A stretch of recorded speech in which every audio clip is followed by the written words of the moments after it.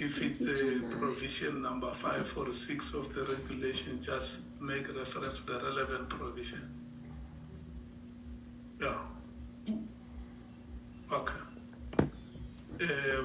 General, we are proceeding to the last speaker is Honorable Cameron.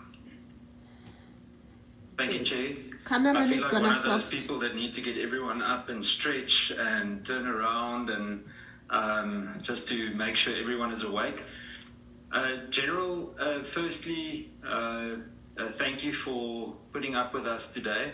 It's been a very, very long day, so I'm going to go very, not fast, but I'm going to ask the questions very directly. So if some of them come across quite direct, don't necessarily take it as a point of disrespect. They are going to be direct questions. Some of them I just started writing in the one of the last 2 or 3 people that questioned you. You referred to General Moodley, you referred to General Khan, you referred to General Teo as well. And I want to start my questions with a statement that says you're judged by the company you keep. Before I ask questions regarding those associations, what I want to ask you is, and it can be a very short answer, is, General, isn't it a dangerous precedent when you advise juniors, and when I say juniors, major generals, I'm not talking about, in junior ranks, of the very division that you used to be or have control over. Before the new structure was approved, you were in charge of the Divisional Commissioner of Crime Intelligence. Isn't it setting a dangerous precedent to then advise the juniors of the current Divisional Commissioner on whether they should or shouldn't go to court? I was not advising the junior members, I was advising the divisional commissioners and said, this is a matter that you can deal with. I don't think it's advisable to go to court. But you said General, you said that you advised, you told, I think, General Khan or General Moody to not go to court. No, I was telling General Thank you, Kumalo. Poppy.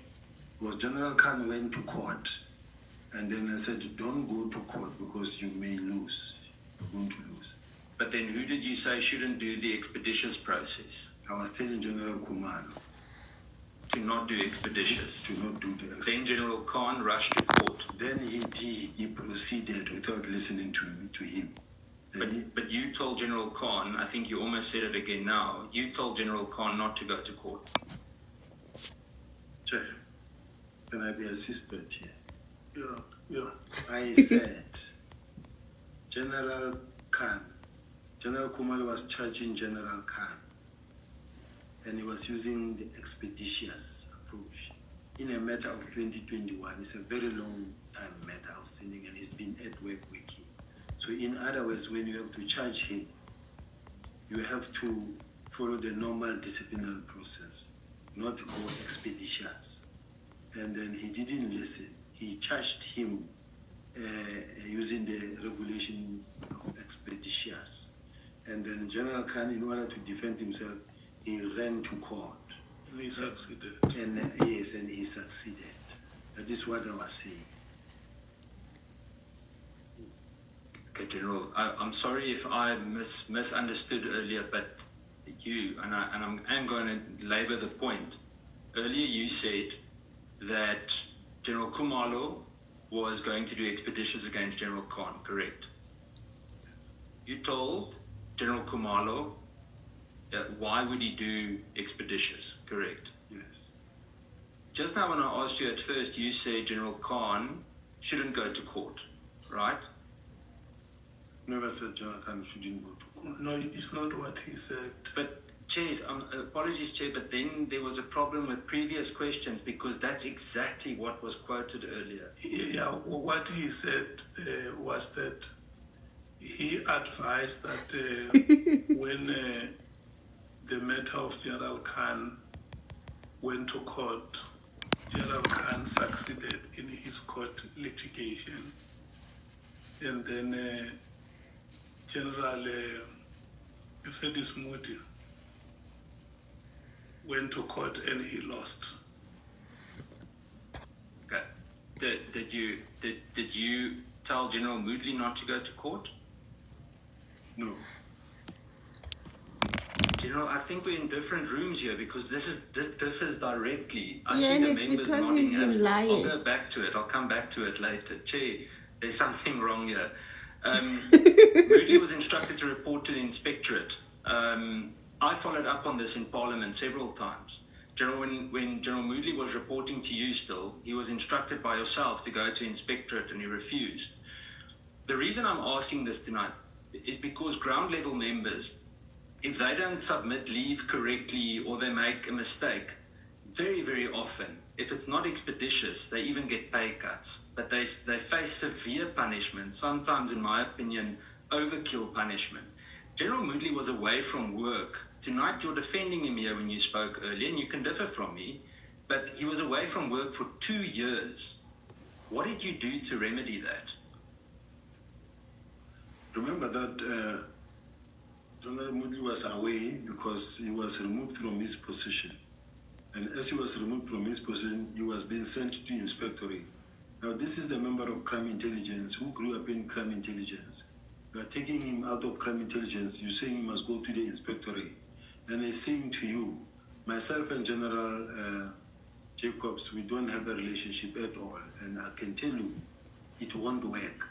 Then the National Commission say, all right, let's see where we can place him. Choose three stations, clusters where he can be transferred. They gave him 3 where he must choose. He chose Gauteng. Now he feels that he then asks, okay, when must I report and where?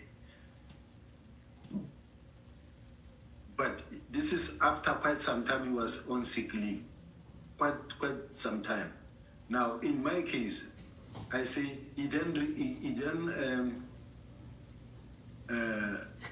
received a letter. Guys, please tap on your screen. If you've just joined us, you're welcome. Please click on my profile picture and hit the FOLLOW button to connect. Sibia. Expulsion. So he went to court, and the court ruled in his favor. Now, in my case, I wasn't defending anybody here. What I was saying is that there's something called interpersonal relations. What needs to happen is that you must be able to build a team in such a way that you work with everybody that you work with. You work with people, with staff that supports you. So it wasn't like I'm supporting General Moodley. Thank you, General. General, and I want to give context to it. The reason I'm asking those questions is because you said you gave vague answers about there being factions. Now, the whole conspiracy with this entire conflict was that General Moodley, Khan, and to a certain extent General Teal were part of one of the factions. Now, to be very honest with you, and this is a comment, not a question, Chair, in the Chair's absence, is that I find it embarrassing that it sounds like a Spanish telenova, a soapy, let's call it that, days of our lives, when we have to determine who likes who in SAP's management. And it's the reason why this country looks the way that it does with regards to crime. I'll come back to that just now.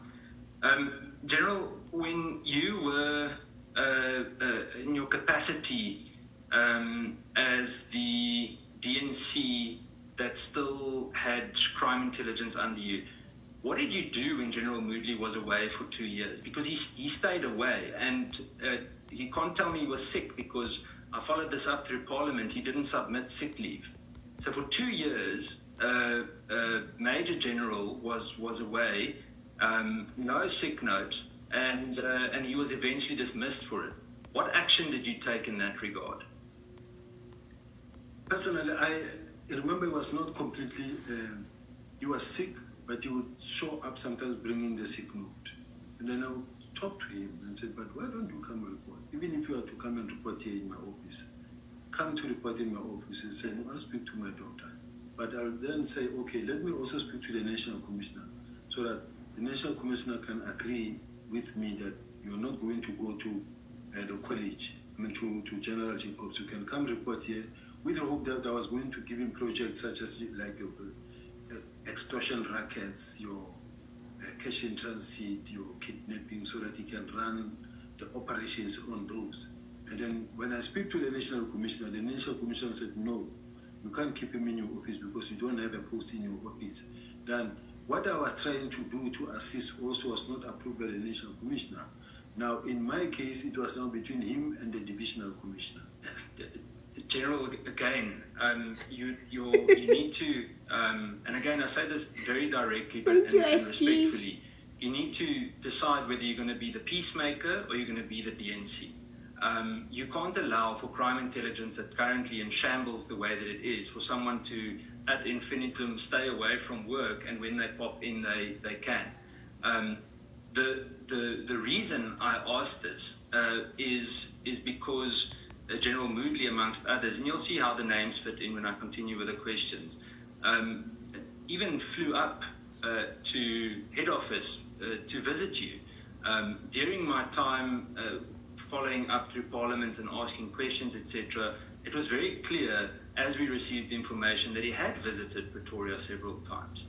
And I find it interesting, etc. It was very clear as we received information that he had visited Pretoria several times.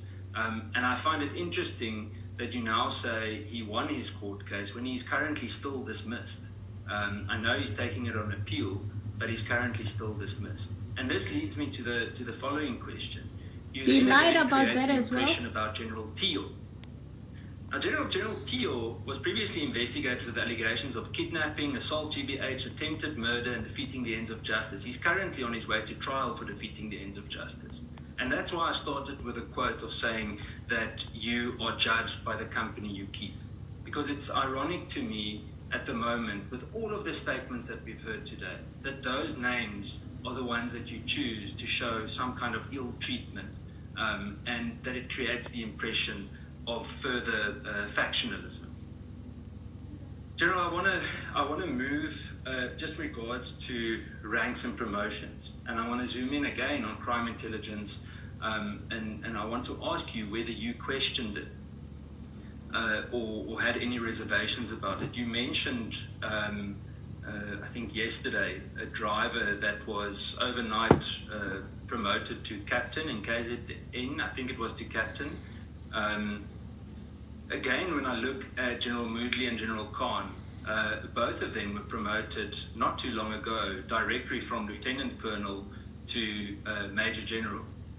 And that in itself is a significant jump in ranks. We were talking about General Konazi earlier. I've got my own questions about the way that he was promoted, and we can debate that. But skipping 2 or 3 ranks at any given time is significant. Did you have questions about that? I don't have knowledge of that because I was not there. Thank you, General. General, I want to move to the issue of Vusimusi Kat Matlala. When you had organized crime as a commander there, or let's park that. Guys, please tap on your screen. You told us in this house. Also, if you're new, please click on my profile picture and you're going to hit the red button that says FOLLOW. General, how is it possible that you led organized crime, even now as DNC of detection, crime detection, and to a certain extent crime intelligence as well? Matlala has a 25-year-old record, criminal record, of significant offences. I mean, a lot of them were in the media. I went and drew them up today, from cash in transit highs, illicit firearms, and scores of those cases were withdrawn. Did you do anything from your side to do any kind of due diligence regarding Mr. Matlala? I think the people who were supposed to do due diligence on Mr. Matlala, the people who actually gave him a tender. At the time he applied, I think they interviewed them, and these are the people who must check on them and then get their CVs and everything. But the fact that he was given a tender, to me, he appeared to be a normal businessman who is a stakeholder, because he was actually operating from the College of the Police.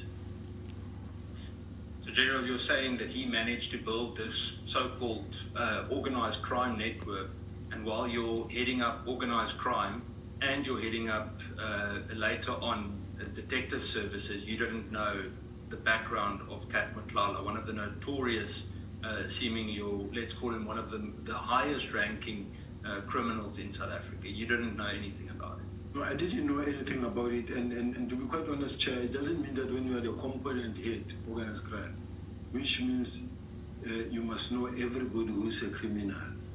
You will have, in the provinces, you will have a provincial head of organized crime. And then in Gauteng, there's also people who will know about him, but in my case, quite honestly speaking, I didn't know him.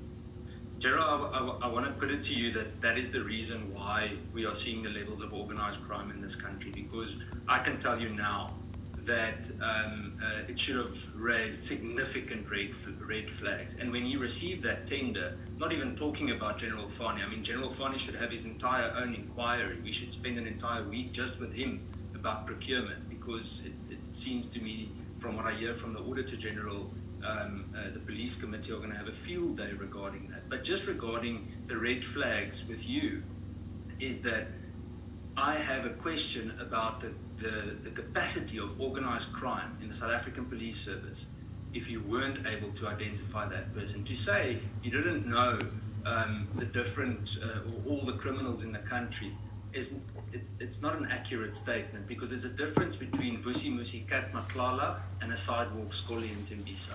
Big difference. General, I want to move to the DA was very soft on him. They were almost trying to defend him earlier. But I think because of the discrepancies and some of the lies in his testimony, I think they got really upset now, because Ian Cameron looks upset now.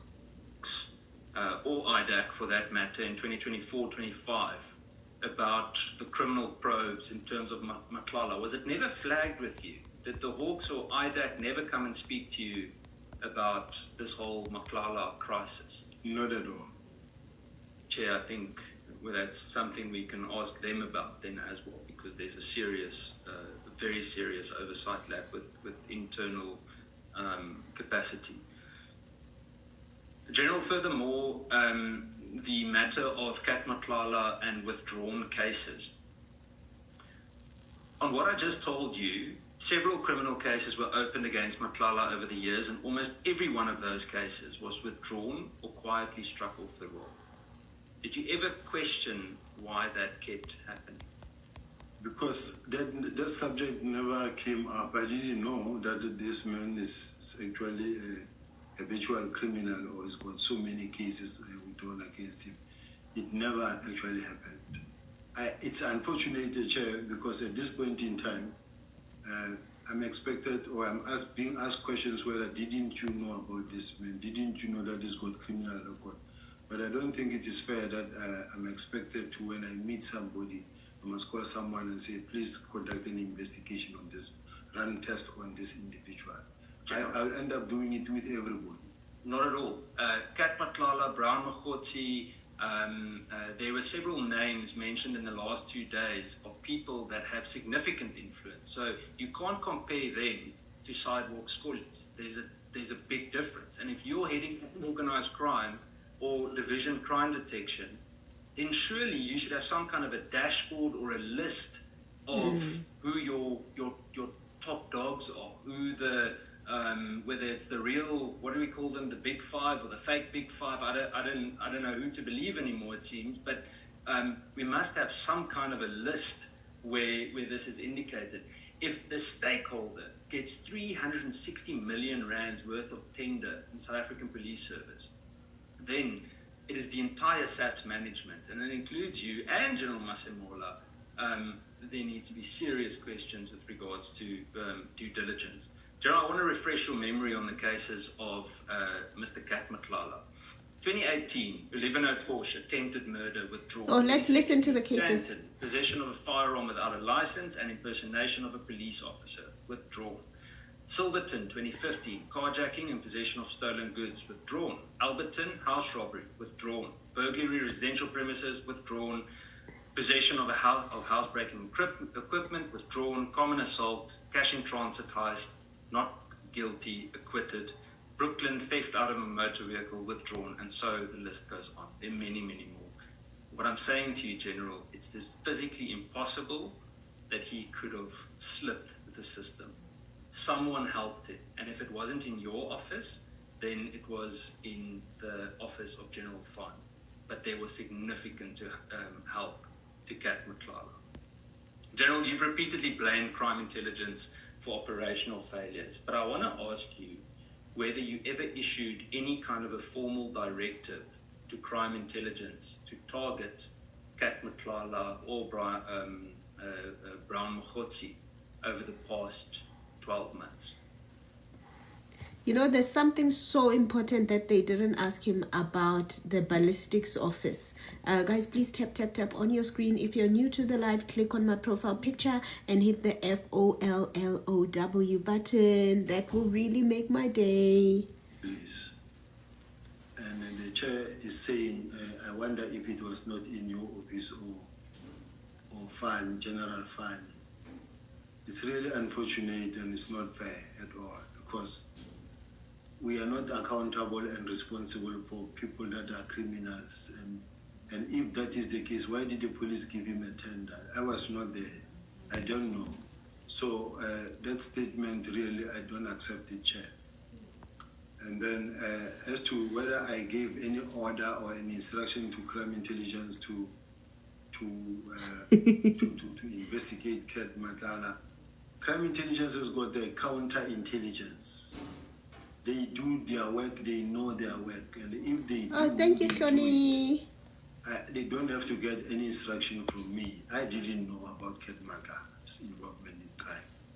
So even when you're the DNC, crime intelligence, before the new structure was implemented, you didn't give any form of instruction? That's worse. When I'm the DNC, I'm not that operational. I'm more now at strategic level. I'm throughout the country running with the National Commissioner and the ministers in all strategic issues and attending in BIZOs and all other areas where I'm sent by the National Thank you, Commissioner. So is the closing down of the PKTT is purely a strategic issue? The closing down of the PKTT, remember, it's an official instruction that came from the minister through the National Commissioner. So it is not a criminal thing, a side issue that happening somewhere in a corner, unknown. It is an open official thing that was happening. I'm not saying anything unknown, General. I'm asking whether you gave any instruction to crime intelligence. You explained that there's a false narrative that was being driven against you in the media. Did you ever task counterintelligence specifically to investigate such, especially with regards to the internal communication? You'd remember on the very famous 5th of March meeting, we discussed smear campaigns against people in the South African Police Service. But I think, Jail, intelligence head, the divisional commissioner, reported to me. But the officials under the divisional commissioner crime intelligence were not being tasked by me. I could not call a counter and say, come here, Mr. The national commissioner can do that. But in my case, there was no relationship with crime intelligence. There was no relationship with even the head of crime intelligence. No relationship? Yes. General, you speak of unfair, but you know what's unfair? That we're sitting here at 11:30 on a Tuesday night about a group of adult men and women that can't get along in the police. General, did you ever demand any form of disciplinary action for those who allegedly stalled or didn't investigate, but you now said there was no investigation with regards to the smear campaign, so let's rather just skip that. General, I want to go to the last few questions. Thank you, Mambenze. Thank you for connecting with me. Guys, if you want to connect with me, click on my profile picture and hit the red button that says FOLLOW. Thank you, Shoni. The national Shoni. head of the DPCI, indicating that the process will be extended to find the right person for the post. As someone who publicly expressed, this is you, interest in a position and has long served within the South African Police Service leadership, how did this decision and the implied suggestion that the right person had not yet been found make you feel, both personally and professionally? Do you believe that the withdrawal reflects a lack of confidence in you and the current pool of senior SAPS leadership? Or do you see it as part of the broader political or institutional contestation over the control of the Hawks? I think that's a question that can be responded to by the minister. No, but General, they I'm said, asking, how what is did your you opinion, feel? not the minister's opinion. You'll have his day. I don't have an opinion on that. So it doesn't bother you that they said they're waiting for the right candidate? As far as I'm concerned, I'm one of the applicants, and I have expectations to be shortlisted, and if I was not shortlisted, or maybe it was withdrawn, it means the right candidates did not succeed or were not really there to be considered. So you win some, you lose some. If you were not part, or you were not in their plans, unfortunately, that is what it is. Thank you, General. General, would you say, now let me ask you first, yes or no, was it unconstitutional or unlawful for the minister to order the closing of the PKTT? He's gonna say no. Personally, I don't see anything unlawful about it. So it's constitutional. You think it's constitutional? Yes. Yeah, I was planning to ask you because from what I could find, it's not constitutional. You can't give an operational structure. And I actually wanted to ask you whether you would jump off the roof of this house had the minister asked you that. Because everyone keeps telling me that they follow orders when it suits them in SAPS. But when it comes to the ground level issues and the frustrations that we keep on asking questions about, whether it's from the committee or elsewhere in Parliament, things are stalled and it's extremely frustrating. Chair, I want to close by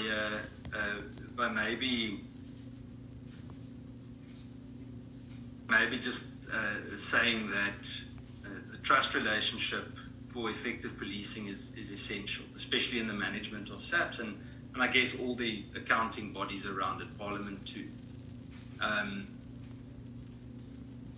But by the actions that we've witnessed today and even over the last few weeks, with many different stories and testimonies, I really want to say that the public's confidence in SAPS, I think, is not undermined on the level that it has. And I think, Chair, we've got a huge responsibility from our side as Parliament, broadly speaking, to try and assist in restoring that integrity and credibility of SAPS. General, I want to end off by saying you're judged by the company you keep.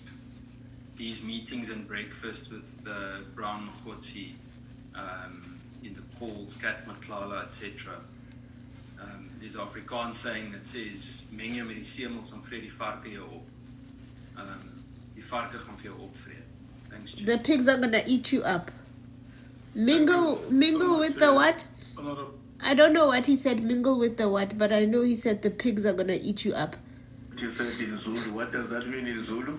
I want to let you know I'm going to destroy that language if I quite get that. But in English, very shortly, it means that if you mix with the brand, the pigs will eat you up.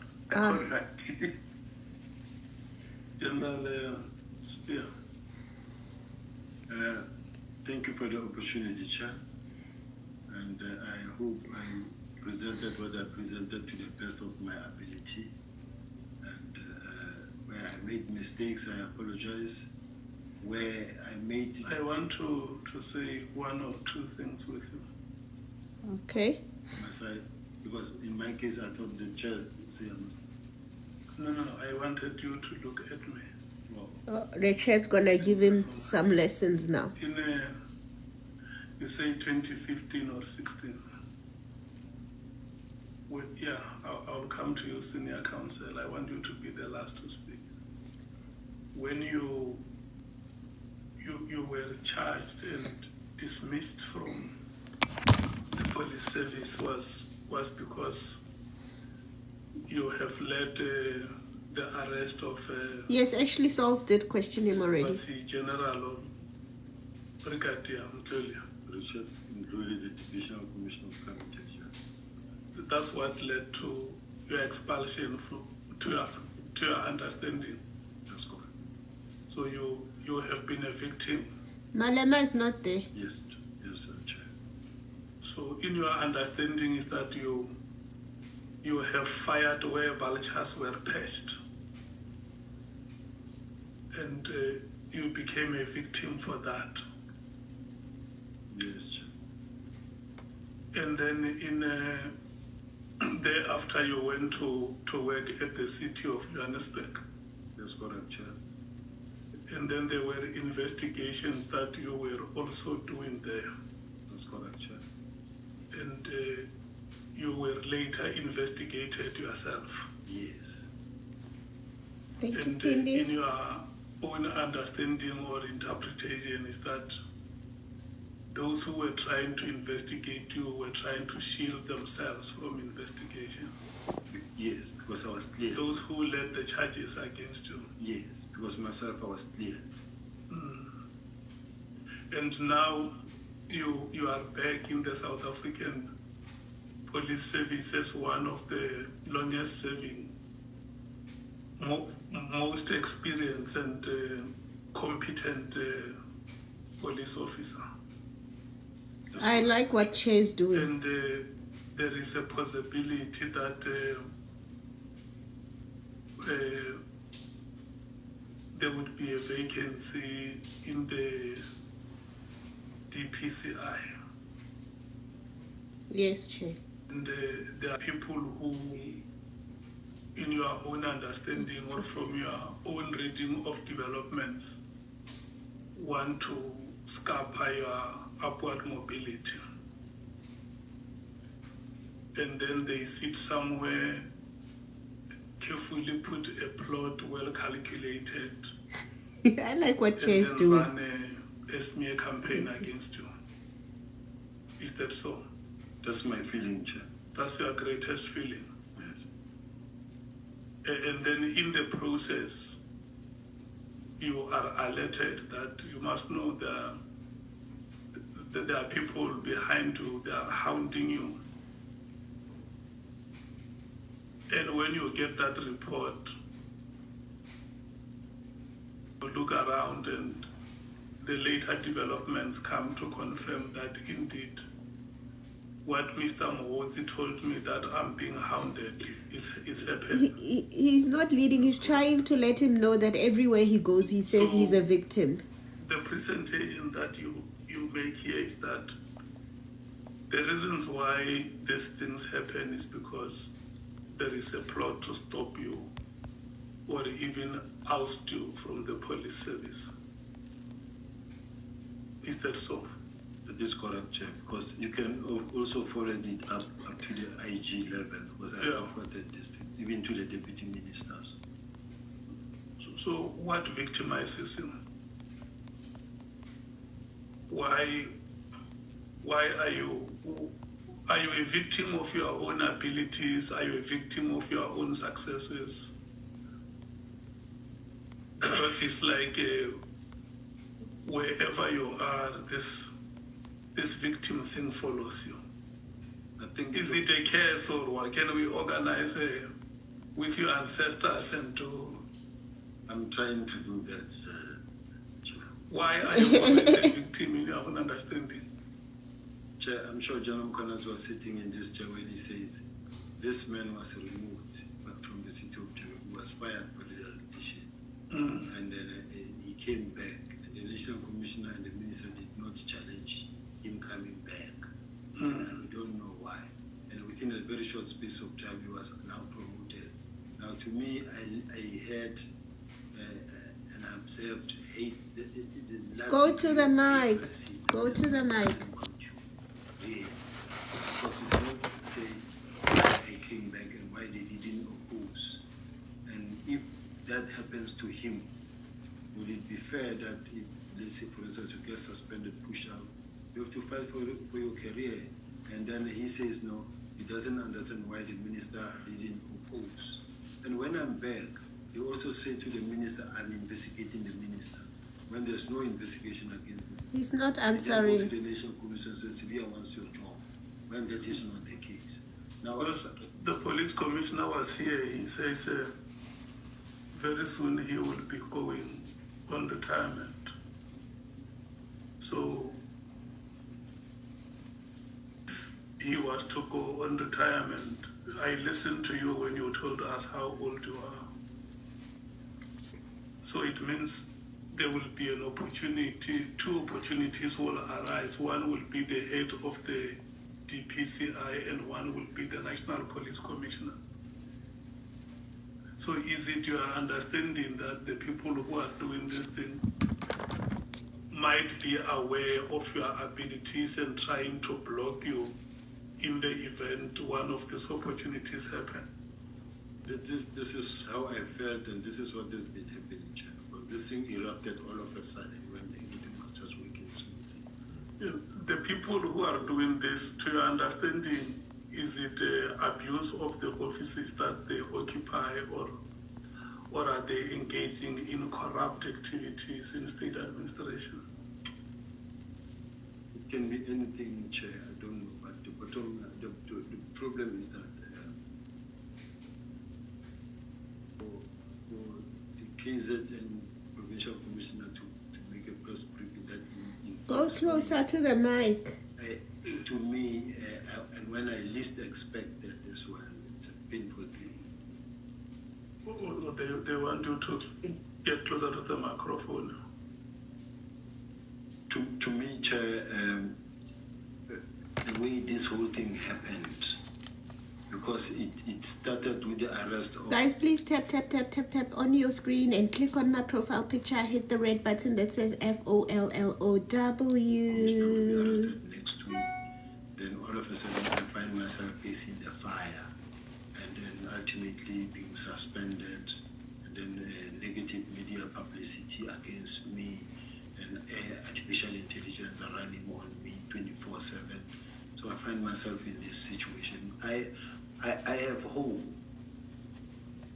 to recover, but to recover from where I am now, it will really take a miracle.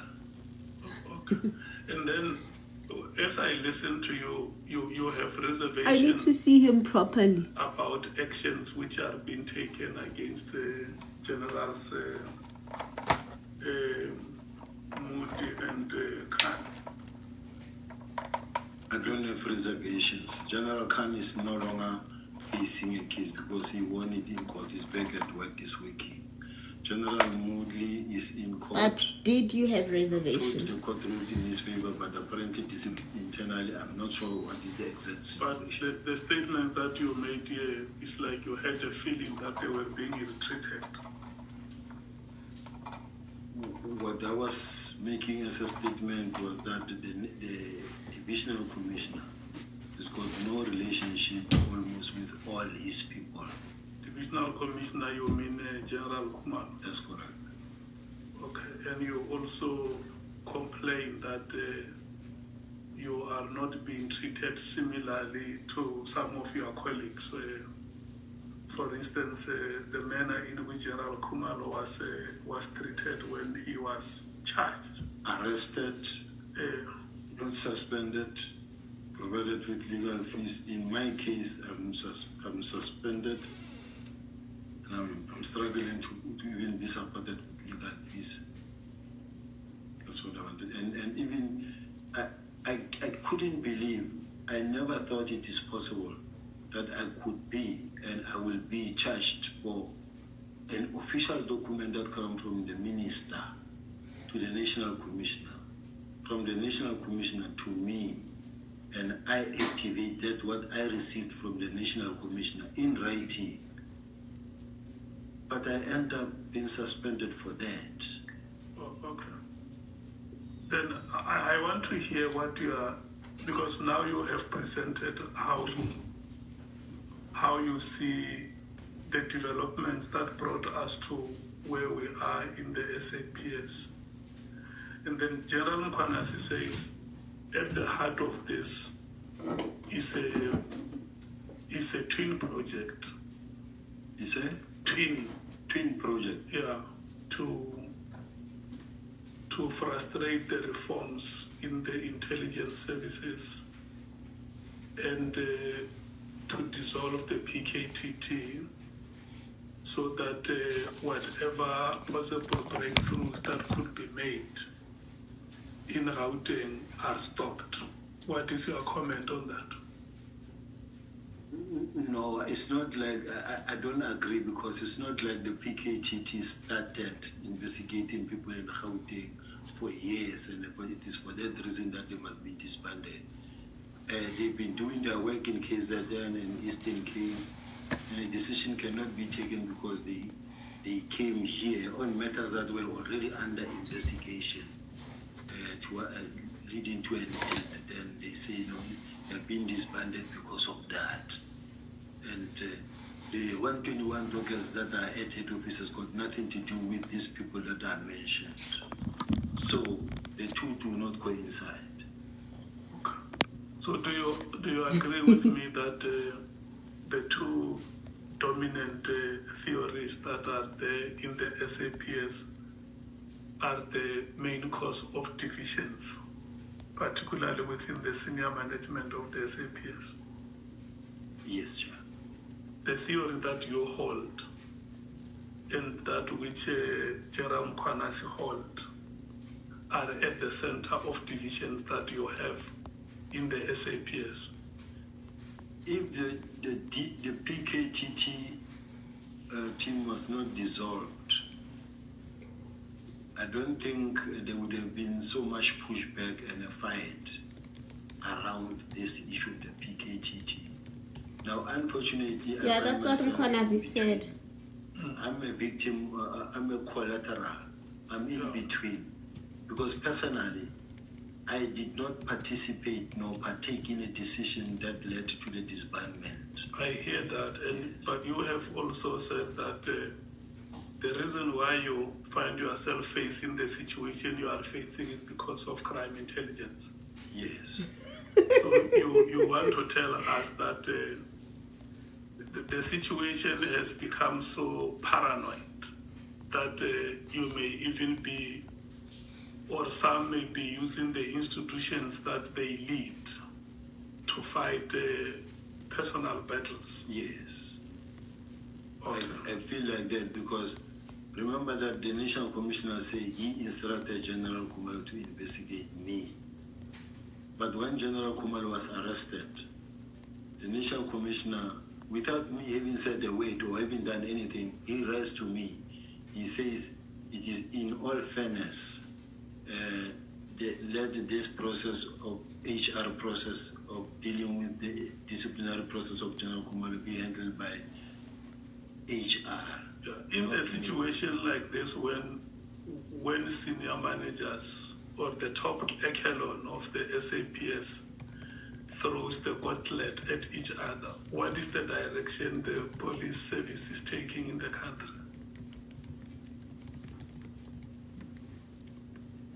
It's a difficult question because I think that it's a decision that could be taken by either the minister together with the president or maybe from your level. We can put a new minister today, second minister tomorrow, third minister the other day. But in the state that you are yourselves as the top echelon, the bureaucrats, which direction is the SAPS taking? So unfortunate, Chair, because even myself, personally, I bet even the National Commissioner, many times he can say that National Commissioner, I'm left with 3 years. Yeah. If I can be allowed to finish my 3 years, I'll go home in peace. That is what I've been always saying. So unfortunately, that's what happened to General Kumalo, angered the National Commissioner and General Mkhwanazi, and even General Kumalo himself, and that is why you see the situation the way it is, including the minister as well. Let's move towards concluding my questions. With this presentation that you made here, are you saying to us that within the SAPS we have corrupt officials?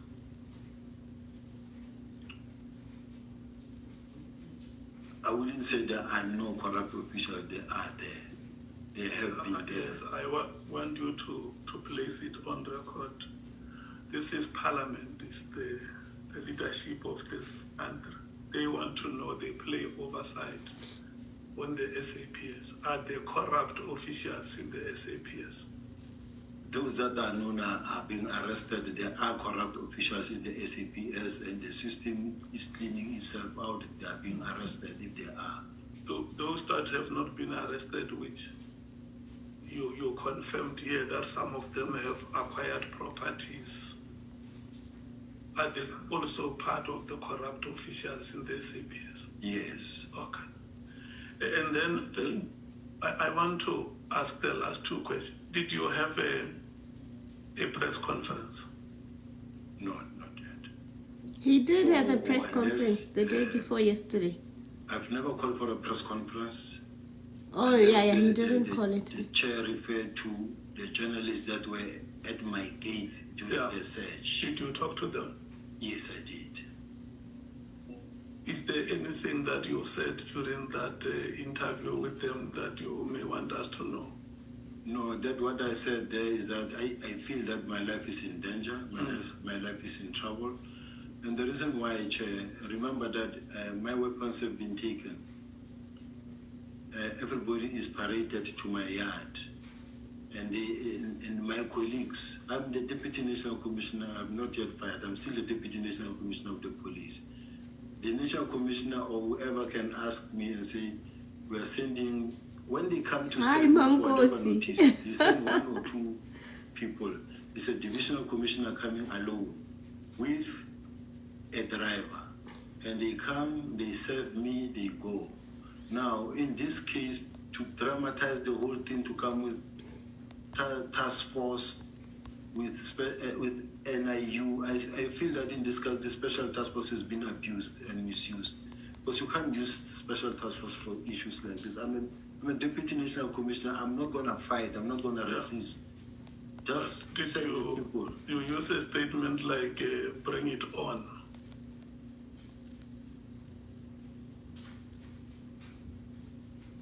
Do you use that kind of a statement? Long time ago.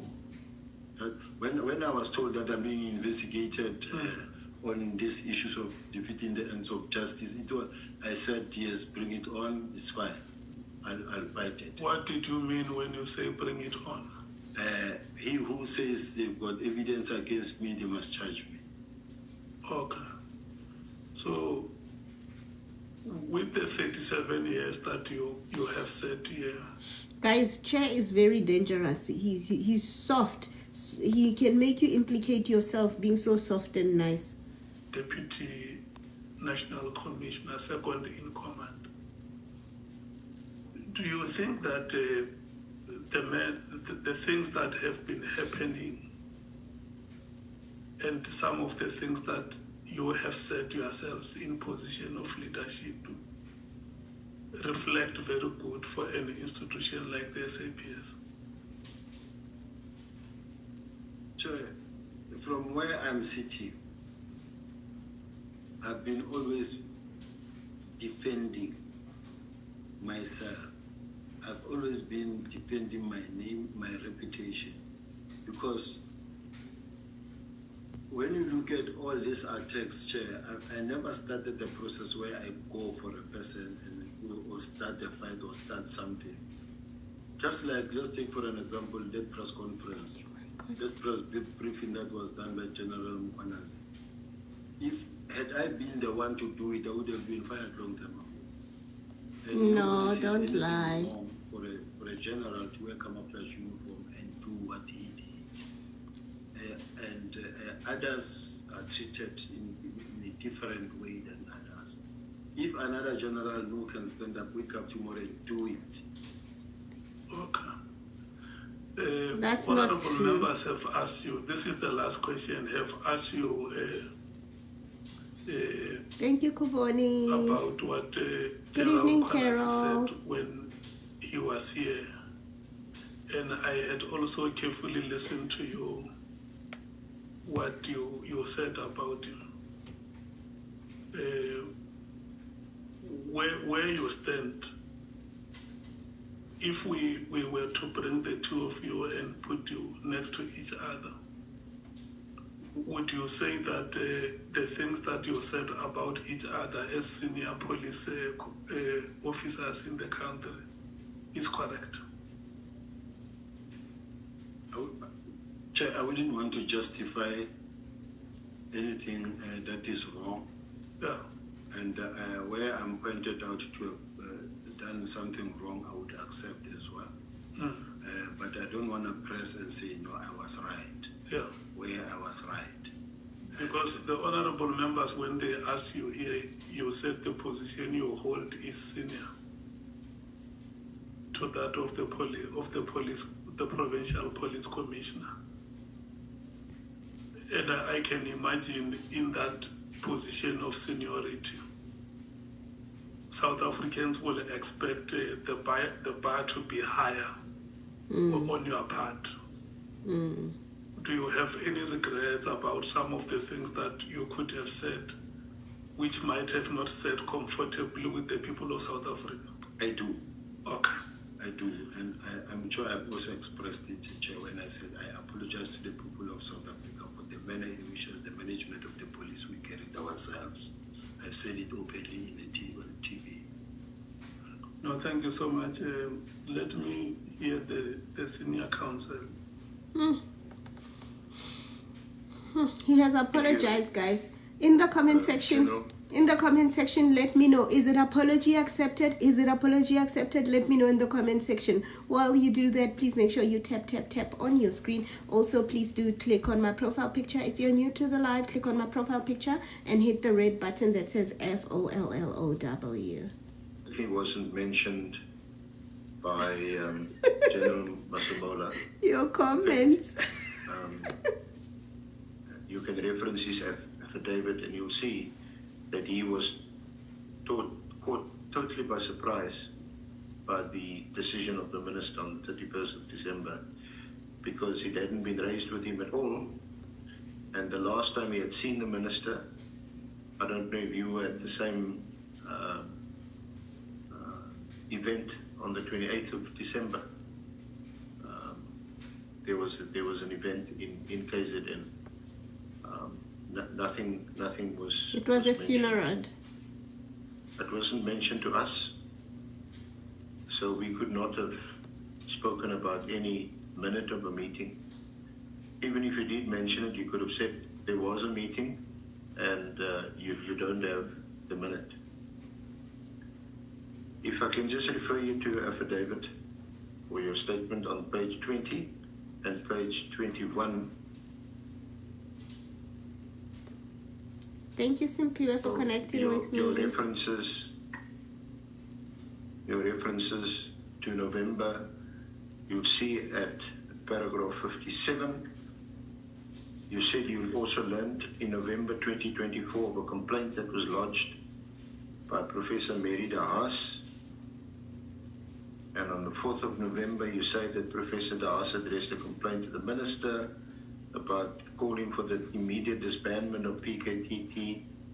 The complaint was sent to the portfolio committee. And then you say, I received a copy of the complaint through the office of the National Commission on the 6th of November. And then at paragraph 63, this is what you say. I was not aware of any high-level discussions in relation to the disbandment of the PKTT prior to the minister's directive. Caught in a lie again. So it was never mentioned, and in fact there was no such meeting in November.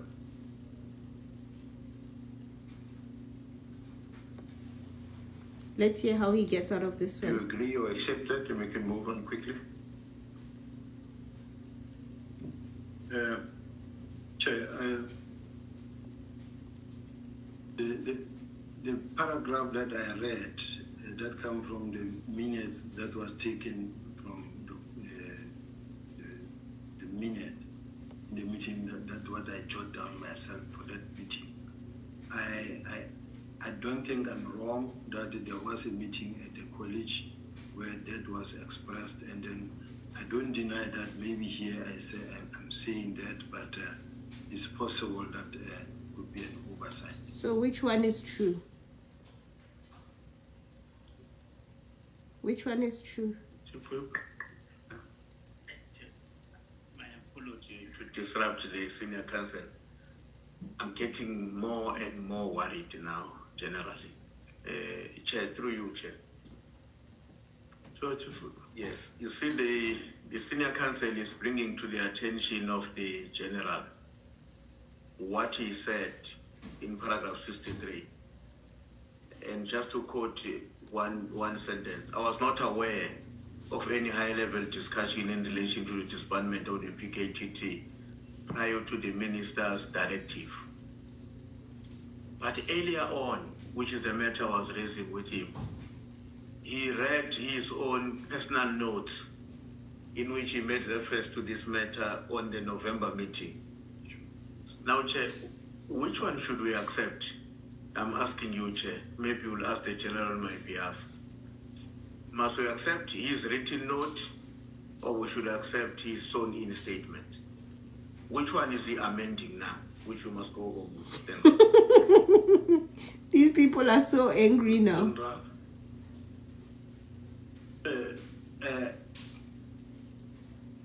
I acknowledge and I accept that this is my statement, and that I can see paragraph 63 says I was not aware of any high-level discussion in relation to the disbandment of the PKTT prior to the minister's directive. I have, however, been requested to expedite the establishment of a murder and robbery unit.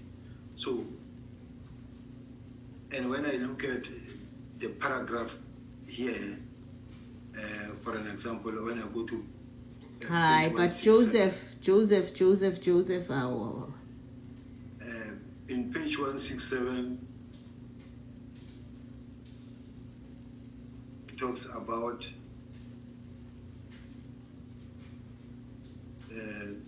this project had a dual purpose. The main purpose of this investigation is to determine the implementation status of specialized units that were established and reviewed in the detective. But what are you reading, Shadrach? They just asked you which version should they take. When you go to page 76, it talks about the worst crime capacity 25%, that is normally better off at 25%.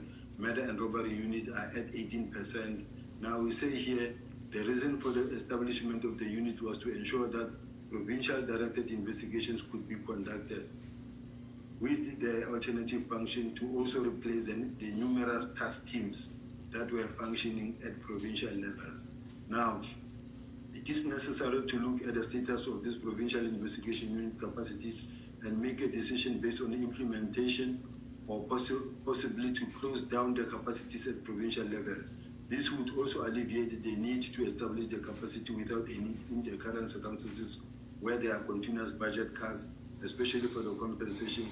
Closure of the provincial investigation unit would then relieve some pressure on the additional unit capacity. Now, these task teams should be placed within the murder and robbery units. So what I'm just trying to say is that there's a work study that was conducted where the National Commissioner even say expedite and implement. Now, in terms of that meeting of the, that I say is of the 27th, this is the news that I made. So maybe perhaps I need to just verify the date that it was on the 27th of November. But you still didn't answer the question, Sibi. Answer the question, which version must they take? Meeting in November. If the general wants to go home tonight or tomorrow and find a minute of that meeting, then he can make it available to us. SC is very annoyed.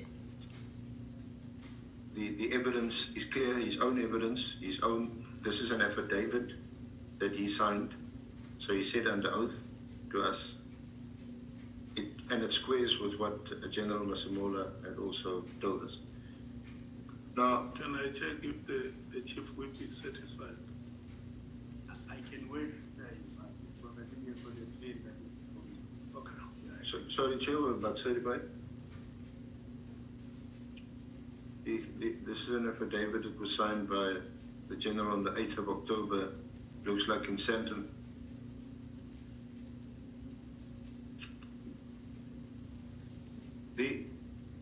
Can we, I thought I'd be quite short so that you can agree with me and we can all go home.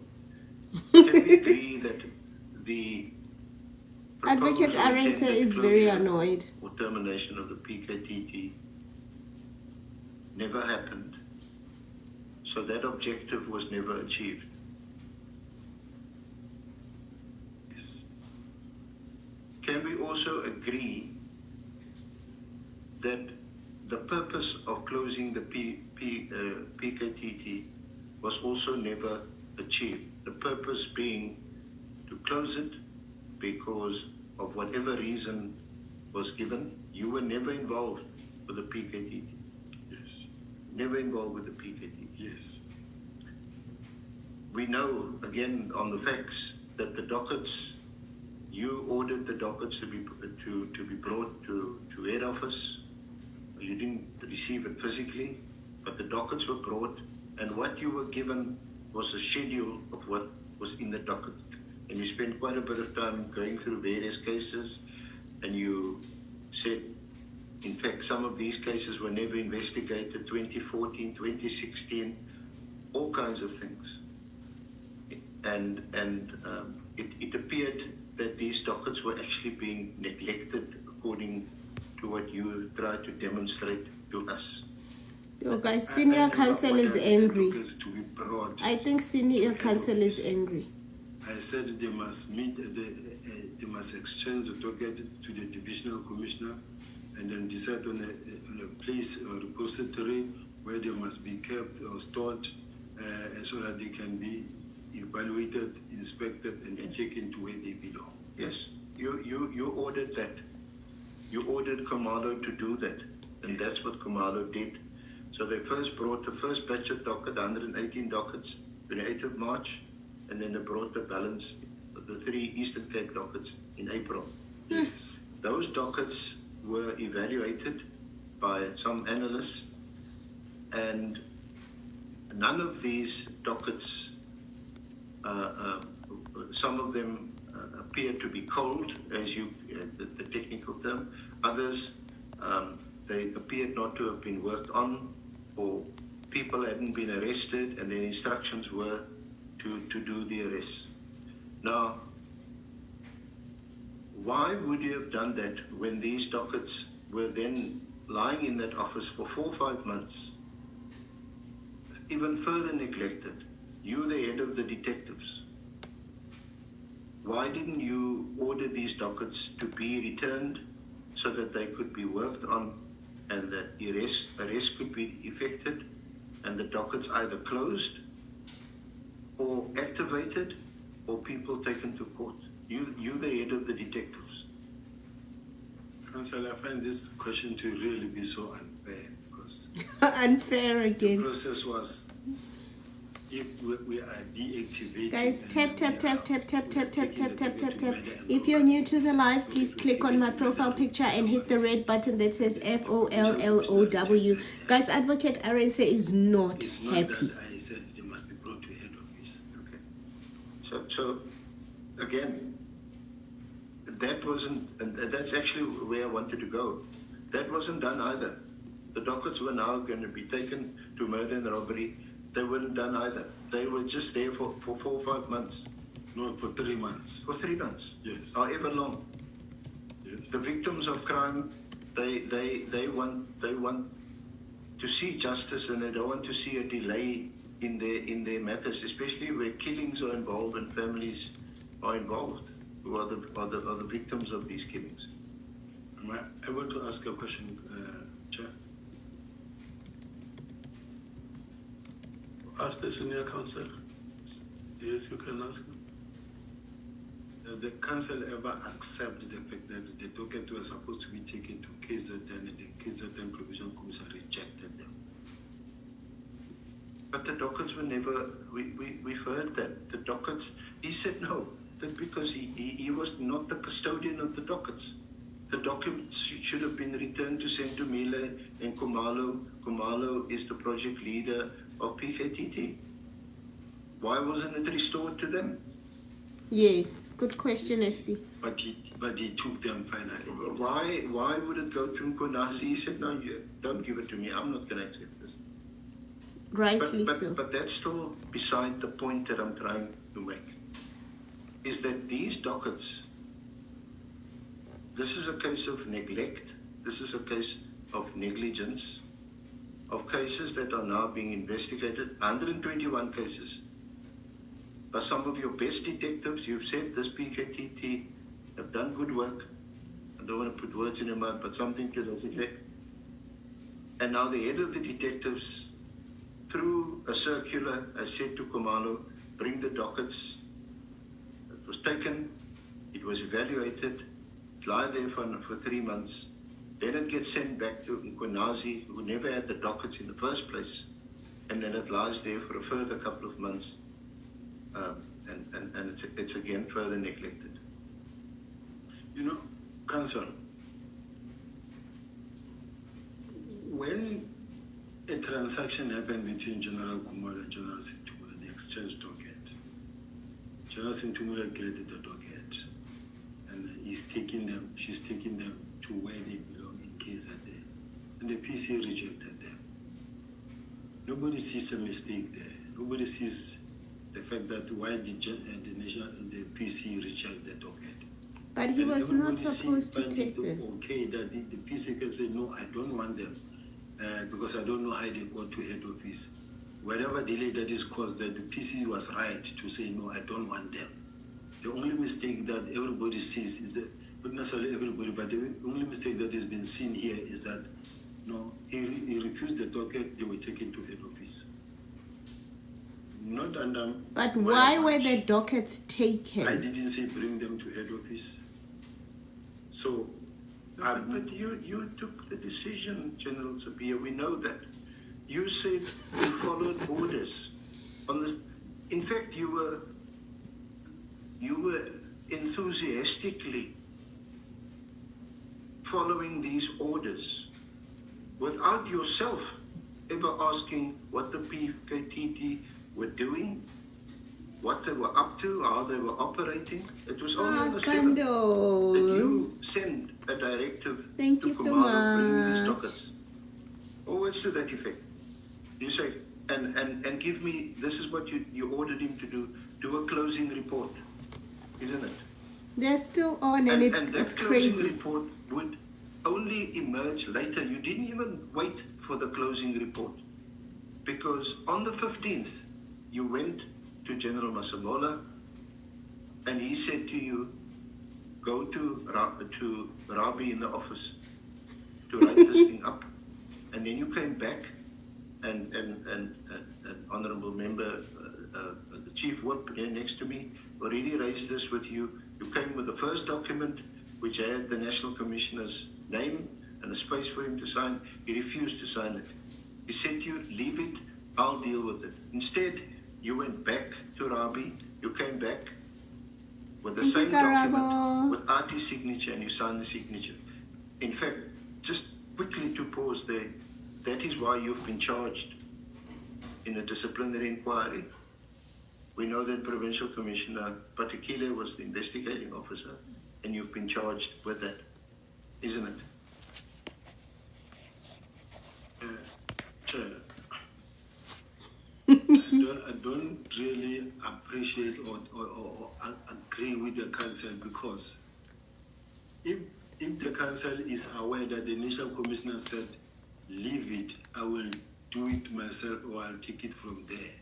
And then from there, as the National Commissioner said, that since then, my letter or my instruction took precedence, meaning that since then, everything that happened because of the National Commissioner's instruction. And to an extent that even on the meeting of the 6th and on the 5th and the 7th, the meeting of the 6th and the 7th, the head, the leader of the task team outlined the plan, his plan. General Sobia, it's late. Let's traverse this. We've spent hours on this. He is angry. The 5th, at the meeting on the 5th or the 6th, had been. On the 6th, there was still dissatisfaction. That meeting was adjourned until the 27th. You keep on referring to the 6th and you look at those dates where it says end of March. Then you wrote another letter and you said you want it closed by the 24th of April. That also didn't happen because the only thing that happened on the 24th was Kumalo brought you the 3 other Eastern Cape dockets. But at the end of the day, you agreed with me earlier. The PKTT was not closed. You put in a budget on the 12th of July. That budget was rejected by the National Commissioner. And on the 27th, General Kunazi put in a budget proposal for the PKTT. That was approved, and we now know it's common cause that the PKTT at least is going to operate until the 26th of March next year. I thought we had agreed on all these facts. We don't agree, certainly, in Council, because I feel you are oppressing me, basically, because we've discussed this thing earlier, and then we went step by step, and then we showed that everything that happened according to the plan as approved by the National Commissioner. Even in his own acknowledgement, he acknowledged that he gave instruction. He acknowledged he gave instruction to Brigadier Lutuku to write me that email that she wrote to me. The email that I responded to, or the disbandment letter that I activated, come from the National Commissioner's office through General Segula's office. Why is the council not really considering that part of? Okay, can we agree this? Has the PKTT been disbanded? No. No. You followed his instruction to disband it, but it hasn't been disbanded. Does it mean that both of you are in trouble now because you're not following his instructions? It never was disbanded. Hence, it is still operating. No, the only time it wasn't disbanded. The only time where its work was deliberately frustrated and postponed was when the dockets were ordered to come to head office in Pretoria, and it was lying there for 3 months. The team couldn't operate. Senior Counsel, Right. do you still have questions to ask? Yes. No, Chair, don't stop. Chair, why are you stopping this? I want clarity. Because I'm afraid that you are debating the issues now with the witness. Honorable Souls. Your Chair, my hand was up very long. And it feels like we're starting all over again. But I want clarity on the question on the dockets. We heard testimony. Where did the dockets come from? 1, clarity. Where did they come from senior counsel? 2, the dockets that was now sent back, are they of cases that occurred in KZN? So if you send it back, you send it back to KZN because that's where the cases must be dealt with. So I just want to get clarity. Where was the dockets before it was That's removed? a good question. And where must those cases be investigated? Which province? Honorable members, I want us to come to an end of the proceedings because No, Chair, no, Chair. when the senior counsel No, Chair. requested me to give him a minute, No, it Chair, was that's to not fair. clarify matters No, that's not that fair. would not have been clarified by the witness. Chair, that's not fair. Can I get clarity, please? Yeah, or if you so wish, I can note a further set of hands. No, Chair, can the SC just clarify for me? I want to understand. SC? The answer very quickly, the answer is quite simple. Yes. The dockets came from KZN and they were returned to KZN. So why is the witness being interrogated about why it was sent back to KZN? Absolutely. Absolutely. I thought that would be quite quick. So did Okay, Chief Whip. May proceed. You see,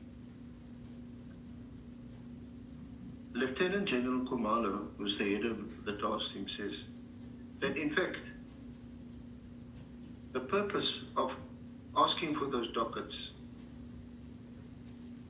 is not about the PKTT. It was being analyzed and examined to see whether any of these Gauteng cartel drug-related cases were being investigated by the PKTT. Do you want to comment on that? Just to ask a question, General Kumalo testified before this committee, Chair. No, he hasn't testified before this committee. I'm putting it to you. I'm giving you an opportunity to answer to it. I hear the evidence here saying Lieutenant General Kumalo says. Yes. Are you communicating with General Well, Kumalo? no. We're all listening to what he's already testified, and before he fell ill in the commission. He is going to testify before this committee, but not officially yet. I'm sure that everyone wants to hear what he's got to say. He was the project leader of the team. I don't know. I don't want to get the impression that the chair keep on getting. The evidence here keep on getting messages and the questions getting on.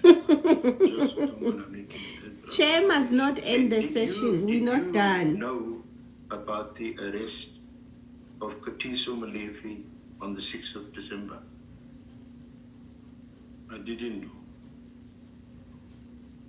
Why didn't you know? You right there in Gauteng, the arrest was effected by the Gauteng, one of your units. I heard when it happens, but I didn't know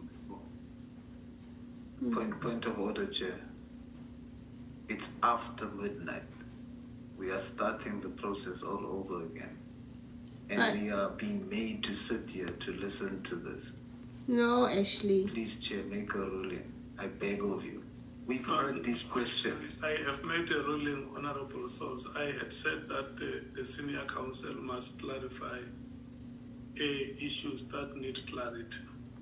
These things need clarity. But guys, what do you think? What do you think about? What do you think about the stance of souls in all of this? Yeah, the chief of staff of the minister. Do you know Lesecha Sinona, who is also the head of the Hawks in KZN? I know him. Do you know the Ekurhuleni Metro Police Chief Brigadier Julius Mkhonazi? No, I don't.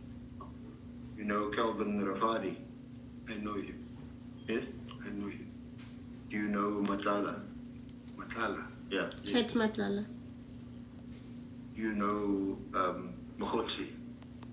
Chair, I know, and I mean, the whole day we've been talking about Mohos and Matalas and this type of questions. Really. Do you know Suleiman Karim? No. You see why I ask you this? These are all people who are mentioned in the WhatsApps. They are all linked to the drug cartels in Gauteng. Now, the point had been made by several of the honorable members that sometimes, not sometimes, most times, all of us,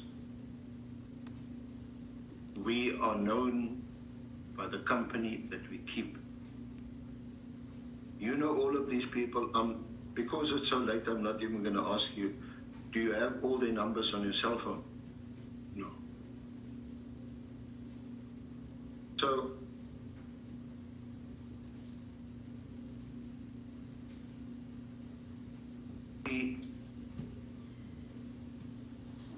perhaps the last point I must make is this. That and it's again a point that's been made by some of the honourable, or an observation rather, for your comment. It's quite disturbing because it relates to one of the terms of reference of this honourable committee is how can we restore trust and confidence in the police? Now, it's surely disturbing for anybody to hear that there's phone tapping, there is data tampering at high levels in the police. You say this is being done or perceived to be done by some of your opponents. So I want to ask you, how are you expecting members of the public listening to the evidence or watching this on TV? How do we remedy this? And how do we restore the trust and confidence of the police in them? Guys, please make sure you tap on your screen, guys. Please go to my profile picture, that one over there, and hit the FOLLOW button.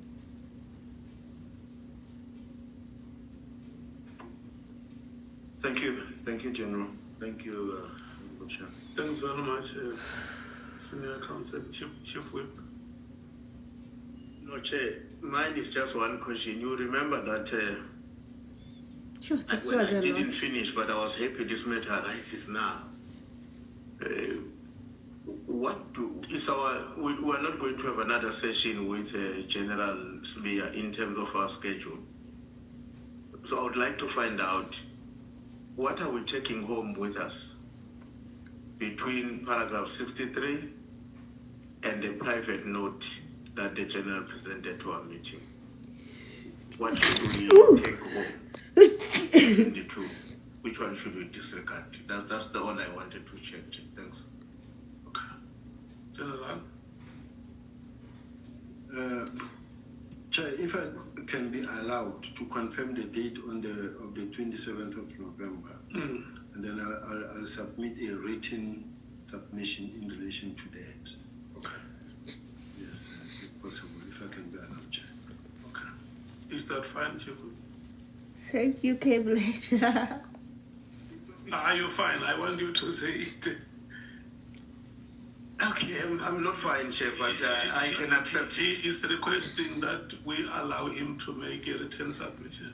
Okay, so at the moment it means we take home the contradiction until further notice. Yeah, until you have that written Thank you very submission. much. He wants to go and check his things. Honorable Skosana. Thank you, Chair. That's funny, I shall we? know, I thought we'll finish at 2, but we finished too early. I just wanted to ask the General, you spoke about murder and robbery squad. I think murder and robbery unit. Do we have one in KZN or Mpumalanga or Northwest? We in all the provinces, do we have murder and robbery unit? Guys, please tap. Please click on my profile picture here. Click on my profile picture and hit the red button that says FOLLOW. The system for quite some time. So I think they are chair. But even this document that says the establishment must be expedited by the DNC. So I don't know so far what progress has been made in between. Okay. Honorable members, let me start by thanking the staff of Parliament You must thank us as well, Chair. for the support that you are giving us. We were working very late at the wee hours, and you are still here with us. I want to thank you so much for your commitment. It has not gone unnoticed. Honorable members, thank you so much. Thank you, Senior Counsel. General Smear. Thank you, General. General Smear, I want to thank you so much. Tomorrow, honorable members, is today, Chief Whip. we have a day off. We also have a day off, guys. Yay! We will come back on Thursday. We also have a day off. Minister Mutunu will be here on Thursday. Oh, And the Mutunu is Senior coming. Council has requested that we will allocate him a day and a half. So Thursday and Friday, the Senior Council will be leading evidence. For sure, on Friday, we may finish somewhere around 1 or 2 o'clock, depending on the work that the Senior Council would have done. And then we will adjourn and come back on Tuesday next week for members to come and engage with Minister Mutunu. We are starting at 11 o'clock on Thursday. And our meeting today, the 15th of October, is at 19 hours. Thank you so much. The two gentlemen sitting here with me, I want to thank you so much because they never speak. They are always here. I must thank them very much for the support. And Skosana, I know you are unhappy, but unfortunately we must come to the end of the proceedings. You would have wanted to stay at least until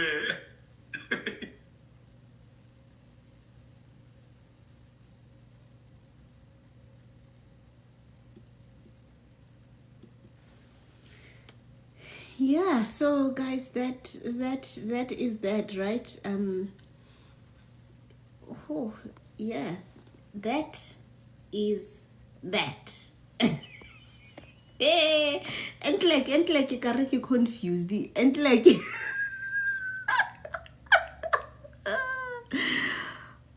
what a day, what a day, what a day. What a day, what a day, what a day. Guys, if you've just joined us, you're very welcome. I hope you're having a fantastic day wherever in the world you are. It is a beautiful, beautiful Wednesday morning for you. For me, it is still Thursday afternoon. I'm actually trying to figure out what I'm going to eat. I was about to order something to eat and then I suddenly got full, but I know I'm going to be hungry later. Guys, please tap on your screen. What do you mean arrest, aka? Oh, yes, when they arrested aka. Tomorrow, they said Madlanga is coming back on Thursday as well. I believe Madlanga is also coming back on Thursday. Guys, do tap on your screen. Also, if you are new to my live, please go to my profile picture over there. You're going to click on my profile picture and then you're going to hit the red button that says FOLLOW. Hit that button to connect with me. I see, guys, when you guys are done watching Madlanga, you come over here. Thank you very much for coming, guys. Keep those taps coming. If you're new to the live, click on my profile picture and hit that red button that says FOLLOW. I really I want to see what is going to happen with I am interested as a journalist. I'm interested to see how publications are going to cover this entire thing. If you noticed with Mkonazi, there were some publications that really questioned his testimony, and Mkonazi's testimony did have some mistakes, but I think what we've seen today is that's what it is. That thing that I said, I think that's what we saw today. What we saw today was quite a lot of that's what it was, because half of the time it didn't make sense. There were so many contradictions today. I have to give it to him. He did say he has a lot going on. He did say he is confused. Mara entlek harka bua nnete fela entlek. Yeah. There was a lot of contradictions, and I do kind of feel sorry for him because he said he's under a lot of pressure. And yesterday when he arrived, I thought he was confident. I thought he was dapper. I thought he's going to have everybody eating out of the palm of his hands, and I think perhaps he also thought so. But it looks like today and yesterday was just another very, very unfair day for Shadrach Sibia. It was unfair. I mean, they made him a victim. They are up against him. They want to see him fall. Guys, please tap on your screen. Please click on my profile picture and you hit the FOLLOW button. I think it was unfair. What do you think, guys? I think it was unfair, and I think he brought enough documents to show us his proof, except there was... Guys, do you remember the time when they were looking for that paper that didn't exist? I think it was the paper what paper was it? Then he was looking, and then it didn't exist. I think the paper that said what?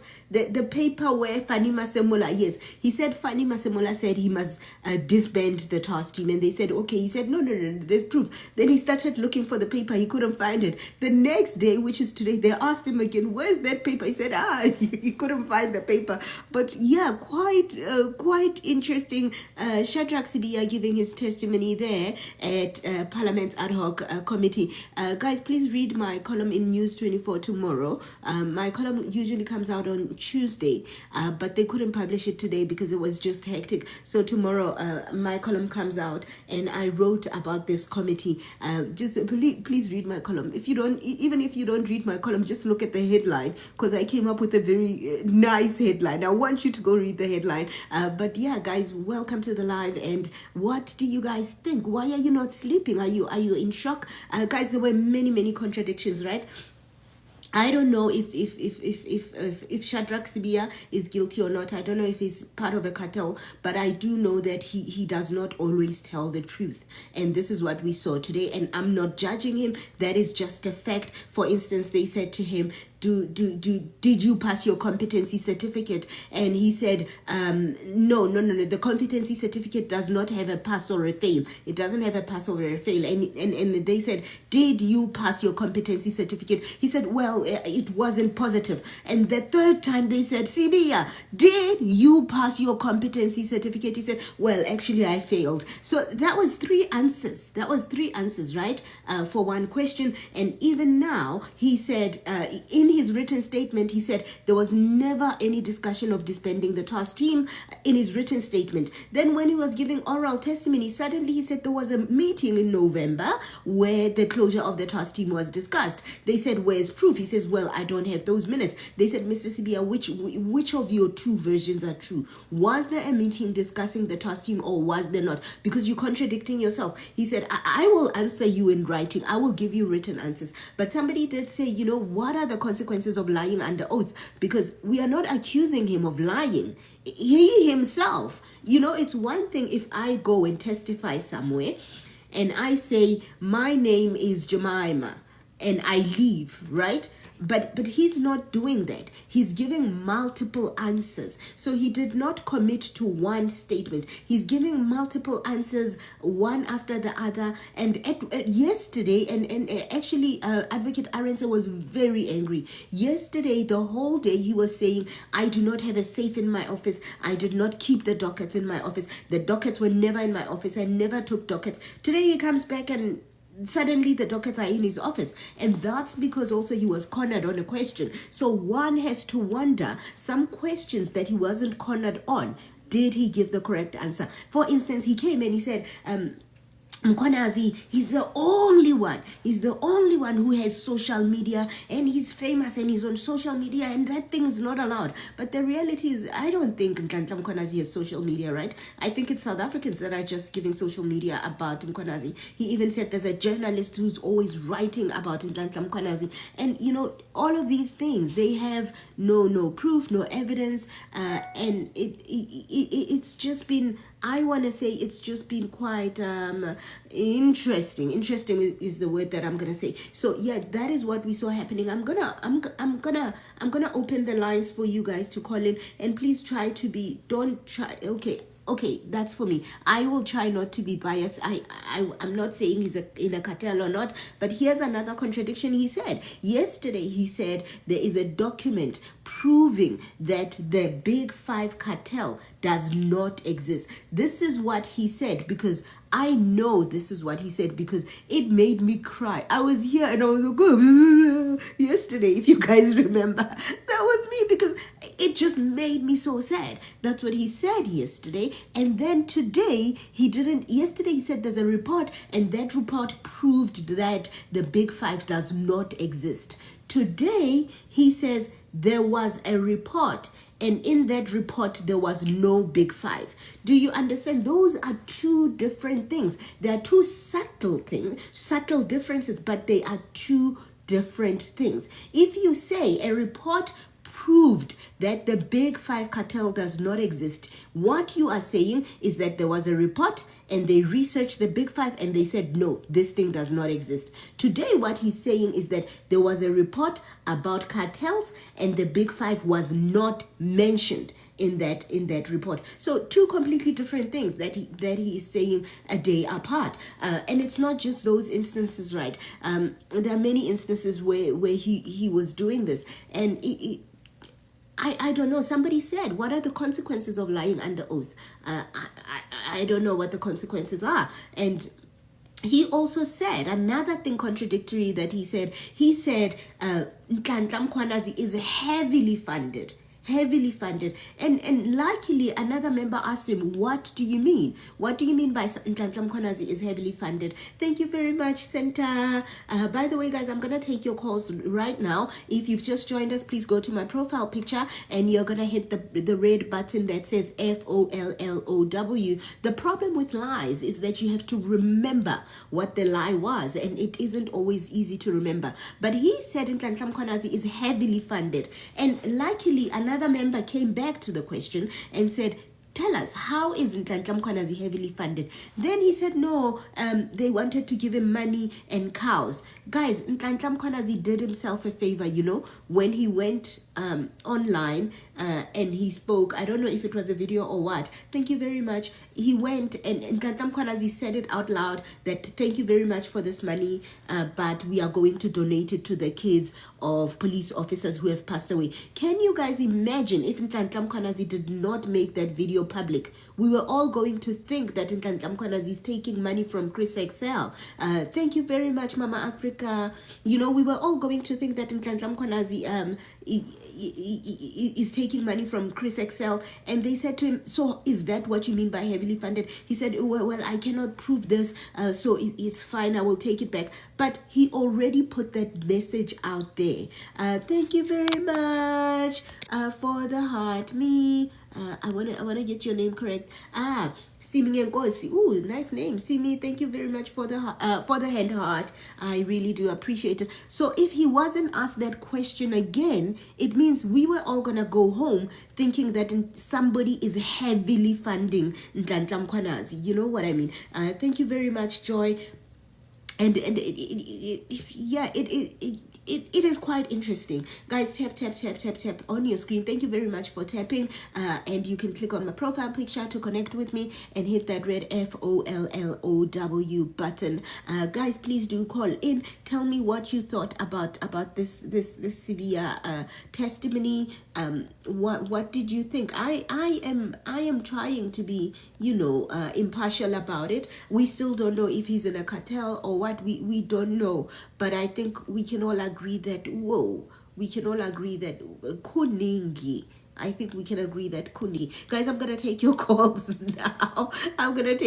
now. And you can say what do you think? What did you make of that testimony? Senta, how are you doing? Good morning. Good morning to you. And how is you? I am flabbergasted. Oh, jeez.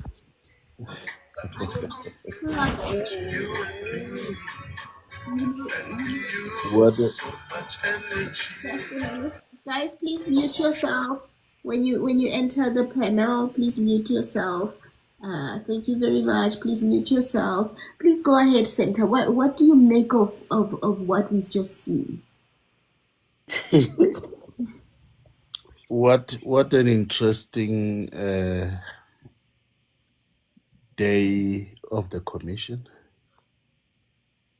of the ad hoc committee, so to say. I beg your pardon on that. It was very interesting that within us we still have people who can lie more than the word lie. I used to say in many platforms to say the unfortunate part of lies is lies itself.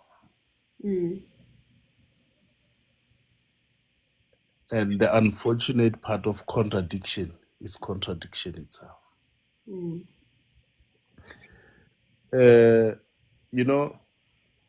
I know, Miss Media, that as and when I speak that which I'm going to say, you will always say, hey, when?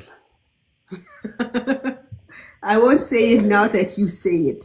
and now that I'm speaking in the morning, one will say in the middle of the night. Now that I'm saying in the morning, whereby many people have slept, let me say it. Some people, they don't deserve jail time. They deserve to be executed. Cima, Center. Cima. I mean, some people, they don't deserve jail time. They deserve to be executed. But let's just be honest, and honest enough. I don't think there's anything that which we were waiting for as South Africans that we have heard from this particular man.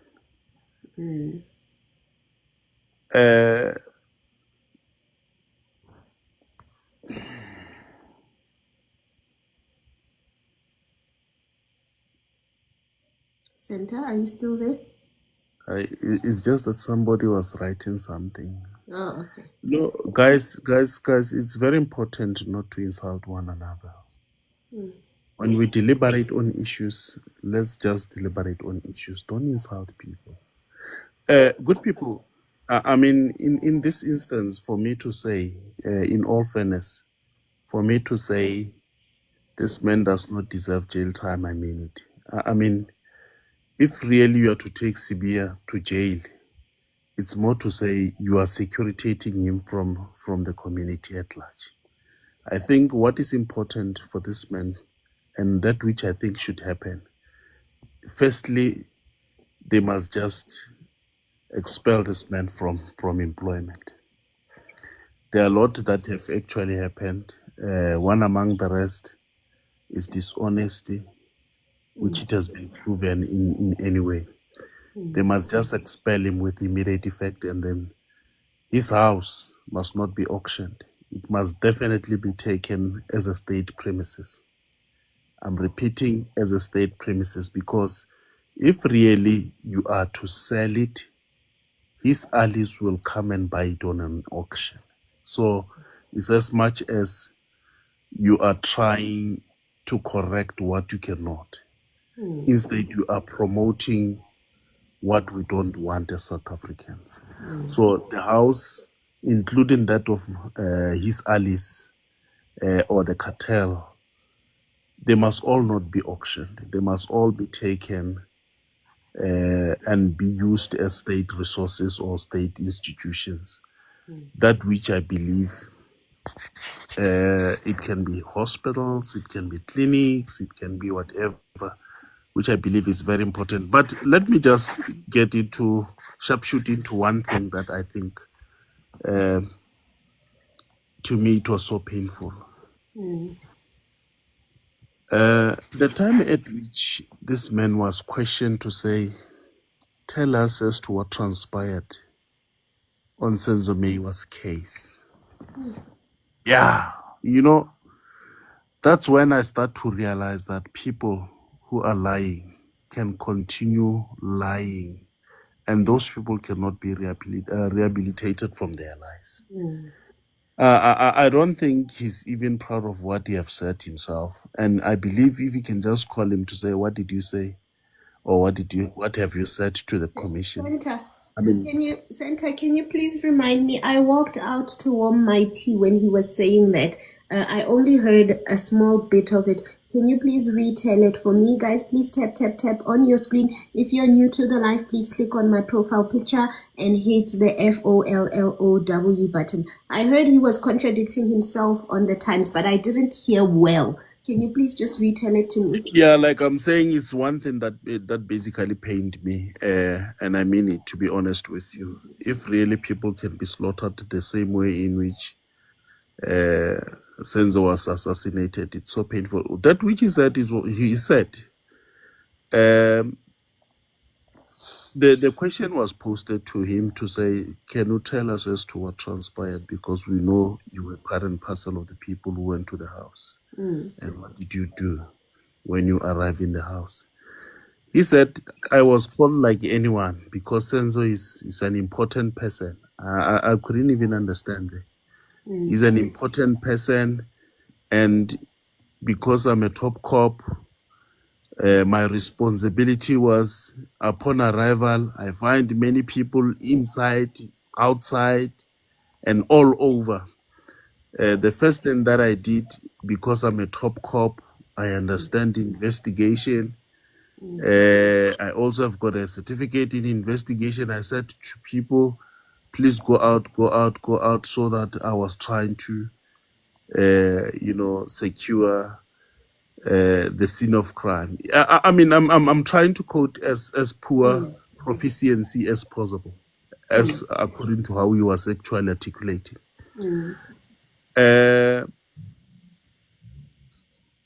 he actually proceeded by, or further the statement by saying, thereafter, the National Commissioner was Ria Pia, who actually said to me, I want people with experience. Forgot not to say he spoke about the certificate. I want people with experience to be the one dealing with the scene of crime. So now he's within a second contradicting himself. Firstly, he said they wanted people, because I'm a national person, deputy national commissioner with a top cop with extensive experience and certificate in investigation. I happen to be the person who actually said to be, please go out, go out, go out. But now the question comes and say, because Ria Pia said people with competency, where lies his certificate that reflects to say this man is a highly experienced person? This is one of the things that basically made me to ask questions without answers. Is that where the competency certificate question came from? That's exactly where the certificate came from. Oh, I heard the part of the certificate, but I didn't know where it was coming from. Mind you, we are talking about the certificate that's not issued by any institution except that of South African Police Services. And he was actually discrediting his allies. His colleague. He was saying, General who? General, the one in KZN. General, was it? No, not in Tlantla. He spoke about this other one. I guess he's from KwaZulu-Natal. He said that person does not have, the certificate to investigate that scene. So I was the only person. But in the other hand, he's actually indicating to say, Ria Pia said, no, I must just leave. I mustn't be involved. But in short, to be honest with you, this was just a drama which I don't know the name, but believe you me, going forward, the likes of Sibia, we don't want them in administration. We don't want people who aims to discredit other people. And for that man to think about lies, it's like his mind is divided in a sense of the left portion of his mind, the cerebellum part, is actually a computer that generates lies. And this lies itself, like I said, when you lie, you'll keep on lying. You can even lie to yourself to say you are better. Little you know that you're not better. But the truth of the matter is, people like Sibia are not needed in our communities. They are not needed in our communities. Yes. I might not say it holistically, which I believe some will just basically come and cumbersome my utterances, no, as to where I've left some of the critical points. But also, I really don't think that if really our president, it doesn't matter how is smeared from that campaign or from this commission and also the ad hoc committee. Our president, if really he cannot make swift response on this, we are going to have a problem. I believe the South African police services need a full overhaul, and they must also make it a point. This is my thinking, and I know people might subject it to somehow.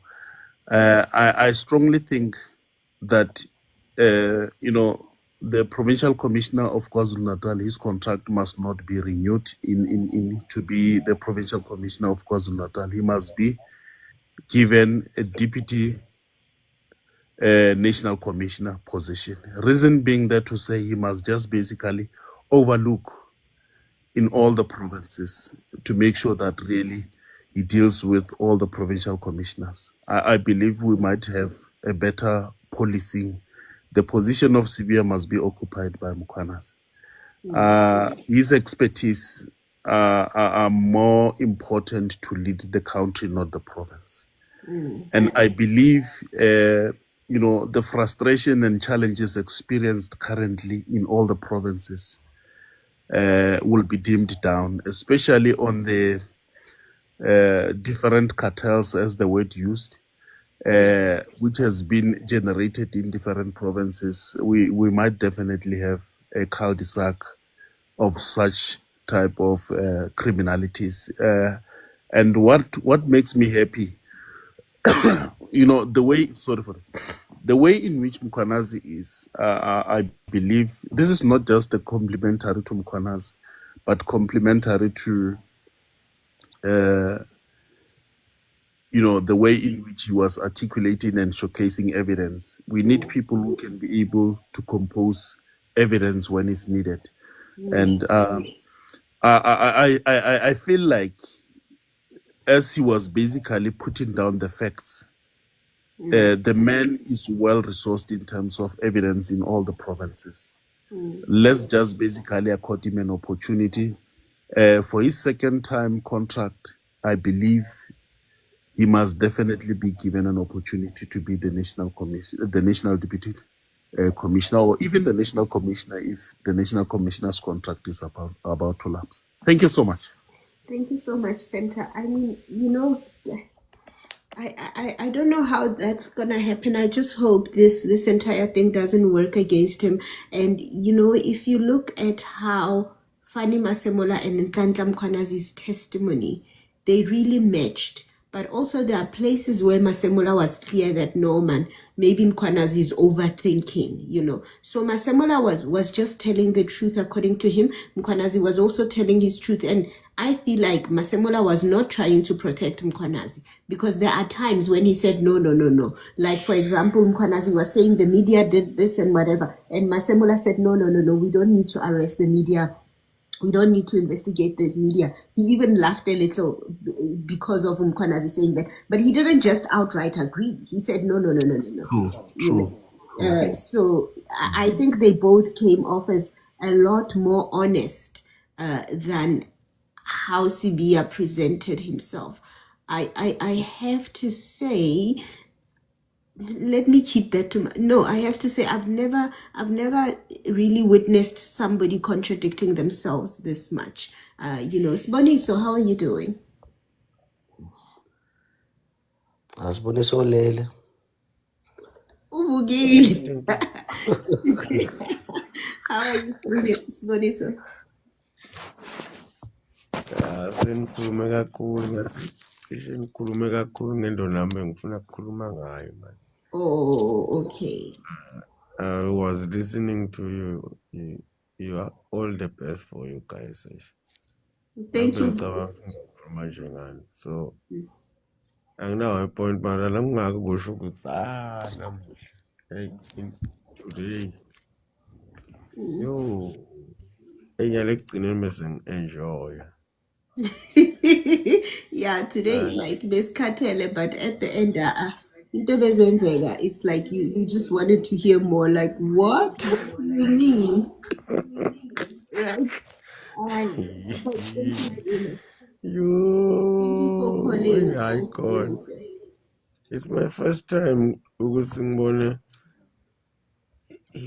It's my first time to see somebody lula hlangane ndlela in this world. Umuntu usubambekile usufake khoneni ucedzile. Hayi nami ngiyaqala. Uphisile lo. Nami ngiyaqala angone Uphisile lo uyangithusa. uyakuthusa. Hayi kumatima la. Hayi kumatima. Kumatima. Thank you very much, Sibonisa.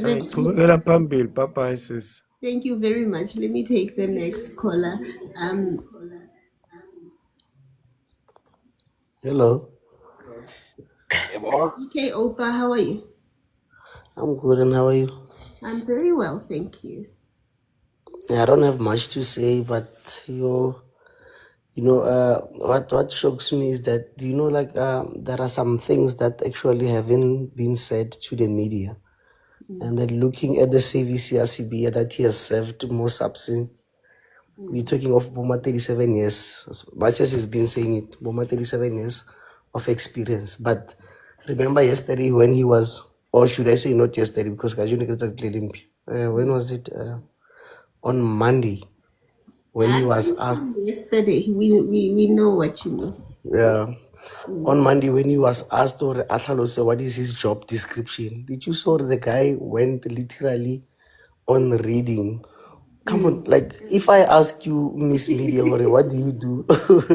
You really need to open up the books. I wonder, like that guy has been saving, and then whatever that he's been doing, it's nothing but crime. Like that's the sad truth. Because of what about the cases that Mukwanas doesn't know? Because this guy has been in the field.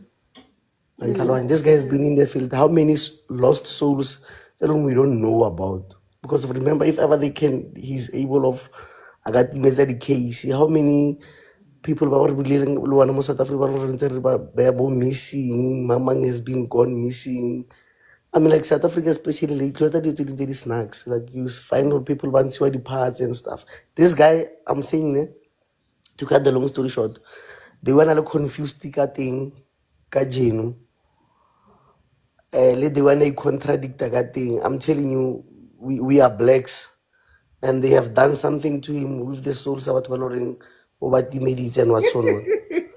I'm telling you the truth. Something or just there's something that is it possible? Like, not no statement and I think happily English was the problem.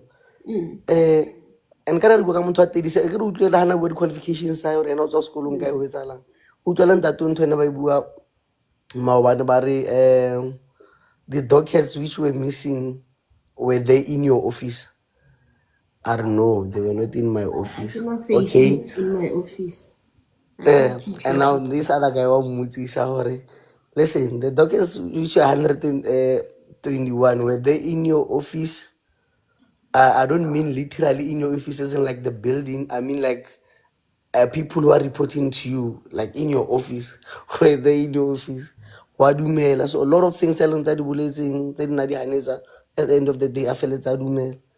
So there's something wrong. I was looking at him, I'm like, and we see the sad part when you lie, you end up forgetting what we see. You should look at Mukwana Zanabua, Anafanaka statement. Ntwana ibua la ona ka musi ona 100 times, not to repeat it because he's telling nothing but the truth.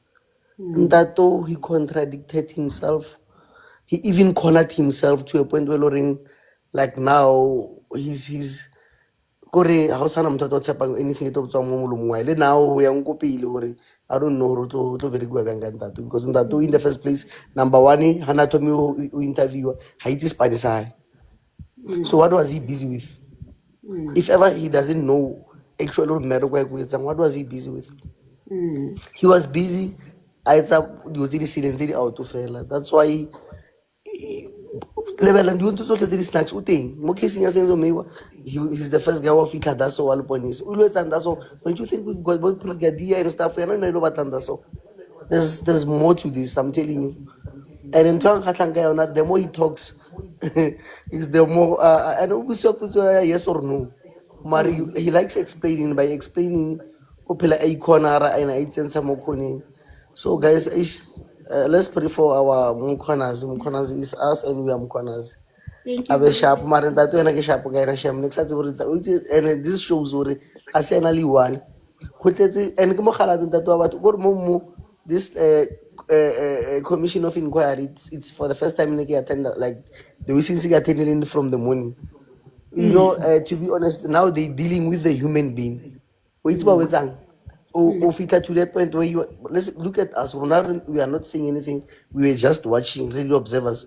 But we are so exhausted. What about him who was answering?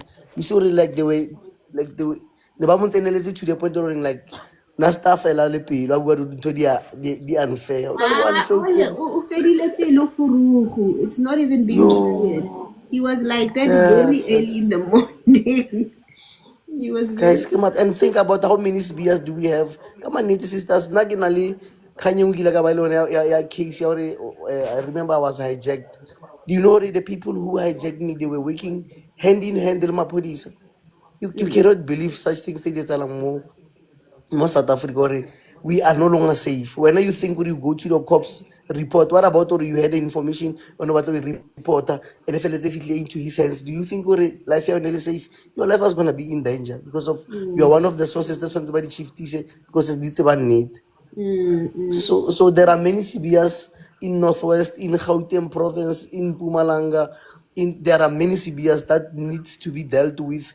We need South Africa to be back on its feet again. We know that we used to have cops. We don't know more information or this is what is happening there and there. NASA so starts about too much. One shift is so there are a lot of CBS in the field, but thank God, finally, now I'm waiting for AI. I'm waiting for Mutunu, but guys, thanks for opportunity. But in that way, we contradictile, we corner relay, and then some matter. I don't know. This is Ramaphosa's final saying, or an array. But to be honest, I'll be very careful because this is now it's no longer about it's the favor or in the party is going down the drain. Thank you very much. Thank you very much. Guys, if you've just joined us, you're very welcome. Please tap on your screen. Please also click on my profile picture there and you hit the FOLLOW button. Olani, I'm going to come to you in Songwela. Okay, Olani, please go. Okay, yeah, no, Miss Media, kuningi okuhambayo. I want to say this again ukuthi mina ngiyabonga ukuthi ufike la esikhona njengamanje. Bese kube kuthiwa asifikanga la esikhona, ngeke sikwazi as a country ukubona ukuthi kwenzeka kanje.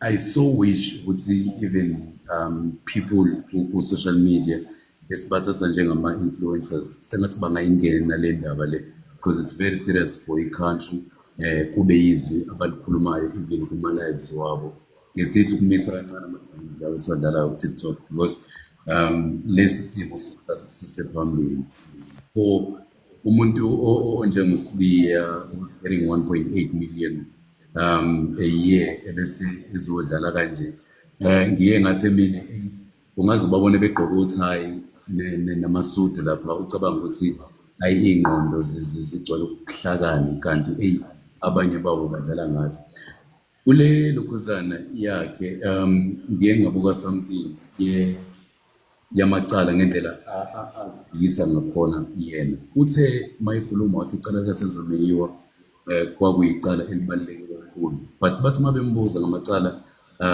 like i-General Khumalo akekho aware ukuthi i-IDEC yayimbopha kanjani kube uwumuntu ophethe isikhundla esingaka ukhethe Mahlala akazi nix i-Big Five akazi lutho ukuthi kune-drugs cartel e-countryni akazi lutho kodwa ukule position akuyona and umuntu onjengaye kuyathusa kakhulu because kunabantu abancane esaziyo ukuthi they can do better than him but bahleli le emuva abekho kwi-platform akuyona one come to ask ukuthi okay kunabantu abahleli ePhalamende iy'nhlobo ngey'nhlobo zabantu abalwa nobugebengu eSouth Africa sesibabuka ukuthi abasibuyele ePhalamende yena nangu la ufuna ukulungisa nje between SAPS ukuthi zonke izinto zihambe kahle it's embarrassing-ke lokho indlela elokhuzana enza ngayo kuleli zinga kulona kodwa-ke ngiyathemba ukuthi ngendlela okwenzeka ngakhona sizokwazi ukuphuma lolu bhuku futhi njengeSouth Africa siyabonga nje siqhubeke nawe Miss Media ungakhathali uqhubeke ngoba the more ukhulunywa ePhalamende bese kukhona abakhulumayo kanje ngaphandle ugcina nabanye abantu bezwa basuke bengazi kwenzakalani eSouth Africa siyabonga kakhulu uzoqhubeka nje si-attack thina uzoqhubeka si-attack thina abantu bako-TikTok ngoba ngemzini abantu ba-TikTok laba abahlanyisa umgonyakazi TikTok ngoba singaka nje sisapotha umkhwanazi iy'ngqondo zethu ayiphile iyakhe kuphela iphila ingqondo hayi bafethu lokhuthi uyadlala ngathi yes Hayi, ngempela hayi today sibone into you know you wanna be balanced you don't want to look like you're choosing a side but how do you look at testimony kaSibiya and with a straight face say that was a testimony and lying under oath is a crime but I guess that's another story for another day. Somebody earlier said to me when I said, was it you, Dukes? No, it was Nairobi. Somebody, when I said Sibiya is lying, he said, how do you know? But this is not even about me knowing whether Sibiya is lying or not.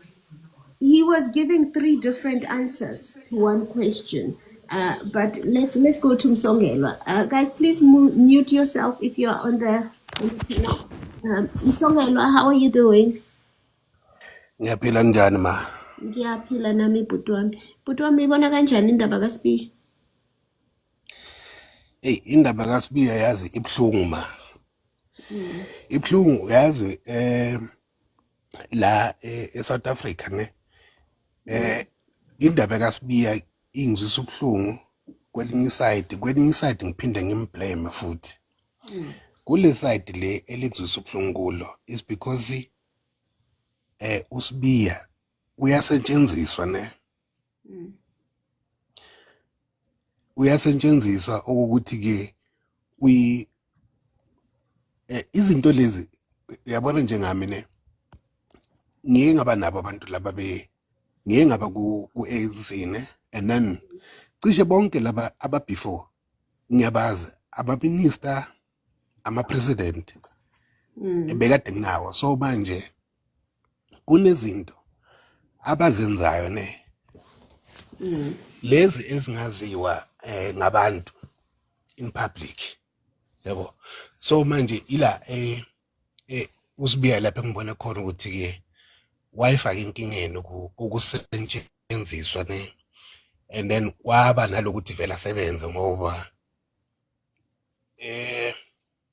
kukhona lokuthi if wena umsebenzi wakho yawazi and then mina ngisebenzisa amandla wami ukuthi ngigudluze wena endleleni ukuze mina ngizothola leyo position leyo. Ilelo sathi lelo elingizubulungu la kasibiyane. And then bese kuba nalokuthi ke wavumelana ukuthi enze lezi zinto lezi ngoba zibulalizwe, yabo. Lento ukuthi ke kubonakala ukuthi ke usibiya kunamanga njengamanje nje ukuthi asiphikisene ngoba izinto abambuza yona bambuza iquestion eyi-1 angakhona ukuyiphendula, baphinde bambuze anikeze enye i-answer futhi, baphinde bambuze kuye mkhathi akhiphe iqiniso, yabo. So if bambuza kokucala impendulo ayiphendulayo akusiyo yakhe, yalaba abasebenzelayo. If baphinde bambuza uzokhipha le ye-public yalo msebenzi awenzayo. If baphinde bambuza uzokhipha i-answer le yakhe. Yabona la bambuze khona ukuthi ke waphasa yini ukuthi athole isitifiketi lesi, yabo. Bambuze kaningi and ekugcineni uzothi let's say ngafeyila, ekubeni afeyila but uthi let's say ngafeyila.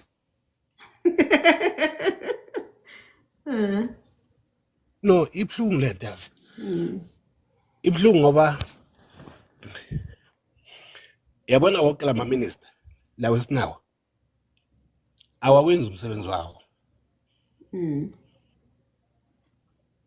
Ungangibuza ukuthi ke iminister eso ngoba ngithi ke abawenzi umsebenzi wawo ukuthi benzani. Mina ngizokutshela benzani and ukuthathe ngikukhombisa izinto lezi abazenzayo. La ngikhona bakhona abanye esihlala nabo. Cishe ngiyabazi. So manje inzima lento le. And ibhlungu ngoba if ungabheka ukuthi ke kithi thina abantu abamnyama ne cishe the next generation ezayo izobe senkinga kakhulu ngoba iyothola kunalutho. Buka ama-drugs ukuthi ke angakanani. Zingakanani ingane ezibulawa inyawupe, yabo. Bobani abasimele thina seyisizwe simnyama.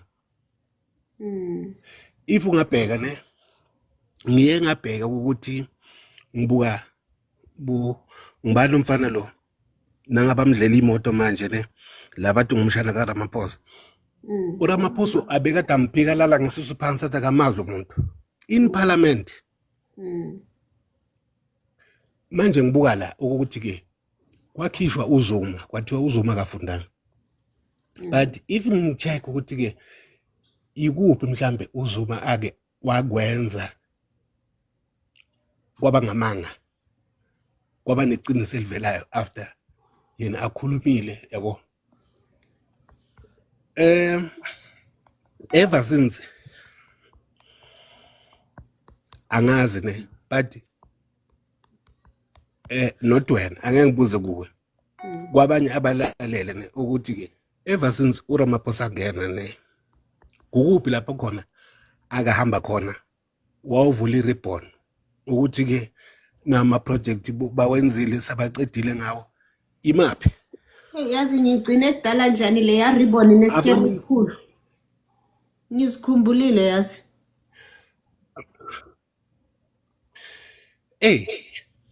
So manje la yabona umuntu oyisebenzela yena nosebenzela isizwe ngabantu abayi-2 abahlukene. And then ubaba lo osiphethe manje ne usebenzisa imali kakhulu. Uyabona le mali le abayithola ku CR17 nale mali nayo le 500 billion le yeah 500 billion ngathi angibuka ukuthi thina la South Africa kube wasinikeza million kuleyo mali leyo ungabe khona nowasala ngathola ngemali ngabe sayithola sonke yashona phi yonke leyo mali leyo, yabo. Imigwaqo ifile, izikolo, amakliniki, emakliniki abogogo bajikisa indaba ukuthi kuthiwe imithi ayikho ababuye ngakusasa ekubeni bagibele amateksi ukuze bayofika emaklinikhi but bafike bajikiswa abantu bayashona abantu abakithi abamnyama lento ibuhlungu lena serious ngiyambonga nje umkhwanazi nabo masemula ngalento le ngoba if bekade kungasi ukuthi ke baze bona bavela ngalento le bonke labantu laba bekade kungeke kuzokuvela ukuthi ke yini izinto abazenzayo Sure, thank you very kubuhlungu much. kakhulu yabona njengami ne thina azange size sikhona ukufunda ngoba ngesikhathi sethu igolo bekade kusabhadalwa iy'chool fees yabona, so azange abazali bethu azange baze ukuthi sibe nabo ukuthi ke ukuthi sifunde ne, and then ngolwazi lesinalo angeke sisebenzise amandla yabona. Ngatshela abanye ukuthi ke umuntu noma ngakanani ngumfana osesemncane, if ayinduna noma siphethe emsebenzini kumele simhloniphe, noma kungumuntu osifazane osiphethe emsebenzini kumele simhloniphe, not ukuthi ke sizodwa angeke sizwe ngalo ngoba yabona insile khona ile ukuthi ke abafuna ukuphathwa, that's why ukuthi bakhona ukufakana eikhundleni ngamandla not ngolwazi ukuthi ke imisebenzi bayazi. Kungako kunjena nje. Thank you very much, Msongela. Thank you very Ngiyabonga. much. Guys, do you want to listen to Ramaphosa talking about knowing Hangwani? Did you hear it? Let me know if you want to listen to Ramaphosa talking about knowing Hangwani. Please let me know. Guys, please tap on your screen. Everybody, if you're new to the live, please click on my profile picture, that one over here. Click on my profile picture and hit the red button that says FOLLOW. Innocent says no. I will see how many people want to listen. If you want to listen to Ramaphosa talking about knowing Hangwani, then we can listen to it. I've got it up now. Zola, how are you doing? I'm going to take Zola and Dukes and then we can listen to Ramaphosa. Zola, how are you doing? Zola? Dukes, how are you doing? Good morning. Good morning. How are you? Good morning. Very well, thank you. I'm all well. Zola Why are you just hearing came two in. voices? No, Zola just came in, so I'm not sure if I should pause and allow him to go. Oh, yes, please go ahead. Thank you, Dukes. Please go ahead, Zola, but your microphone is not even showing that you're speaking. But go ahead.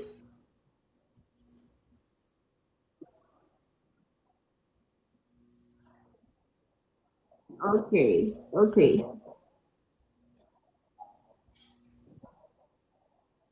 Okay, thank you very much. Dukes, please go ahead. Okay, yeah.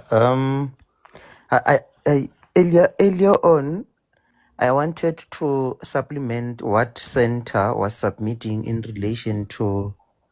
Am I audible? Yes, we can hear you. It's just Zola is loud, but also I cannot remove Zola. I don't know why. Mkulu, please mute yourself. Guys, please tap on your screen. I cannot remove Zola. I don't know why. Zola, can you drop? I cannot even see you on my list. It looks like you are not there, but you are there. Zola, please drop or mute. Guys, please tap on your screen. Also go to my profile picture and hit the FOLLOW button. Zola, please drop.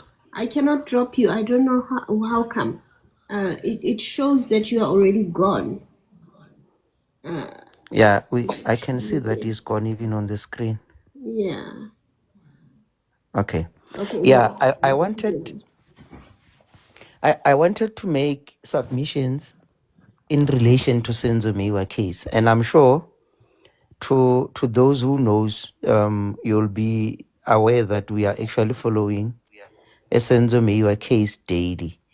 And today I'm actually vindicated by what Sivia has submitted to the ad hoc committee. Firstly, I honestly believe that if the justice were to be served tomorrow, the Senzo Meyiwa case at Pretoria under the Judge Rata, it should be withdrawn immediately. They must release the boys that are before the court, and they must immediately go and arrest the former National Commissioner Rea Pierre, the former Hawks boss Libya.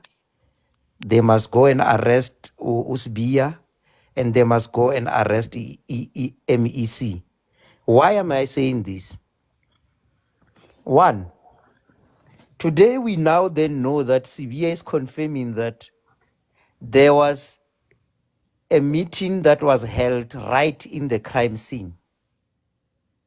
What did he say? I missed some of that. What exactly did he say? Please do tell us. Sibia, he was questioned whether he did go to the Senzo Meyiwa case, not case, Senzo Fosloras on the day Senzo was murdered. And then instead of saying yes or no, Sibia then goes and explains to say, yes, I'm actually happy that I'm given a platform today. He says, on the day Senzo was murdered, he was phoned by a General Libya at around 8 o'clock, somewhere there, 8 o'clock, to say, come, the national goalkeeper has been murdered. And then he says he drove to Fosloras from his house in Pretoria. And then he went to Fosloras straight to the hospital. In the hospital, he found there was a lot of people and he couldn't even get access to see Senzo Meyiwa because there was just a lot of people. He then says immediately the police in him informed him that he must then now go to the crime scene. Again, when he got to the crime scene, he found a lot of people inside the house and also outside the house. He says his competency in investigation informed him that he now needs to chase everybody inside the house so that he can secure the crime scene.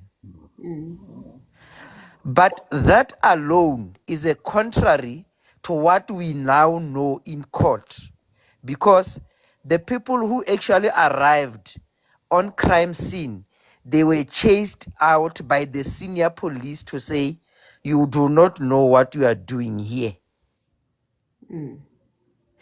And furthermore, Sivia says at around 11, that is where he chased everybody outside the house to secure the crime scene.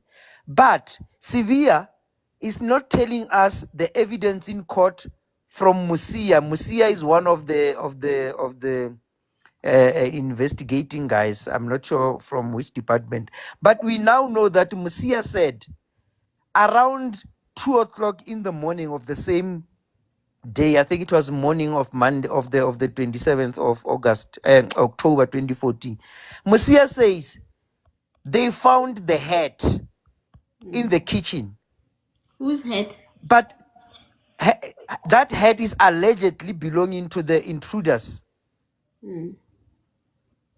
But now Sibia says when he arrived at 11 in the house where the crime happened, they did not find anything. The crime scene was cleaned. They didn't even find the head. The house was like there was nothing. It was spotless. So now the question that should be arised is that how did the police that came at 2 o'clock happen to find the head, where El Sevilla, who arrived at 11 o'clock, which is 3 hours prior, had found nothing on the crime scene?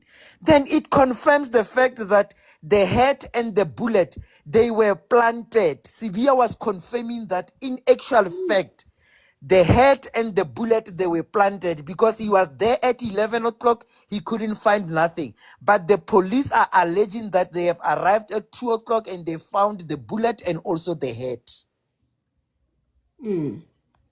Sibia must be arrested with immediate effect and the Senzo Meyiwa case must be collapsed immediately. The wrong people are at the dock. Severe from the Hawks. How do you secure the crime scene if you are from the Hawk, where else we have the SEPs that are responsible to investigate?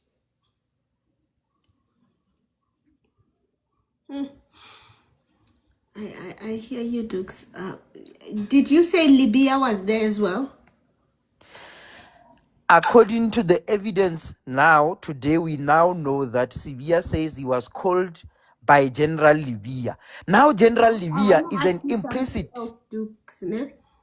Isn't Libya the same person that he also was questioned for having a relationship with Brown Mokhotsi?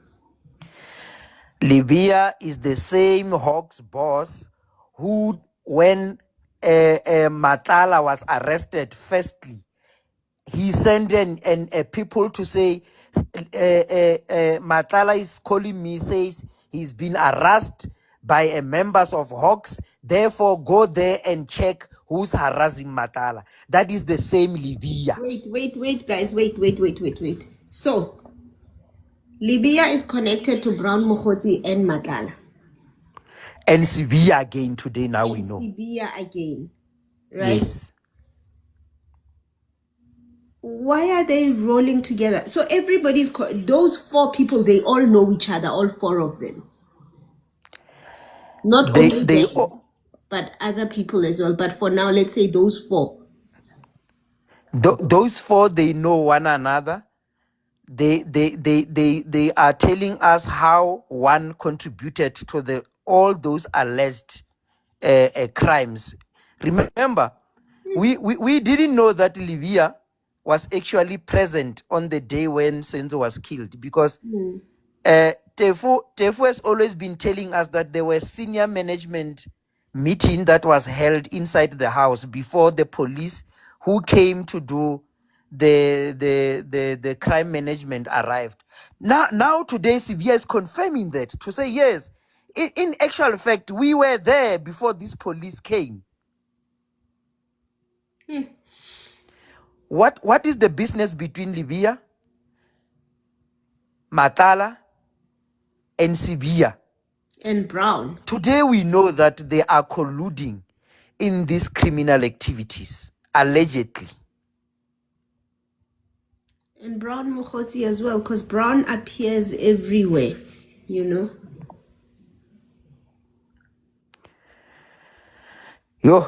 Guys, you know, South Africa, we are led by mafias. And it's, yeah. You know, I just wanted. Also, I want you to tell me about, right? That I noticed about Brown Mokhotsi as well, because Brown is everywhere.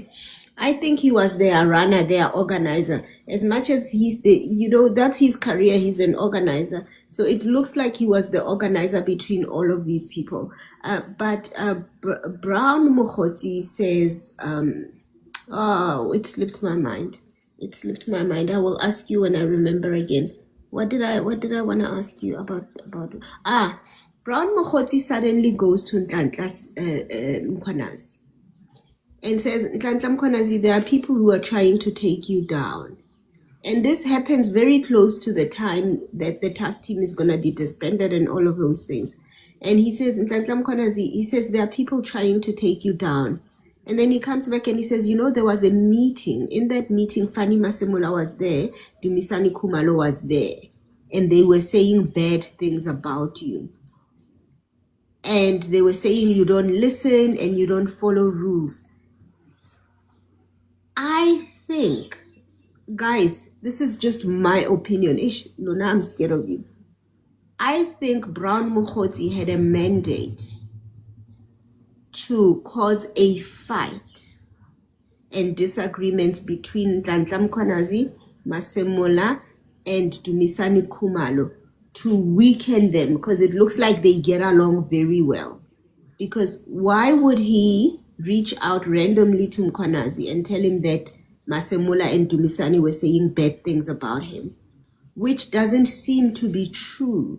Because then Mkhwanazi said to him, do you have proof? Give me a recording, give me minutes from that video. And he said, no, you'll talk. General Khan will talk to you. So he never did give proof of that claim So the same way that Konazi was saying that these people, they will plant things. To me, and this is not fact, guys, this is just allegation, this is just analysis.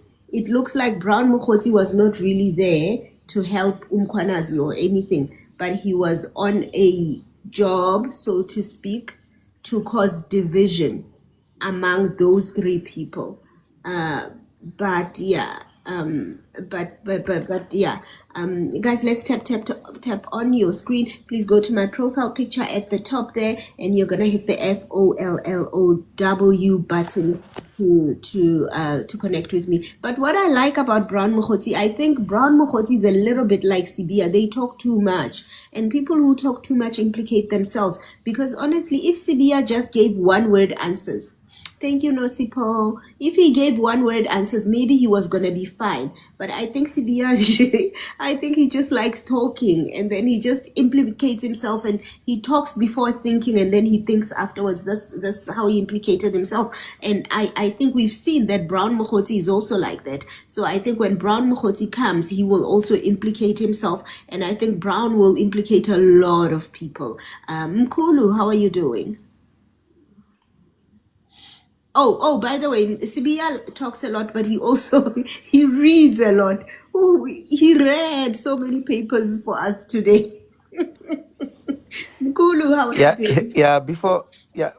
maybe Yes, just please. before I drop, I'm just going down now. I think the Brown Mokotsi, in my view, the gentleman wanted to capture Mkwanazi. But unfortunately, he found that Mkwanazi is not a thug. He's actually the real policeman. And I think because of the crime intelligence, it has been tampered with. So these people, they sent Brown to capture Mkwanazi while knowing that Mkwanazi is almost at the edge of arresting them.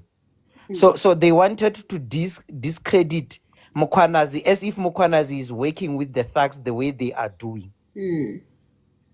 So I should believe that Sibia, he knows exactly that he's going to be arrested, and he knows exactly that the Mkwanazi team, they know exactly what he did. That is why when he was questioned whether, do you know this person? Do you know this person? It was frustrating. And the senior counsel was trying to tell him that, do not lie, because I had an opportunity to consult with these witnesses. And I know way much than what you think I don't know. So when I ask you these questions, be honest from here, because whatever you say here, it is going to implicate you in future even worse. That is the senior counsel was frustrated to say, why are you denying the obvious? Because I had an opportunity to consult with these people that I'm asking you about. I'm not just sucking this information. Thank you so much. Thank you very much, Dukes. Mkulu, how are you? Mkulu? Mom, Unjani? I'm good on yourself. I'm very well, thank you. What are your thoughts? Please go ahead. Tell us what you think. I've been waiting for this opportunity. Thank you, and I want to greet all your viewers and your good self. Thank you for joining. I'm doing great. On my side, man, I'm having a different view. And what I like about this platform, we're not judging each other. Everybody we are given an opportunity to allude our views. We listen, we don't judge out loud. We judge in our brains. Yeah, what I've realized myself, which in this whole thing, these guys, all of them, including Mkanas, they are operating as cabal. Mkanas has got his own cabal, and the president has got his own people. They belong. They are belonging somewhere. Abosibia, they are belonging somewhere. So why I'm saying this? And what is the mistake about what they are doing? They don't communicate. They do not communicate. Okay, I wouldn't say which Usbia he was telling that he was lying and stuff like that. But what I can say is, as I said yesterday, SBI is protecting a lot of people, whereas on some other issues, he's telling the truth. He's telling according to the procedure, but the procedure was not communicated. They advanced the procedure in order to protect a certain scenario amongst the process, so protect certain people amongst the process. For an example, the process of disbanding the tax team. Okay, procedural tax teams are there for a temporal period of time. They were advised in terms of the budget and whatnot, but they didn't communicate that properly. And it's like, yeah, he's working good with so and so deputy commissioner of, for an example, of Mpumalanga, of Eastern Cape, of what he'll communicate with those direct, forgetting about other that he was supposed to report to before. Because it is comfortable that is communicating with me, he'll just communicate with me direct. Even if he is doing the wrong thing, procedural is not supposed to do like that, but yeah, he will do because he's got a personal issue with me. So another point that he came with, which I saw myself as a valid point, when he was saying Mkwanazi's job is to arrest, not to investigate. They are the investigators, officers, and whatnot and whatnot. This is what there was just blah blah blah blah. So what I really picked up on that one, Mkwanazi, he has been long sidelined or not here too. So what he did, even though maybe he didn't do accordingly in terms of the procedure and whatnot, but he was exhausted about the way they operate. He needed to expose the operation. The operation is not good. And what is very sad about everything, these people, they are talking about the intelligence of the country, whereby everybody worldwide, they are listening. And there are a lot of loopholes in that particular intelligence, whereby other people that they want to advance something different, they can just take an advantage where they saw that there is a gap. You see. So with me, I think they must just all of them come. And it's very sad, the way our president is powerful. We are easily believing into him or flattered. When he speaks, we just get flattered. Whereas you can see which in our days, there's no longer any report that speaks about corruption and how much money do we lose on a yearly basis based on the corruption, like it used to be done before. But if you can check before, they pushed a scenario of corruption to unseat certain individuals, whereas they couldn't prove it in the court of law that indeed these leaders were corrupt based on 1, 2, 3. It was just a propaganda to unseat certain people. Whereas now, if you can check, you'll find that there is a lot of corruption happening as compared to the previous administration. Nkulu, are you from a certain political party from that administration? I belong to the ANC. Okay. I'm sorry. The truth of the matter is Zondo Commission did not lie to us, right? Nobody was trying to unseat anybody. Those were also facts. You can have a thief in 2013, you can have a thief in 2024, and a thief in 20... Just because abanye bayatshontsha ngo-2025 doesn't mean ukuthi bebangatshontshi ngo-2018 or ngo-2013. Yes, ma'am. I'm not saying which everything was null and void. I'm saying the way corruption was on people's lips. It is like in this administration, there's no corruption at all. Whereas we should have kept on moving with that particular agenda, because remember we said we are fighting corruption, we're giving this new dawn and whatnot and whatnot. So we should have continued to disclose in terms of the money that the country is losing through corruption, so that we can be able to say, no, the previous administration and the current administration, in terms of corruption, how are they handling it? Where are we in the better state, or we were at the better state? How can we improve, or what are the other guys did wrong to bring us where we are, and how do we improve ourselves from where they've taken this current leadership? Why I'm saying all these things, it's because this guy, not that is lying, this guy, he tries to delay the whole process by explaining things that he has never asked for, but it's delay. It is using the delay tactics in each and yes. We are just engaging.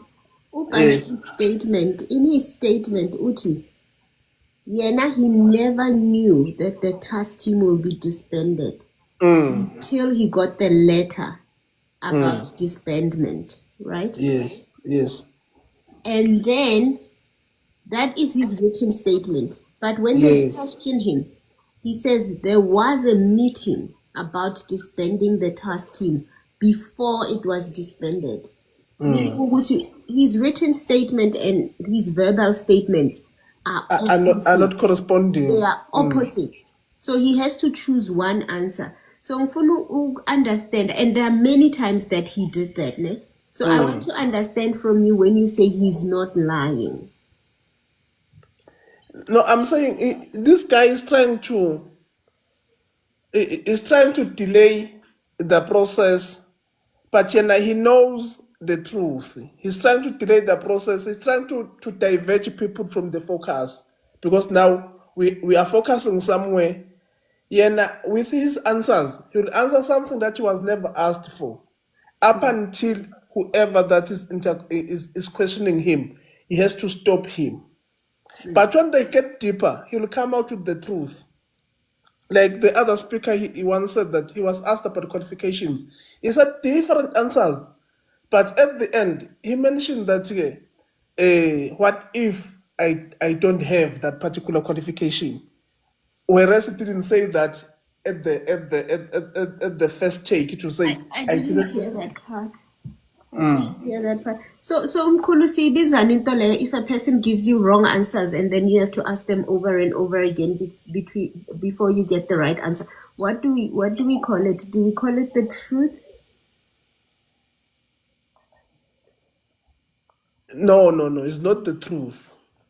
So what is it? What do we call it? It's lying. You know what, Mkhulu? I think you just wanted to give us an example, because usipe example.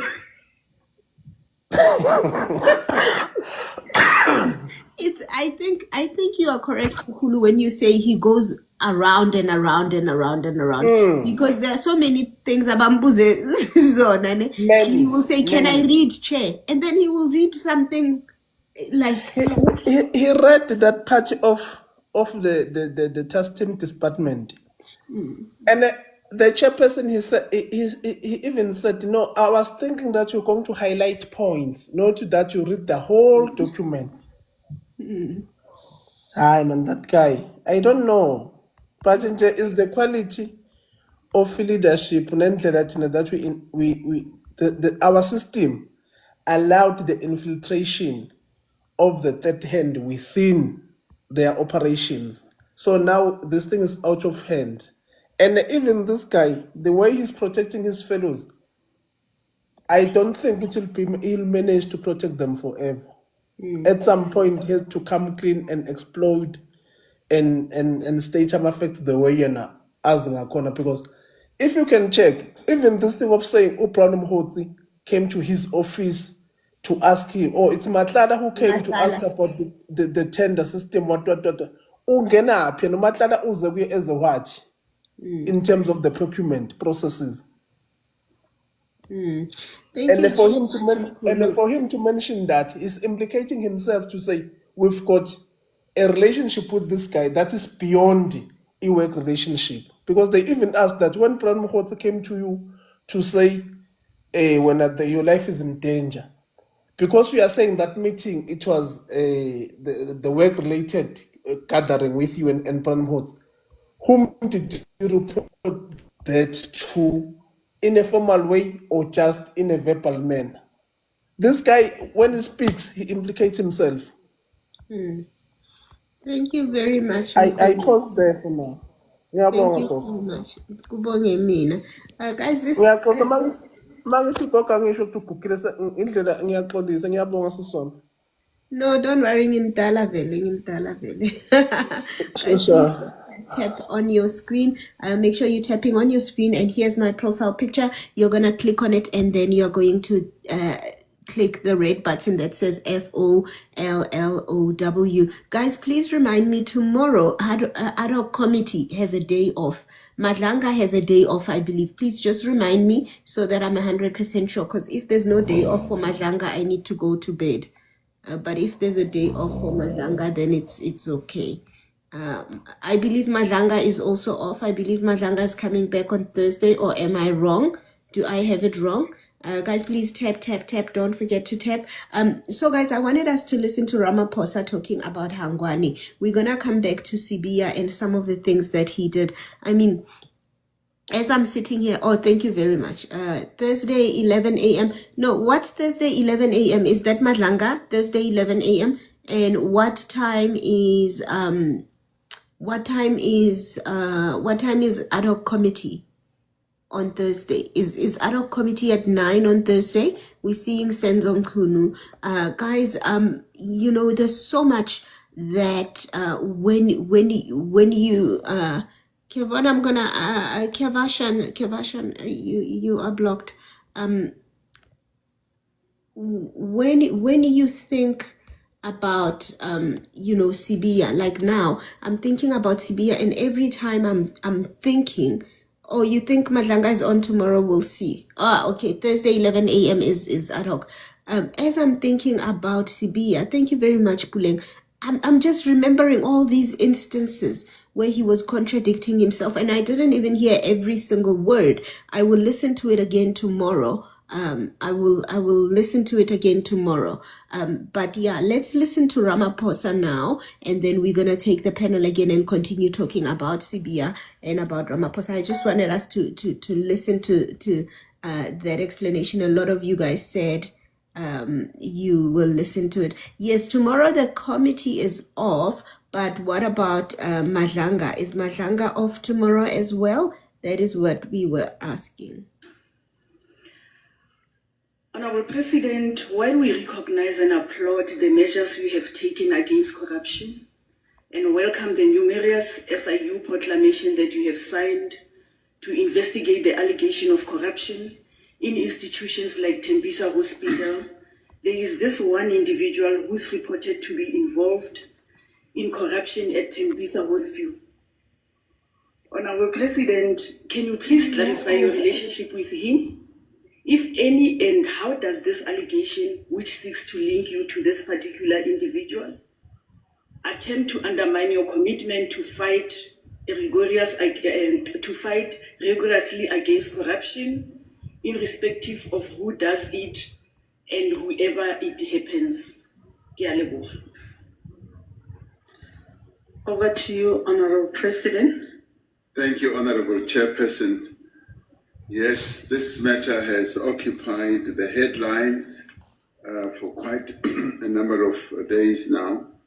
My spokesperson, Mr. Vincent Magwenya, addressed the media yesterday in response to what they say was a video and a photograph.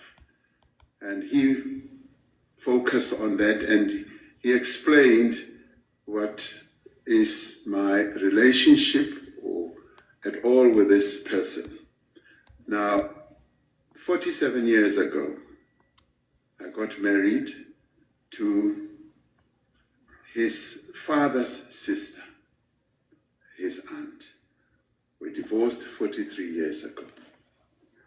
And when I said to Honorable Steenhuisen in 2022, when he asked whether I knew him, I said I did not know him because I had never encountered him, I had never seen him, and that was gospel true.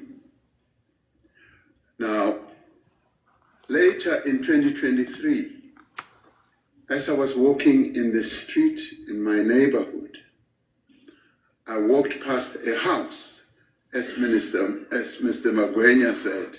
I'm not promoting him to a minister. He's As nervous. Mr. Magwenya said yesterday, I was walking in a street where I usually walk, and even this morning, coming here, my convoy drives past that house. There are 2 entrances to where I live, or 3, and it is the thoroughfare, the way where we drive and where I also walk. So in 2023, I was walking, as Mr. Magwenya said, with one of my colleagues who was my then advisor, who's now a deputy minister, taking a walk in the morning. And I often say, when people say, we want to meet you, Mr. President, I said, no, come at 6 o'clock, come and walk with me. And then you will have me for an hour and a half as we do our 10-kilometer walk or so. So I was walking with Mr. Sevilla, and as we were walking past a house which I saw in construction for quite a while, and I kept asking, whose house is this? It is a massive house. And I wanted to know whose house it is, and I never got the information. So walking there, a car comes past, and I always mispronounce this person's name, Thibaut Touch or something like that. He gets out of the car with another gentleman. He wants to talk to me, to photograph and all that. So we stop. And now we are against the wall of this massive house. And that's where the photograph happens and the video. So then the allegation is the person who was in the photograph is Maumela. It was not Maumela. It was Mr. Thibaut Touch. Mr. Thibaut Touch. And Mr. Jones from the United States, I later learned. So there was this brouhaha that, yes, I visit his home on a regular basis and so forth. I can say I walk past that house when I go on my walks.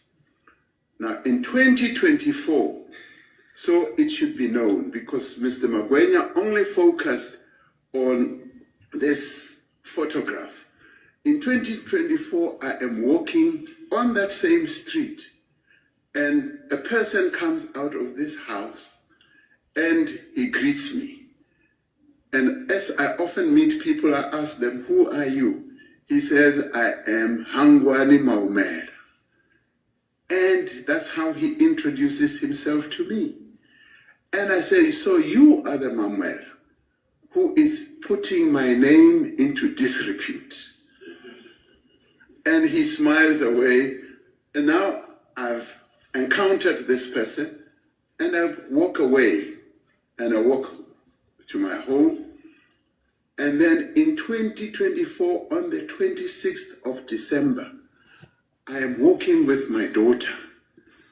Guys, I did wonder why he would remember that date, right? And then I realized he said 26 December. Usually it's a day before Christmas.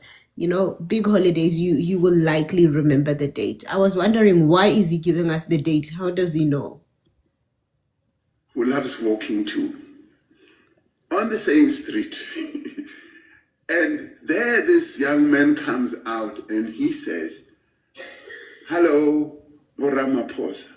My mother is here. Can you say hello to her? And I say, who is she? He says, it's Mboneni Maumela. Now, when I was at school in Papuri High School with my then wife, Hope Mudau, her brother was also there.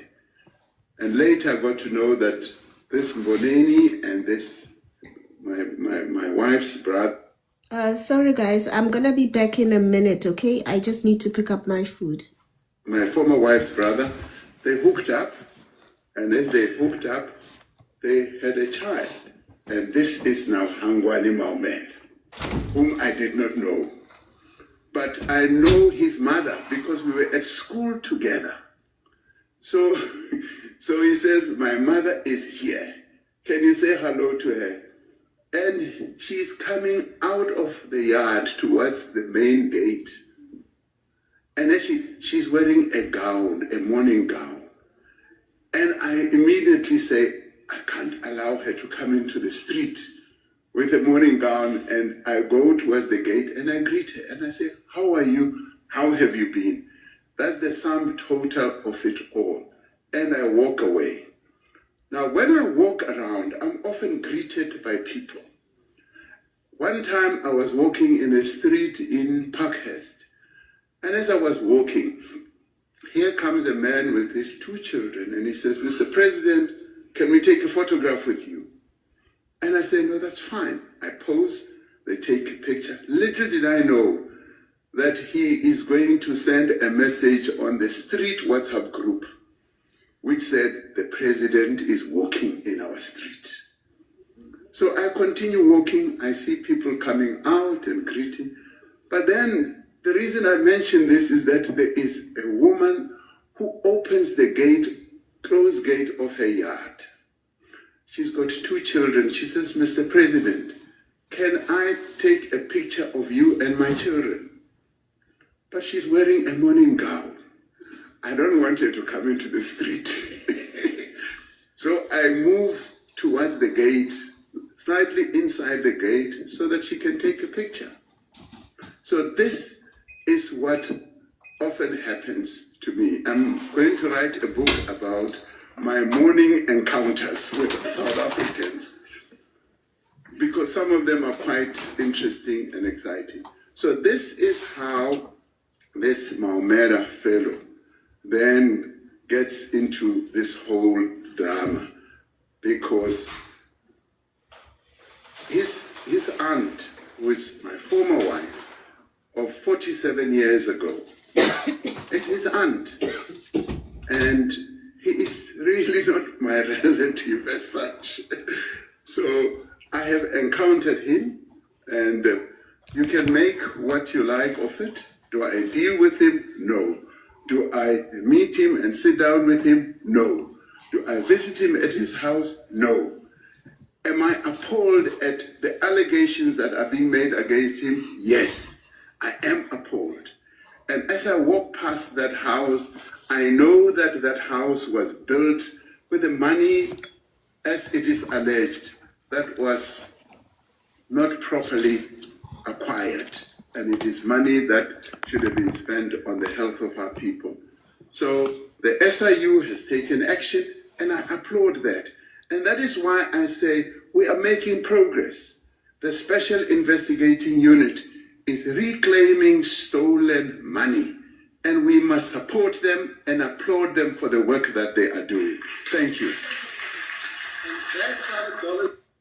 So that's that's what he says. You know, Cindy, how are you? Guys, please tap on your screen. Please click on my profile picture up there and hit the red button that says FOLLOW.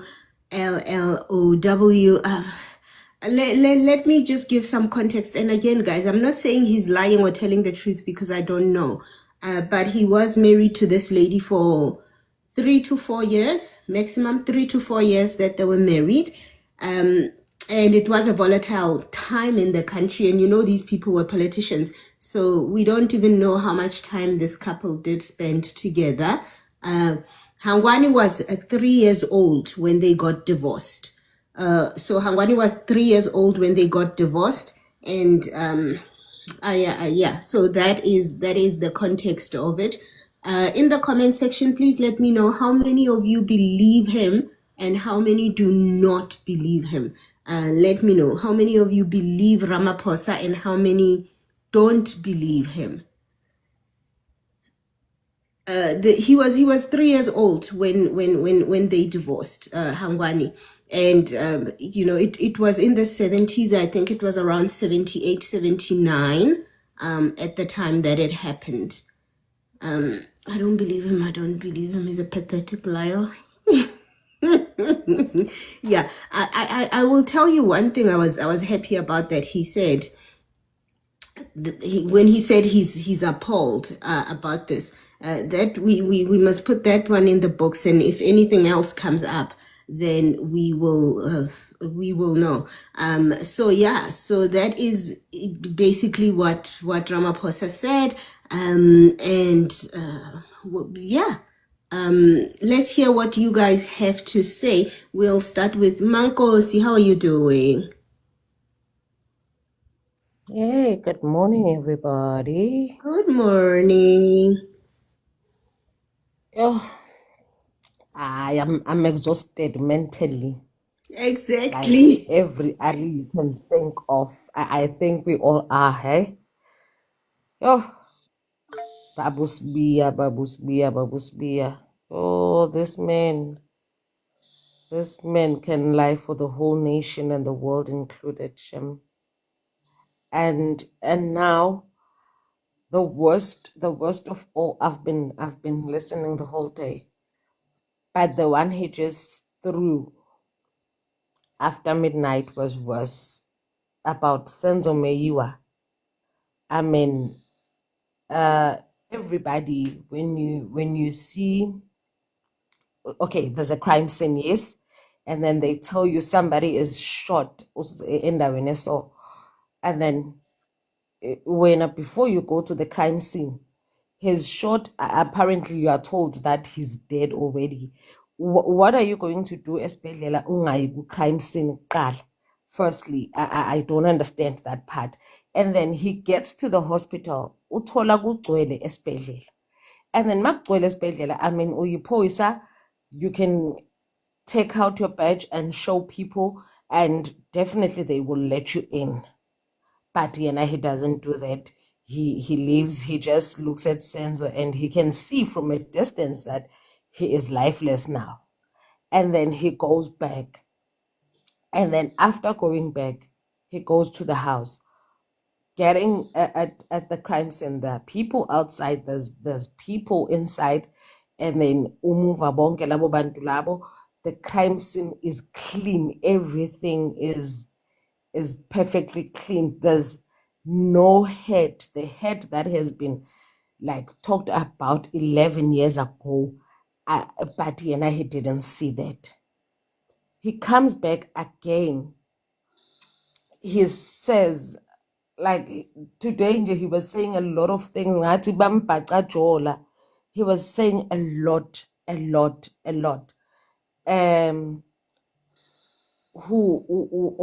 akamfuni. Umkhwanazi has been jealous. Umkhwanazi has been always after him. Like, after him for what? Because he can't even answer for himself. And now, if we're gonna like let this now, I in my opinion, they bringing the Madlanga commission back again on Thursday with the um ad hoc, ne? Like, which one they want us to focus on. Honestly, these people, they trying to like switch everything, manje. They trying to confuse us like they normally do. Because now we're gonna be confused. What is it? Because these two things are both interesting. On Thursday, they bringing the main person who's been talked about the whole time since iqala yonke lento, umchunu. And now they bringing back the Madlanga. Like, the focus now, they trying to confuse us even more, and that's what they do all the time with the instruction ga Ramaphosa. And Ramaphosa saying that he doesn't know the guy who lives in that huge hospital. Like, he's lying. I mean, okay, he was 3 maybe, but when somebody's gonna greet you and say, "Hey, uyakhumbula bani bani," you can never say you don't kumbula. You can never say that. And I'm very sure that the same guy, the Mahumela guy, will also implicate Ramaphosa. Ramaphosa now is trying to do what he does best, threatening people, but in a nice way, trying to shift everything, like singasamnaki yena and focus kule yena afuna focus kuyo. This is bad for the country. And now I think now even like social media, because now people, they always say what's this, let's shut down the country, we must go, Ramaphosa, we must do this. Like, we're not shutting down the country. So why not use these platforms and stand together and say now it's enough? Because it is enough. Like, everything. How can you be in a house that has, I don't even know what those cars are, fast cars, like, too many, and then you like, you're not going to be investigated, you're not going to be like, they only take the cars. After taking the cars, they're going to put the house to auction, and then it's goodbye, Jonathan, we move. And then now Sbia is saying this. Sbia tonight was supposed, this morning, he was supposed to be in a cell somewhere, aboshwe, because now Sbia,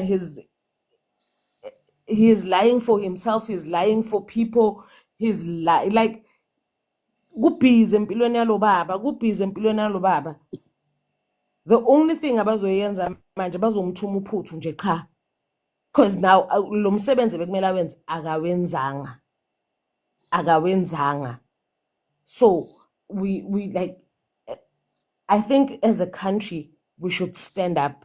This thing is gonna like, sizokhala futhi njengako wonke lama commission esibuya kuwo, bathi i-verdict isho nje, umuntu uyaphuma. This guy lo ophume manje, lo ophume nge-400,000 bail, don't you think there are people impilo zabo eziku-danger because of him being outside, but he's granted bail?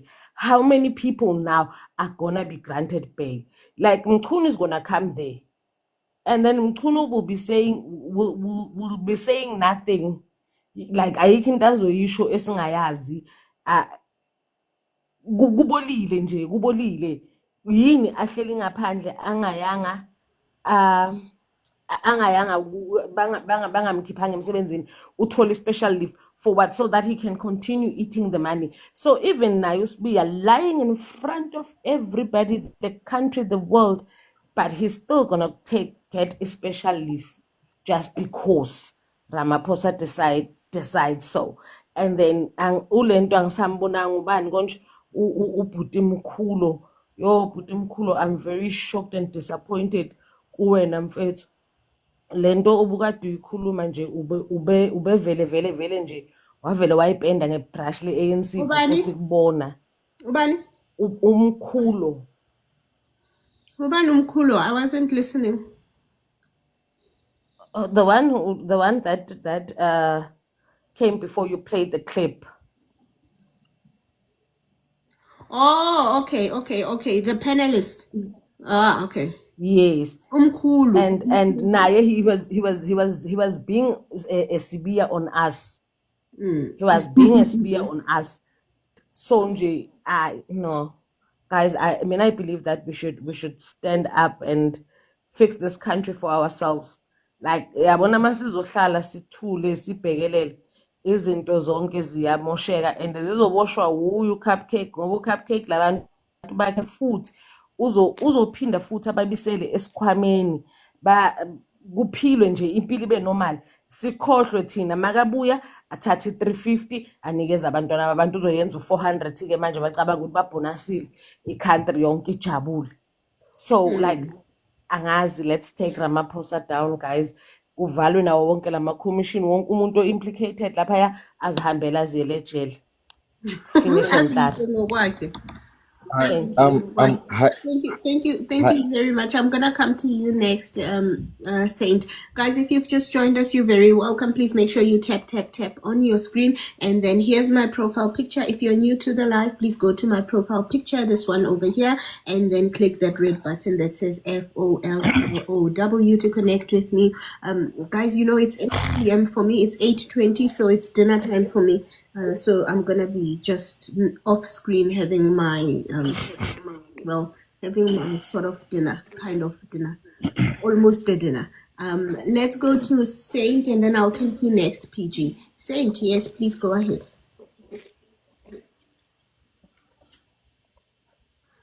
Hi everyone. Hi everyone. Hi, how are you? I'm good. How are you? Very well, thank you. Well, I don't have much to say. I got in while it's Mankosi, right? So I just wanna add on to what you are saying. Definitely, we should be angry enough. We should try and take them down. But what does that mean?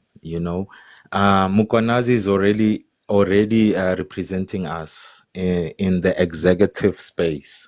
So he's the one who's fighting, the big guys, the ministers. What is then us saying we must take them down? And I think it starts with these councillors, these leaders that we have, these ANC guys that we spend time with, especially, okay, I reside in Joburg, and there's a lot of them. There's a lot of these councillors, these guys that are having meetings, taking them down. I feel like with us, Mukwanazi was basically saying, hey, guys, it starts with y'all. Nakelelwe, as in I fought for you guys, I'm busy fighting with these big dogs. So it starts with local elections or local what starts with your neighborhood, etc. Yeah. So let's tell these leaders, these councillors, these guys that are wearing ANC shirts, that we're meeting in clubs or in public, anywhere for that matter, and tell them, hey guys, dinta, because yes, we are saying we should not be angry enough, but Mukwanazi is doing it for us. But anyways, yeah, that was just my 2 cents. That's all I just wanted to say. So yeah, thank Thank you you for very the much. Thank you very much, voice. Saint. Yeah, I hope Mkwanazi is gonna enjoy your support, because in South Africans sometimes we change very quickly. So I hope yeah.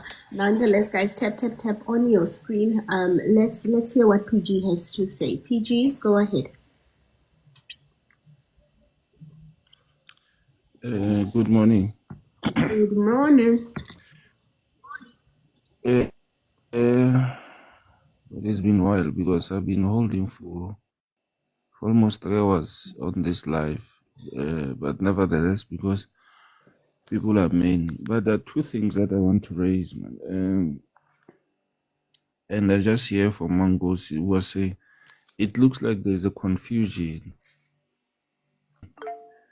between the Madlanga and the ad hoc committee. Maybe sometime, if we've got time, we need to unpack what is the role of the ad hoc and what is the role of the Madlanga. Because I was of the view that we don't need the ad hoc committee. We need the Madlanga with the recommendations and further investigations. But with an ad hoc committee, I mean, those guys will be talking there. And I can tell you today now, it will never produce anything. Because that's the role of those guys. They can't even open a case. There have been many ad hoc committees in this country that came and go without anything. So this one is not going to produce anything. So this other one, the Madlanga, even if they don't want to proceed, South Africans can go to private prosecution. They can test them in court of laws. So I don't know why we had these two platforms. That's why Mangosu will be confused to say, what is exactly what are we trying to achieve with these two committees? Because the other one is being tabled there by the Speaker of Parliament. The other one has been appointed by the president to appoint a judge, a retired judge, to look into that thing. But safe to say, yeah, the other issue that I want, this thing it's a movie.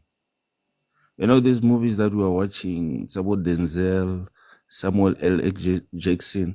This is a movie where you find senior cops, your FBIs, and so on and so forth, fighting to enter into the president and so on, directors and everything. So this is exactly more. So we need South African to produce a movie out of this thing, because what is taking place or what is happening now is that now I can tell you I've lost trust in the South African police. I don't care who says what. I've lost completely interest into South African police, because all of them, they're fighting from a junior constable there up to the what commissioner national. So let's hope that both teams, like commissions and what the ad hoc committee, can come and produce a tangible thing. Because remember, you guys are coming as lawyers to take these guys, to put them on the standard, to prove all these things. And I can tell, like as you said yourself, Miss Media, to say there were times where Masemola said, no, he doesn't agree with Mukwanas. And I can tell you, lawyers have noted that thing. They will go and gun after Mukwanas to say, but your commissioner says we are not telling the truth in this regard. So those are the things. It wasn't a matter of fact, PG. It wasn't a matter of fact. It was a matter of opinion. So Mkwanazi was saying that he thinks journalists must be investigated by intelligence and they must be arrested. So Masemola said, no, I agree. Some journalists are doing wrong things, but I don't think they should be arrested and investigated. I think they should sort it out themselves. So it wasn't a matter of fact. It was a matter of opinion. So they can just run amok and taint somebody's image in the public domain and say, misdid this and this and this, and if you want to investigate them, they must not. But I was simply just saying, raising that one simple issue. There might be others, where lawyers will come hard on these guys who came before the commissions and before this committee, parliament. So we must be careful, and we must take these things as they come. It might be correct now, but it might be incorrect later on. Because there are things, I don't know, I've never been. I mean, there was a time where this guy, Kimang Anabua today, Sibia, who says that Lieutenant General Mkwanazo at one point was promoted to become a national commissioner without being what general or something, if I'm correct. And then there were certain police officers who complained about that thing, if I remember correctly, because we've been listening to this guy for the whole day. So those questions, to say, who promoted you to become this? And then at a later stage, you went back and then we came as a lieutenant general. Wow. So all these things, these guys are just implicating each other there with their own things that they know themselves. But safe to say, I wish the country can realize that we need to change and approach certain things in the correct manner, and maybe including ourselves as ordinary South Africans. These things of going after the South Africans, police, and bribing them, because there's another thing that we do as South Africans. It's us. We go after this police. If I committed a mistake, driving in the evening. Pardon? Yeah, the public is also creating a market. So we must also all be arrested. Yeah, so that's why. So those are the things that I wanted to raise. Yeah, thanks. Thank you very much. Sorry if I may just ask, can I just ask a question before he leaves, or he already left? Or is okay? PG, ne? You started off by I feel like you were asking if what are the point of these commissions? You know, there's like the ad hoc, there's the madlanga, right? I feel like, yeah, it's very important for us to also understand what are these commissions for? What are they? What's the outcome after someone is found? Whatever.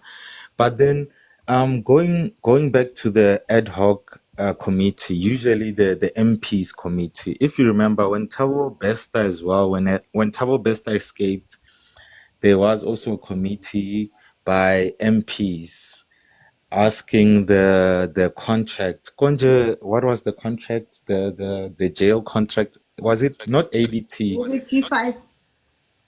They're I beg still your working pardon? at that prison. I Yeah, think it's yeah, yeah. Whatever company that G5 was, or right? G5. Yeah. So I don't know much. I'm also learning as I see these things, but I figured, okay, Oh, there's G4S. Thank you there's very much, Siso. Sorry. G4S, yes. Yes, G4S.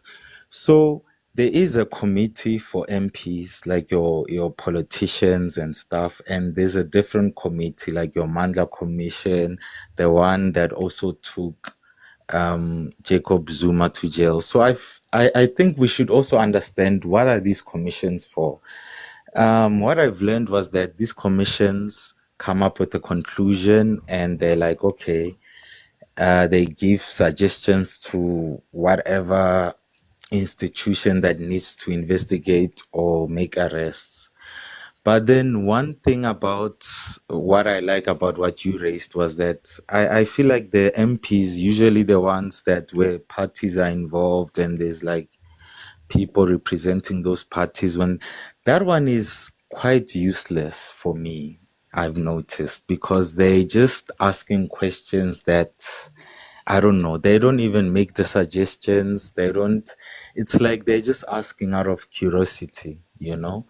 And the Mandla one, yeah, it will give suggestions to whatever conclusion they come up with and say, okay, this person is guilty according to what. But are they effective? That's what we should ask, you know. Are they gonna take us somewhere? Are they, you know? But one thing that I've noticed, yeah, basically, basically that. I know you mentioned a lot, but which commission is useful? Now that Mukwanazi has dropped all these bombs, went to the Mandla Commission, it was paused, and now that there's a ad hoc as well, I feel like everything that's in the public right now is playing into Mukwanazi's, you know, how should I put it? Mugwanazi's advantage, because that's how he started. He started by saying, hey, South Africa, these people are doing 1, 2, 3. And when I report to this person, you know, things are not going my way. So I'm giving you the information as South Africans, as the citizens, you know. So, but you asked a very interesting question by saying, what are these commissions for actually? And it's something I feel like we should ask and, you know, get to understand. Saint, I actually wanted to answer you on my own perspective and how I see it, and I think this is, I mean, it's neither there nor here, but it's just what I thought. I will let you speak now, PG. I will go after you. Can I go after Maybe PG, Miss before you Mediane? continue with Yeah, that, before I continue, my PG, apologies. PG, just a minute, just a minute. Guys, please tap on your screen. If you've just joined us, you're very welcome. Please make sure you click on my profile picture, that one at the top. Click on it and hit the button that says FOLLOW to connect. Thank you very much for connecting. Those of you who are tapping, thank you for tapping Minke. So, Star, thank you very much for tapping. Wayne, welcome to the live. Reverend Christina, thank you for connecting. Gustav, thank you very much for connecting with me. PG, please go ahead, and then I will take this and then I'll give my take. Yeah, no, my apologies to Lesejo. No, look, I wanted just to come on the last point that Saint raised of the significance of these two bodies, the ad hoc and the Madlanga Commission.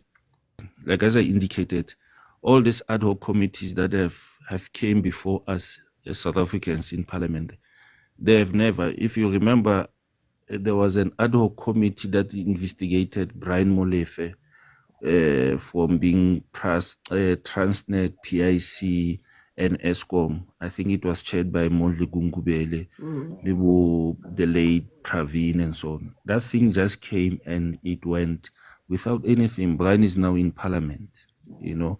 So that's why I was raising this thing to say, but with the Madlanga, because it's appointed by the very same president, it's got the recommendations. I mean, we have just seen now, the News 24 have just reported that Gwede Mantashe lost the case of setting aside, because the Zondo Commission recommended that Gwede Mantashe need to be investigated further, because there were allegations that were leveled against him at the commission.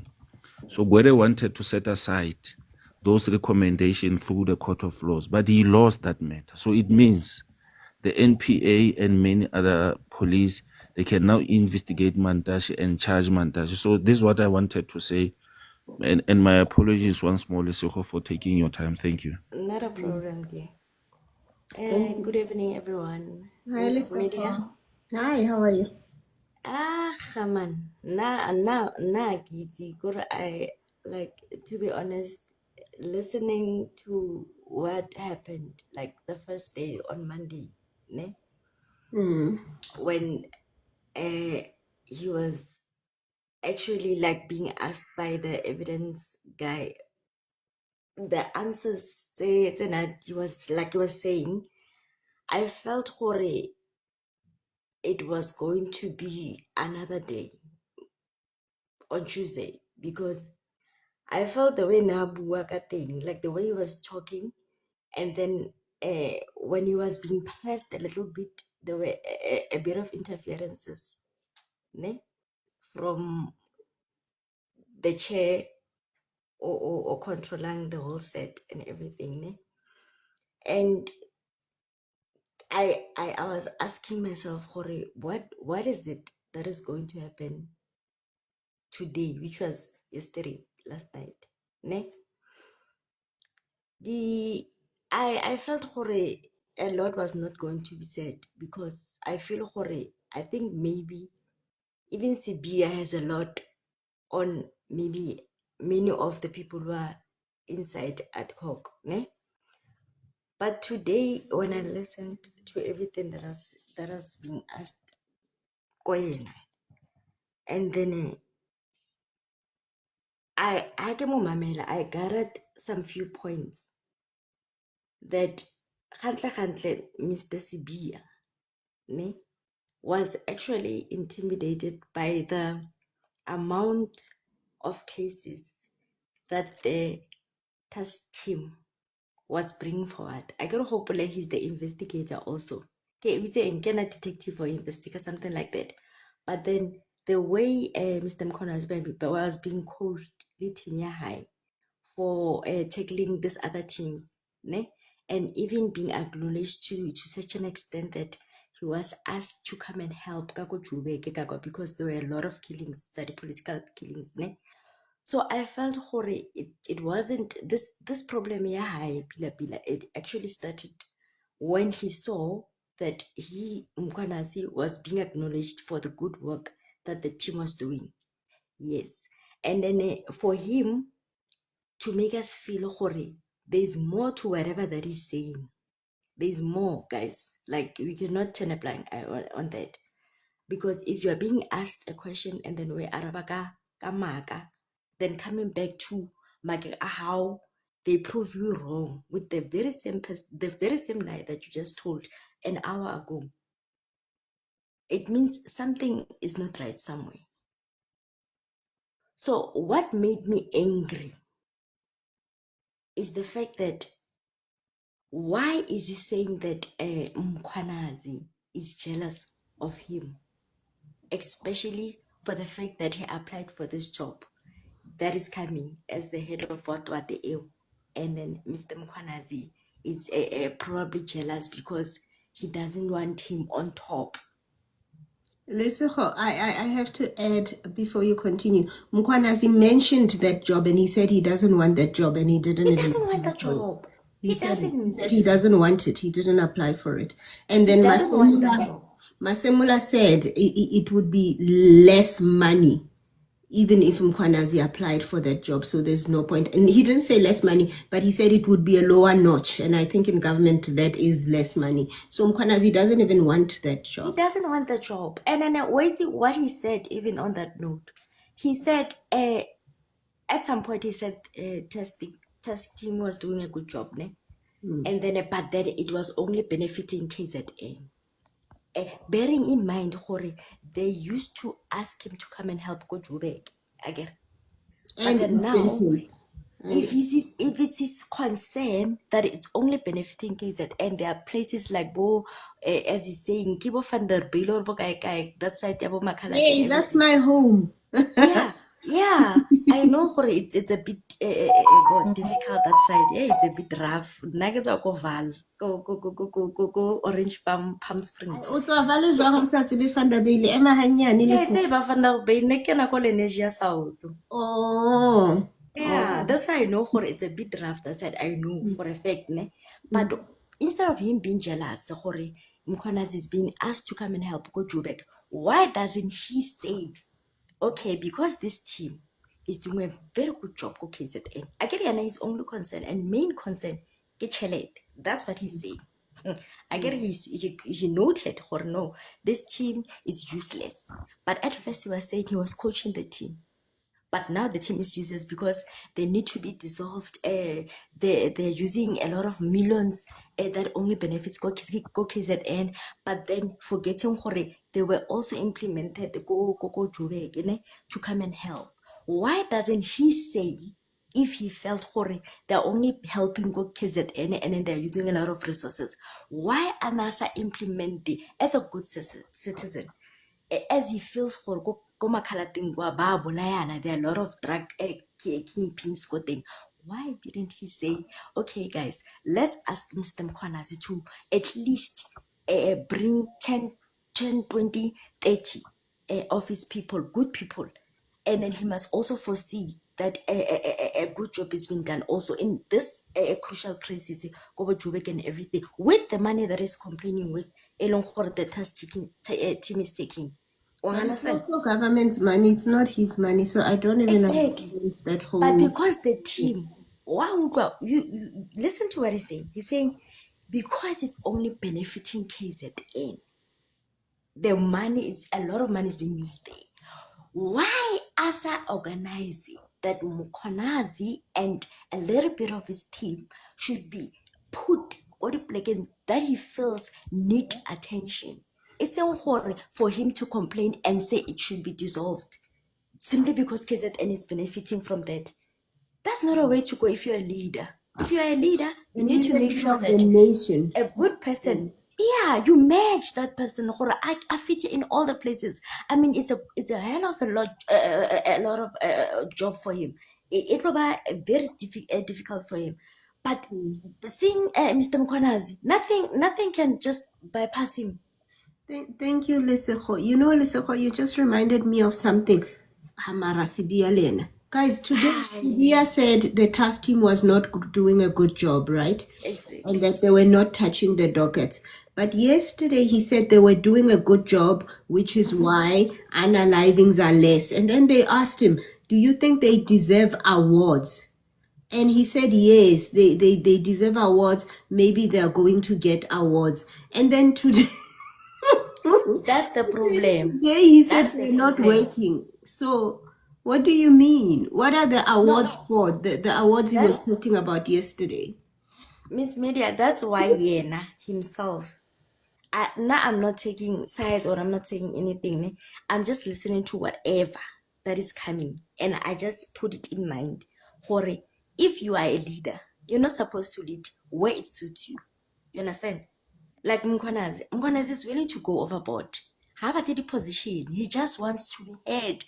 And then I don't know if these people there bago ad hoc abakono ho tlhalosetsa a person if he's busy saying that I don't understand why why Mkhwanazi is saying had to go to the media and involve all South Africans. This guy has been pleading since when?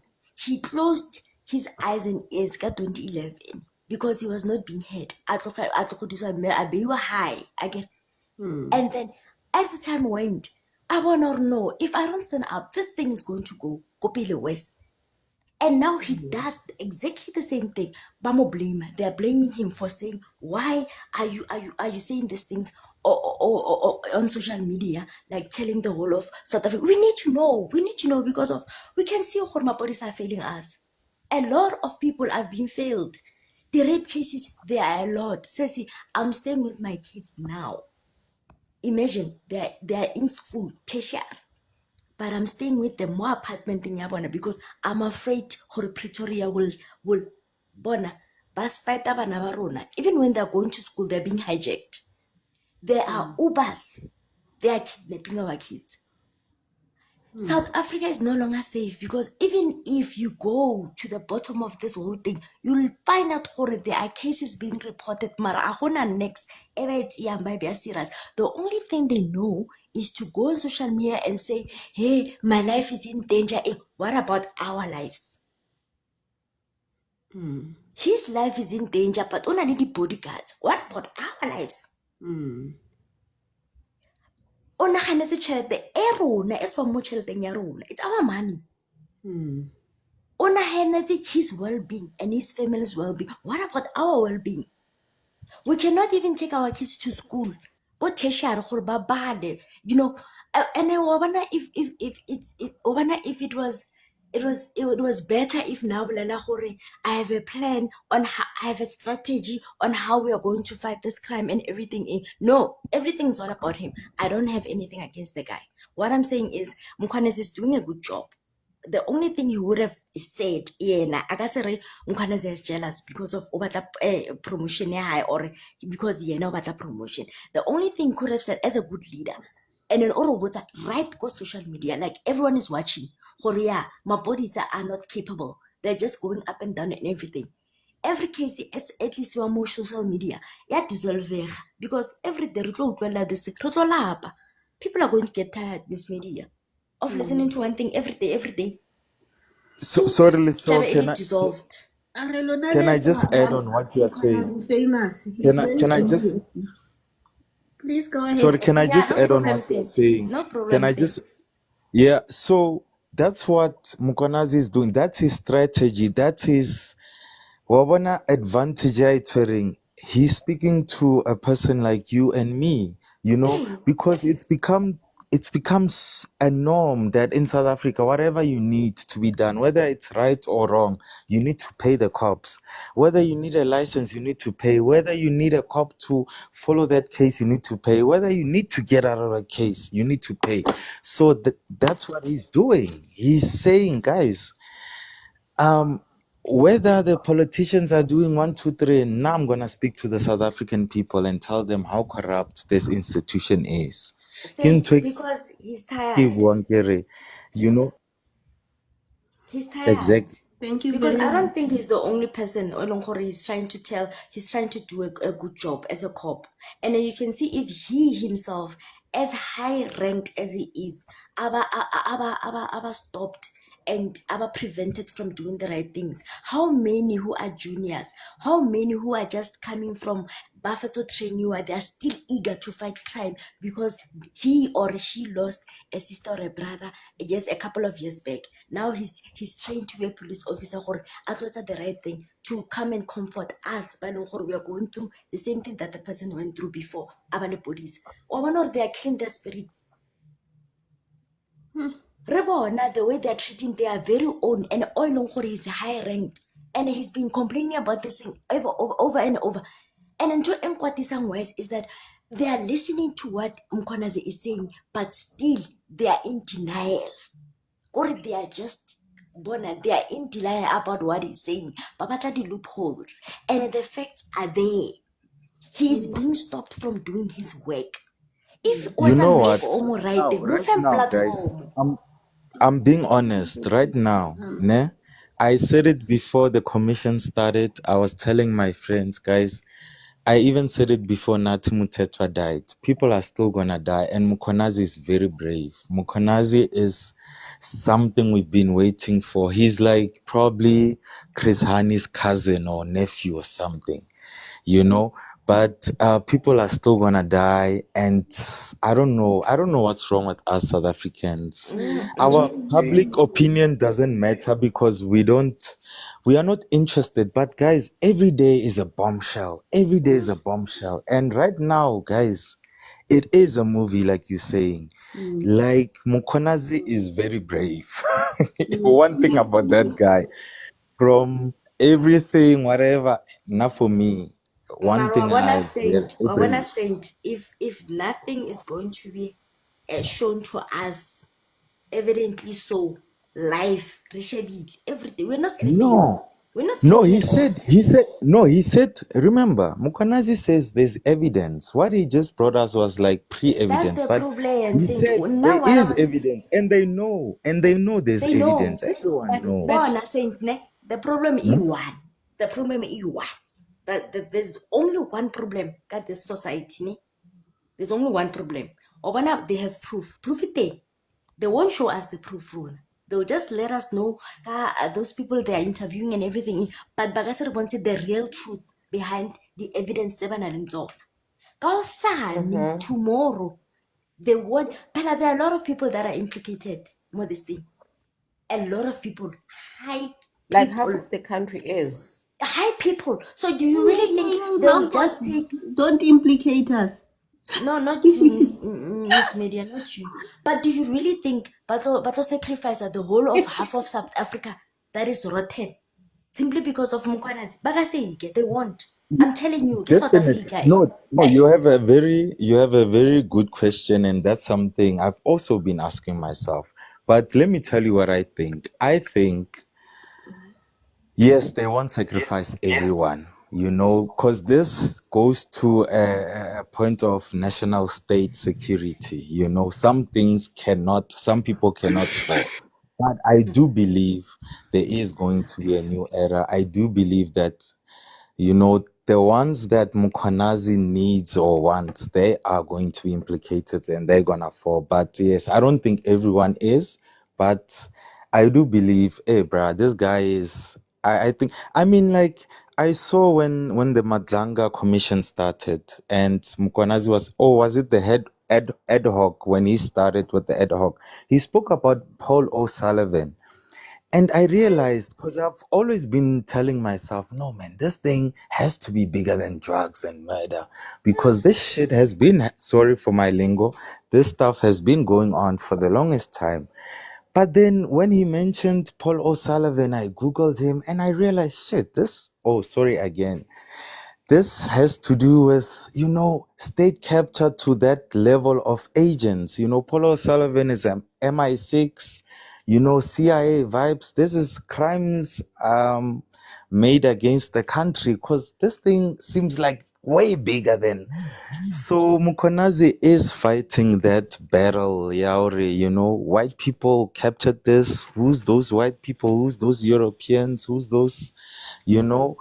And well, our country is rotten, not to take away the corruption and stuff. But this case, guys, I feel. Mara, Saint, just Just a minute, imagine, Lesego. just imagine. Just a minute, Lesego.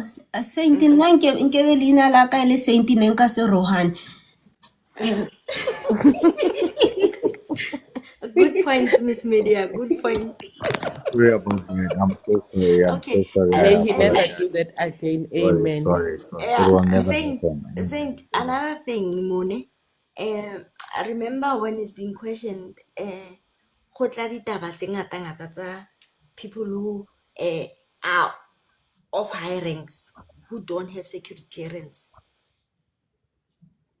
You understand gore re mo mathateng bjang?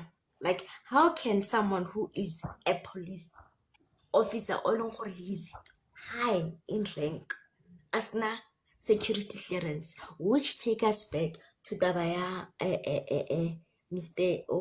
Matlala agere le mogotsi. Exactly. How can you be associated with moto on a criminal record?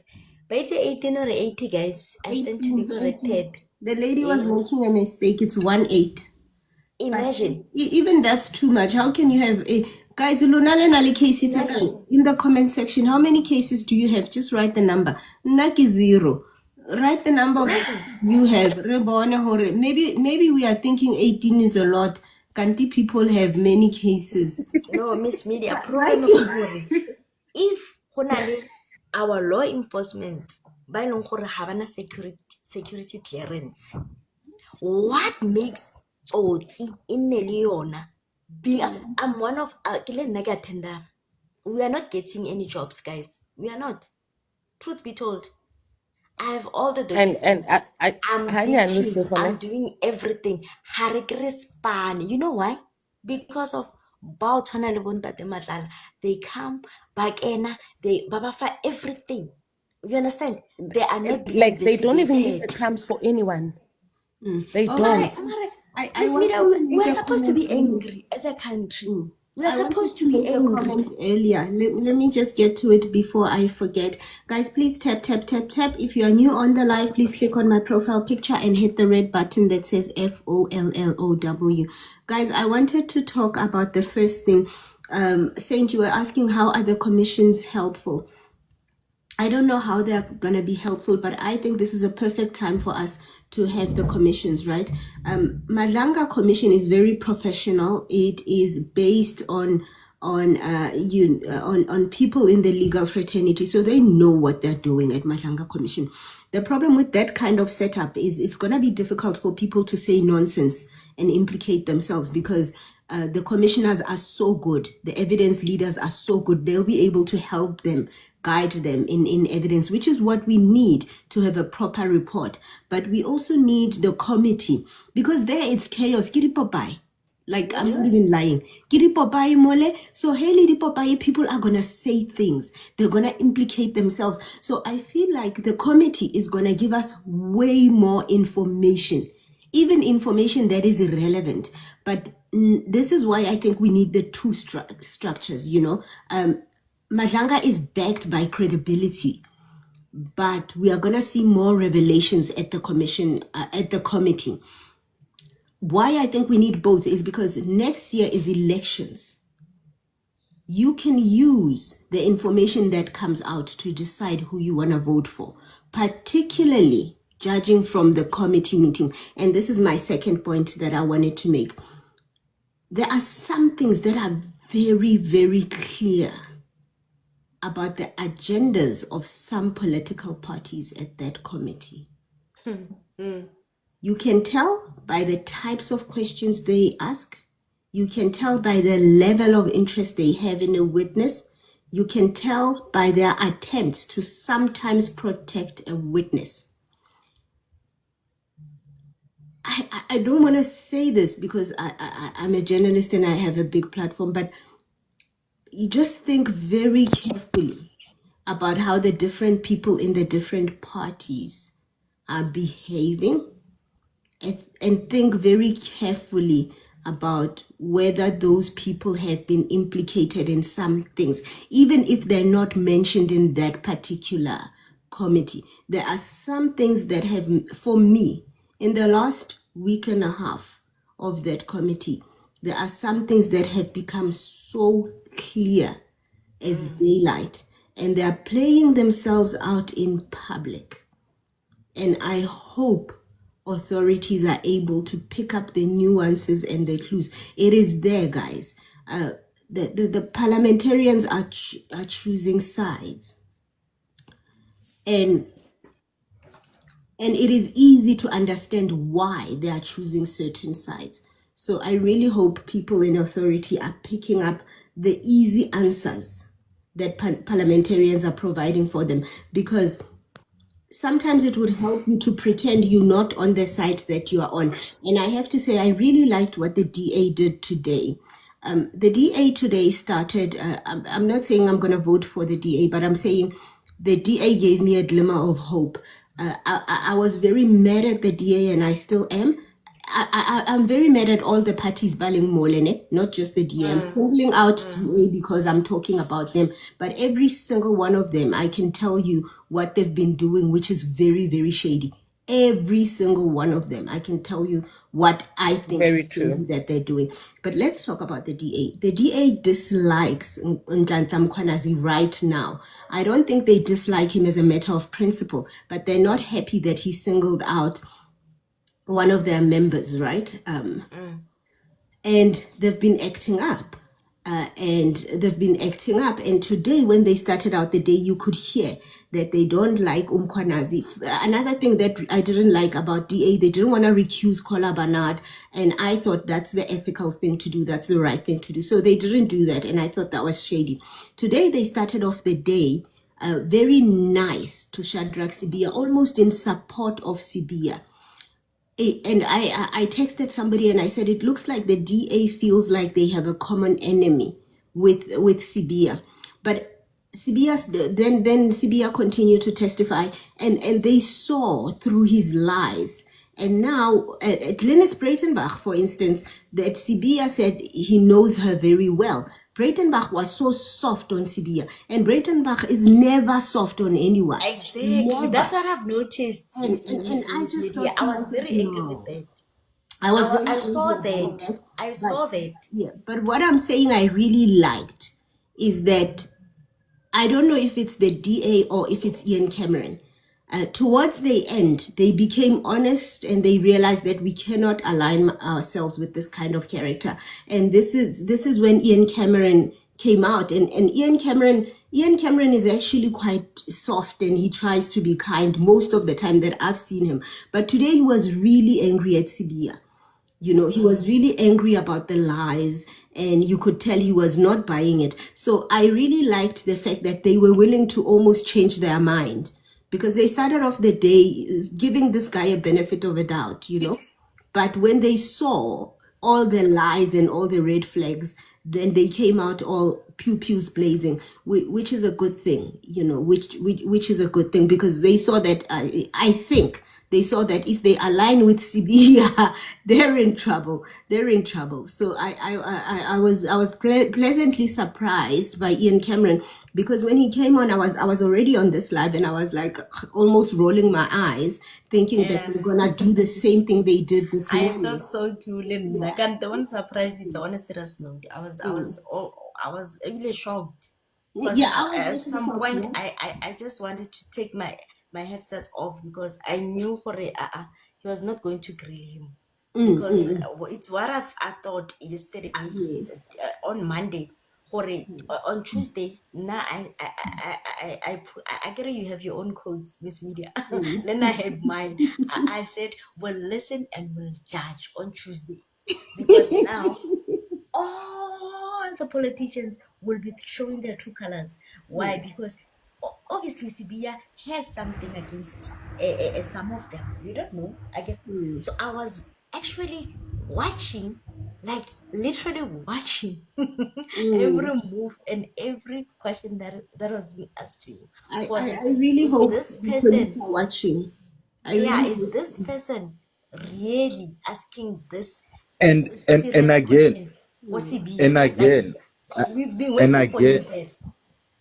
Yes, and again, I keep saying again, that's what Mukwanazi's strategy is, to show you guys what he's fighting, because I think it was his second day at the Haddock Commission, because those politicians were so fixated on why did he make that public announcement, why, and then Exactly. he even spoke about the Zuma story. He said no, when people were looting, before they even looted, they were angry at the fact that Zuma is doing this. And then he said he spoke to whoever to say no.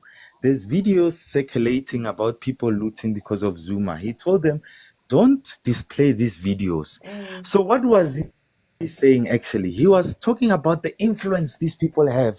It's media influence, it's this influence. You can die tomorrow and be called corrupt. but So Mukwanazi needs to his calm down also, niche, Saint. Mkhwanazi needs to come No, down. he needs to come down, but It's illegal no, to shut down social media. You can't just shut down social media. It's illegal. No, no, he was not. problem ko No, gore no, Miss yes, Media yes. ne. A lot of people, okay, sorry. A lot of people are saying, no, it is illegal, but he was not saying it in that sense. He was just saying the intelligence group, the ones that are in control of videos that are harmful, you can almost go to court and argue, no, this video was harmful, it was going against the state, because this looting thing, I mean, it was the whole country, it was shutting down business. You could say it was a terrorist initiative. You can say crimes according to the government. So he was just saying, no, guys, some videos that were harmful, the ones that said, no, let's do this, let's loot, we can paint them as guys, we'll investigate those, but let's shut them down because we can say these things are terrorist attacks or whatever. That's all he was saying. Thank you You very much, understand? Saint. But Let me pick up the others as well. Thank you very much. You can stay on if you like. Guys, I'm not feeling well, I know why I'm not feeling well. Guys, it's about peanut butter. Yeah, the nuts. Like he says, Miss Media, how much did DA pay me? They paid me 65,000 rand and 25 cents. No.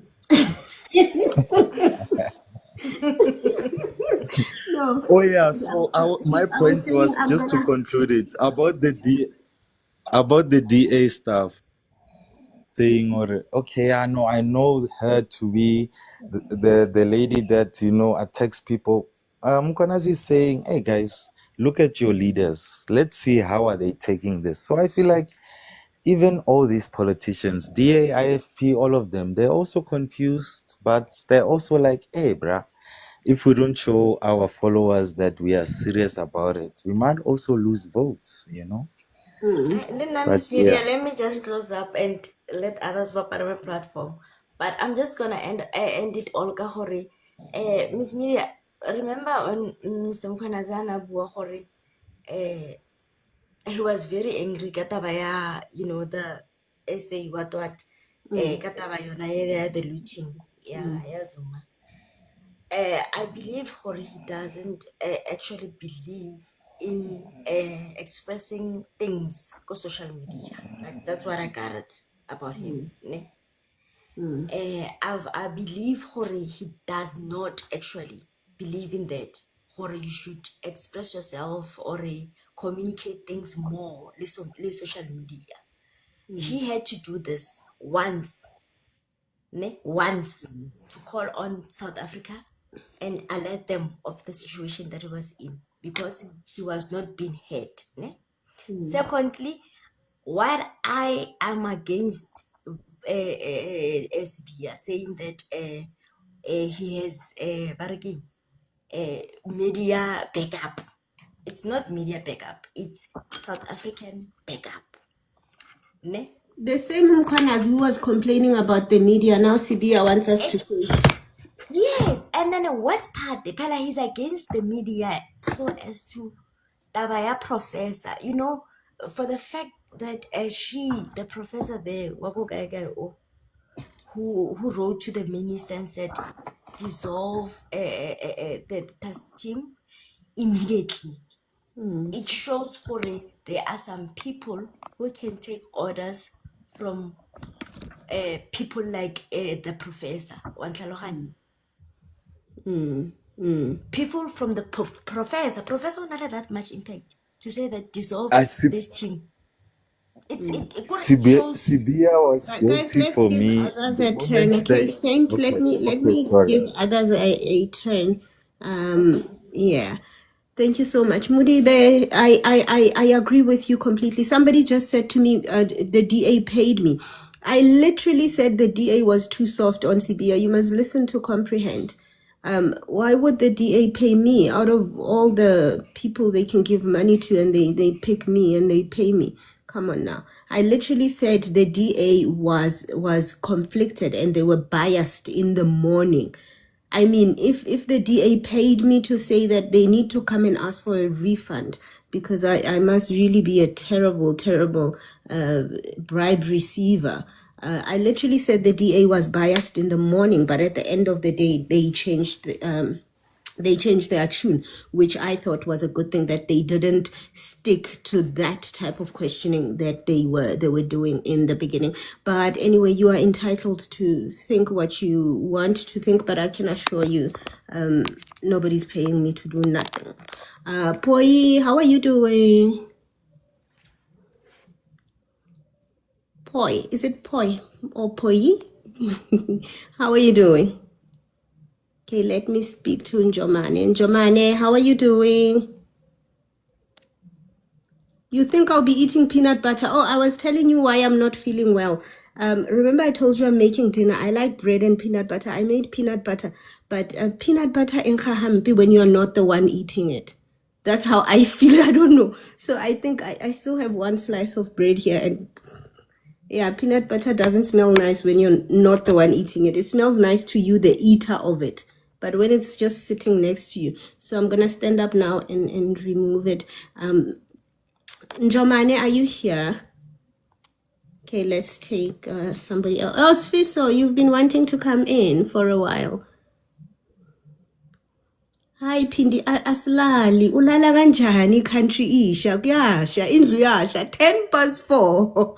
Konje, what did that woman say? 4:10. Indlu yawa. Ulala kanjani. It's burning. Ulala kanjani. Ole, how are you doing?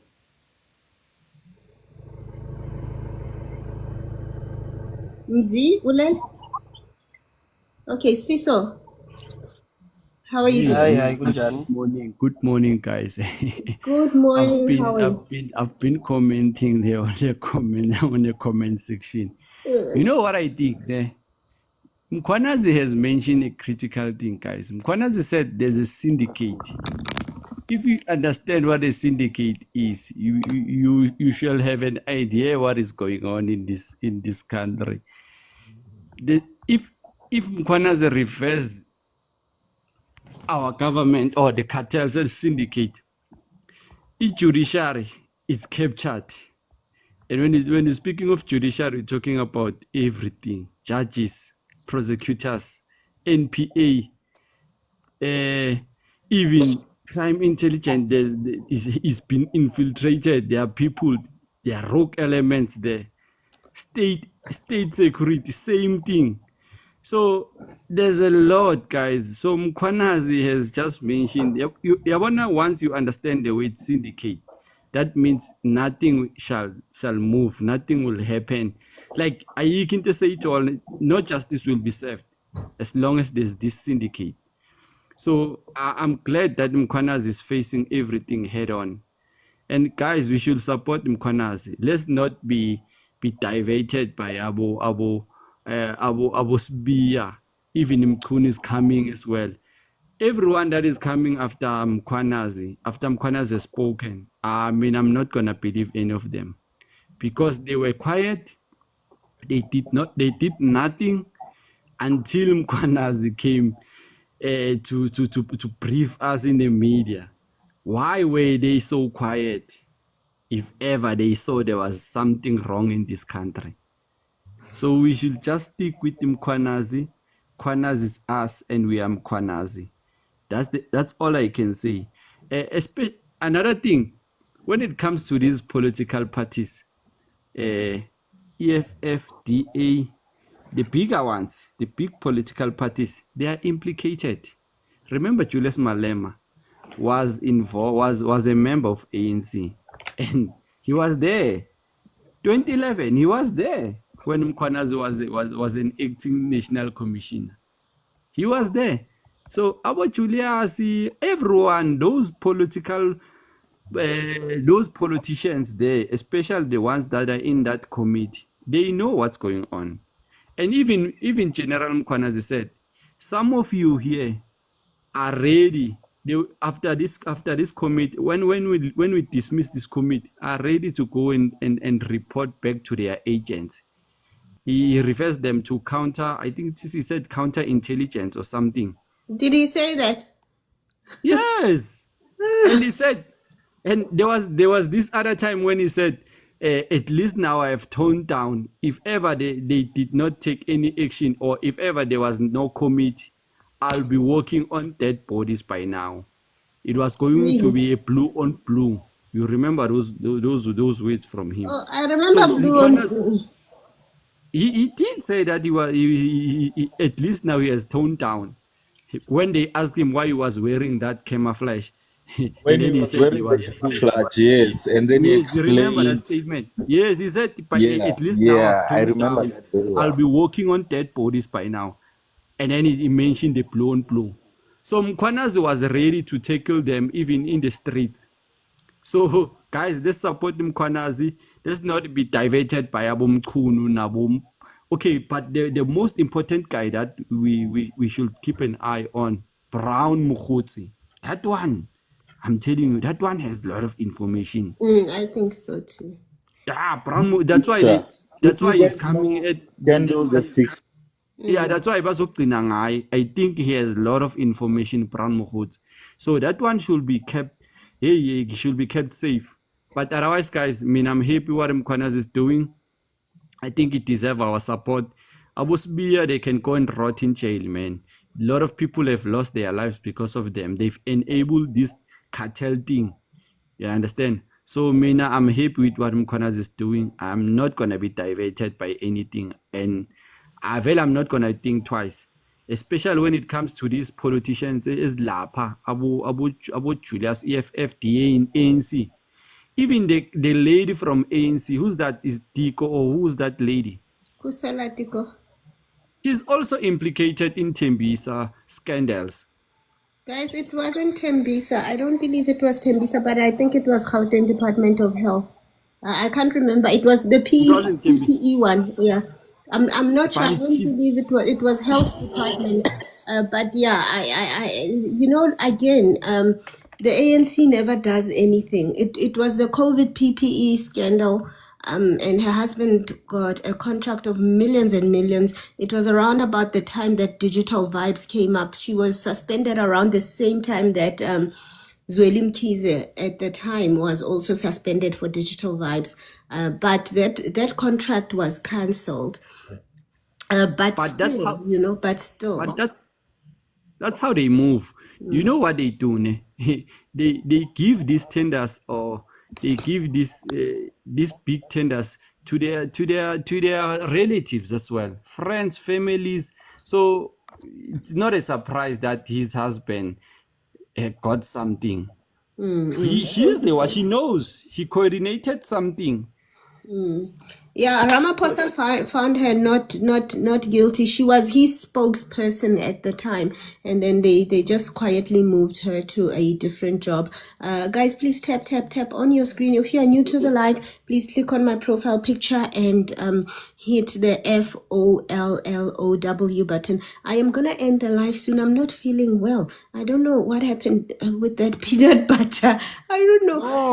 No, Che, that's not fair. You're being unfair. Protect us. Maybe Chair's being assassinated, guys. This Let's life let is on Chair no, rest. Lesotho. I only ate one slice. Lesotho, I only ate one slice of peanut butter, but I think I didn't eat for a long time. So I ate one slice and then I made another slice and I put it here next to me and it was smelling. Guys, is it just me, by the way? I know this is off topic. Is it just me? But for me, I like peanut butter and bread, which is why I'm having it. But when somebody else eats it, it smells terrible to me. But I like it when I eat it. Is it just me? It's just you. Is it just me? When another person... So. Really?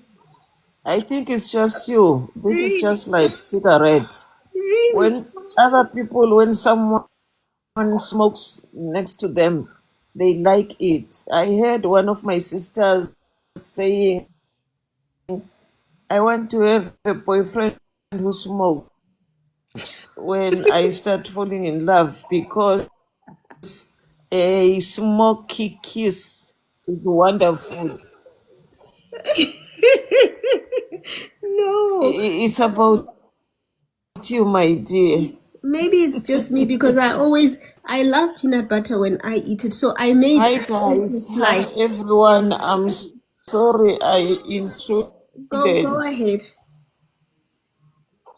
Lucky says Mkwanazi was right. He said journalists are useless and only push certain agendas. Lucky, why are you lying? Mkwanazi never said journalists are useless, and he never said they only push certain agendas. Don't lie about Mkwanazi. Yeah, I Mkwanazi think it's just you. he never said that. Thank you very much. Mkwanazi said some journalists. He even said he respects most journalists. Don't lie. Mkwanazi never said those things. Guys, Pindi, please go ahead. What do you think about all of this? What's going on with our country? Oh, maybe let me drink some water. Okay, Ole, how are you doing? Oh, Mudibe, I don't eat bananas. Ole, how are you doing? they are captured. Okay.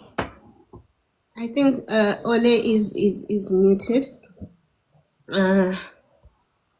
Let's see, Pili and Les. Don't worry, Ricky, about me. There's no need to sleep early. It's only 9 p.m. for me. And tomorrow there's no madlanga and there's no committee meeting. So tomorrow we sleep early. Untshali ukhona. Okay, sekakhona untshali unjani ntshali.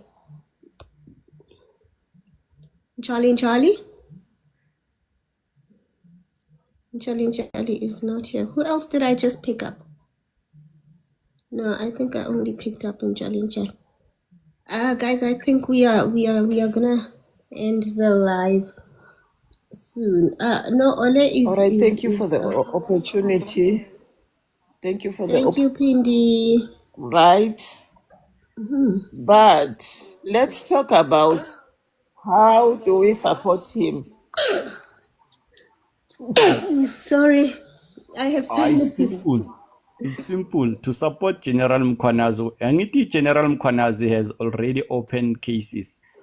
So he's the complainant. Whenever he's going to attend the court, we should just be there. Anyone who's next to the court where he's going to attend, they must just go there and make it like they should make sure they should send a message to any politician or to the judiciary that if you don't find these people guilty, they might see something. So I think we should support we can't General do that. Mkwanazi. No, but that's a demonstration. Just being there, your presence going to court as masses, that's a demonstration that people are not happy, and we're looking forward. People are not happy, and we're looking forward. People are not happy, and we're looking forward. People are. Sorry. So if the judges, they or the prosecutors don't take action or drastic measures, definitely they will see something. I'm not promoting any violence, but it's just a demonstration. Just being there to protest or just being there inside the court or outside the court, that's a demonstration on its own. So, Mina, that's the only way I think we should support General Mkwanazi. And also not listen Abu Sbiya. Abu Sbiya, they're going to divert us, they're going to confuse us. Even himself is also confused as well. So he can't even answer 5 direct questions. He will only answer 2 and then explain the other ones. Hey, Abu Sbiya. Thank you so much, Spiso. You know, Spiso, one thing that I'm happy about everything that happened is I really thought ukuthi nizokhala. Nina South Africans abathanda Mkhwanazi. I thought everyone is gonna be crying today because I thought Sibiya was gonna come and make sense. So I'm very happy for South Africans that Sibiya didn't really make sense and he contradicted himself. Lucky, if I'm available, I will accept your request. Unfortunately, I really don't have a lot of time on my hands.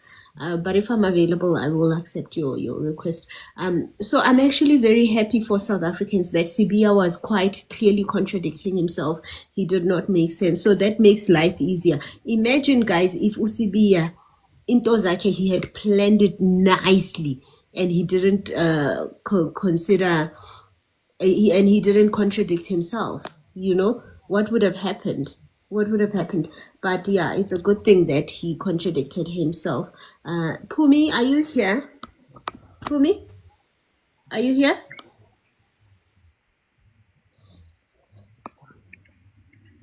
Okay, all right, guys. Let's take final words from the panel, and then I'm gonna end the live. I'm feeling funny now, because of my dinner. Saint, final All words. right, now I'm just gonna say yes, no, good night, and yeah, guys, this has been beautiful. I'm gonna support this channel. I've been seeing it, Thank so you for yeah, joining. rest well to the panel. Thank Sharp, you sharp. so But much. Thank you for guys, joining. before we end the live, ne, I Yes. just want to ask a question. Mm. What's going to happen because General Mkwanazi has open cases, right? And Mm. what if the NPA, what if the ad hoc committee maybe sends the findings to NPA, and NPA decides to open cases against the implicated people?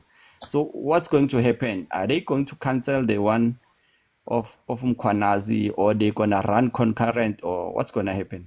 So here's the thing: you cannot be charged twice for the same crime in South Africa. So they're gonna have to go with the Mkwanazi one, and then probably they will add any additional charges. But you cannot be charged for the same thing twice. So yeah, that is essentially what will happen. But that's if they want to open those cases. You know, that is the problem with the NPA issue. Yeah. Was that Sfiso, or who was that? Who was saying that? Yeah, that's why I'm saying I'm happy that General Mkwanazi is continuing doing his job separately. I don't want to see NPA getting involved actually, because those one, they are toothless. They are The toothless. problem, Spiso, is Yo, there's even no Patoy, way. He cannot have a even case Patoy, without MPA. He needs MPA to have a but case.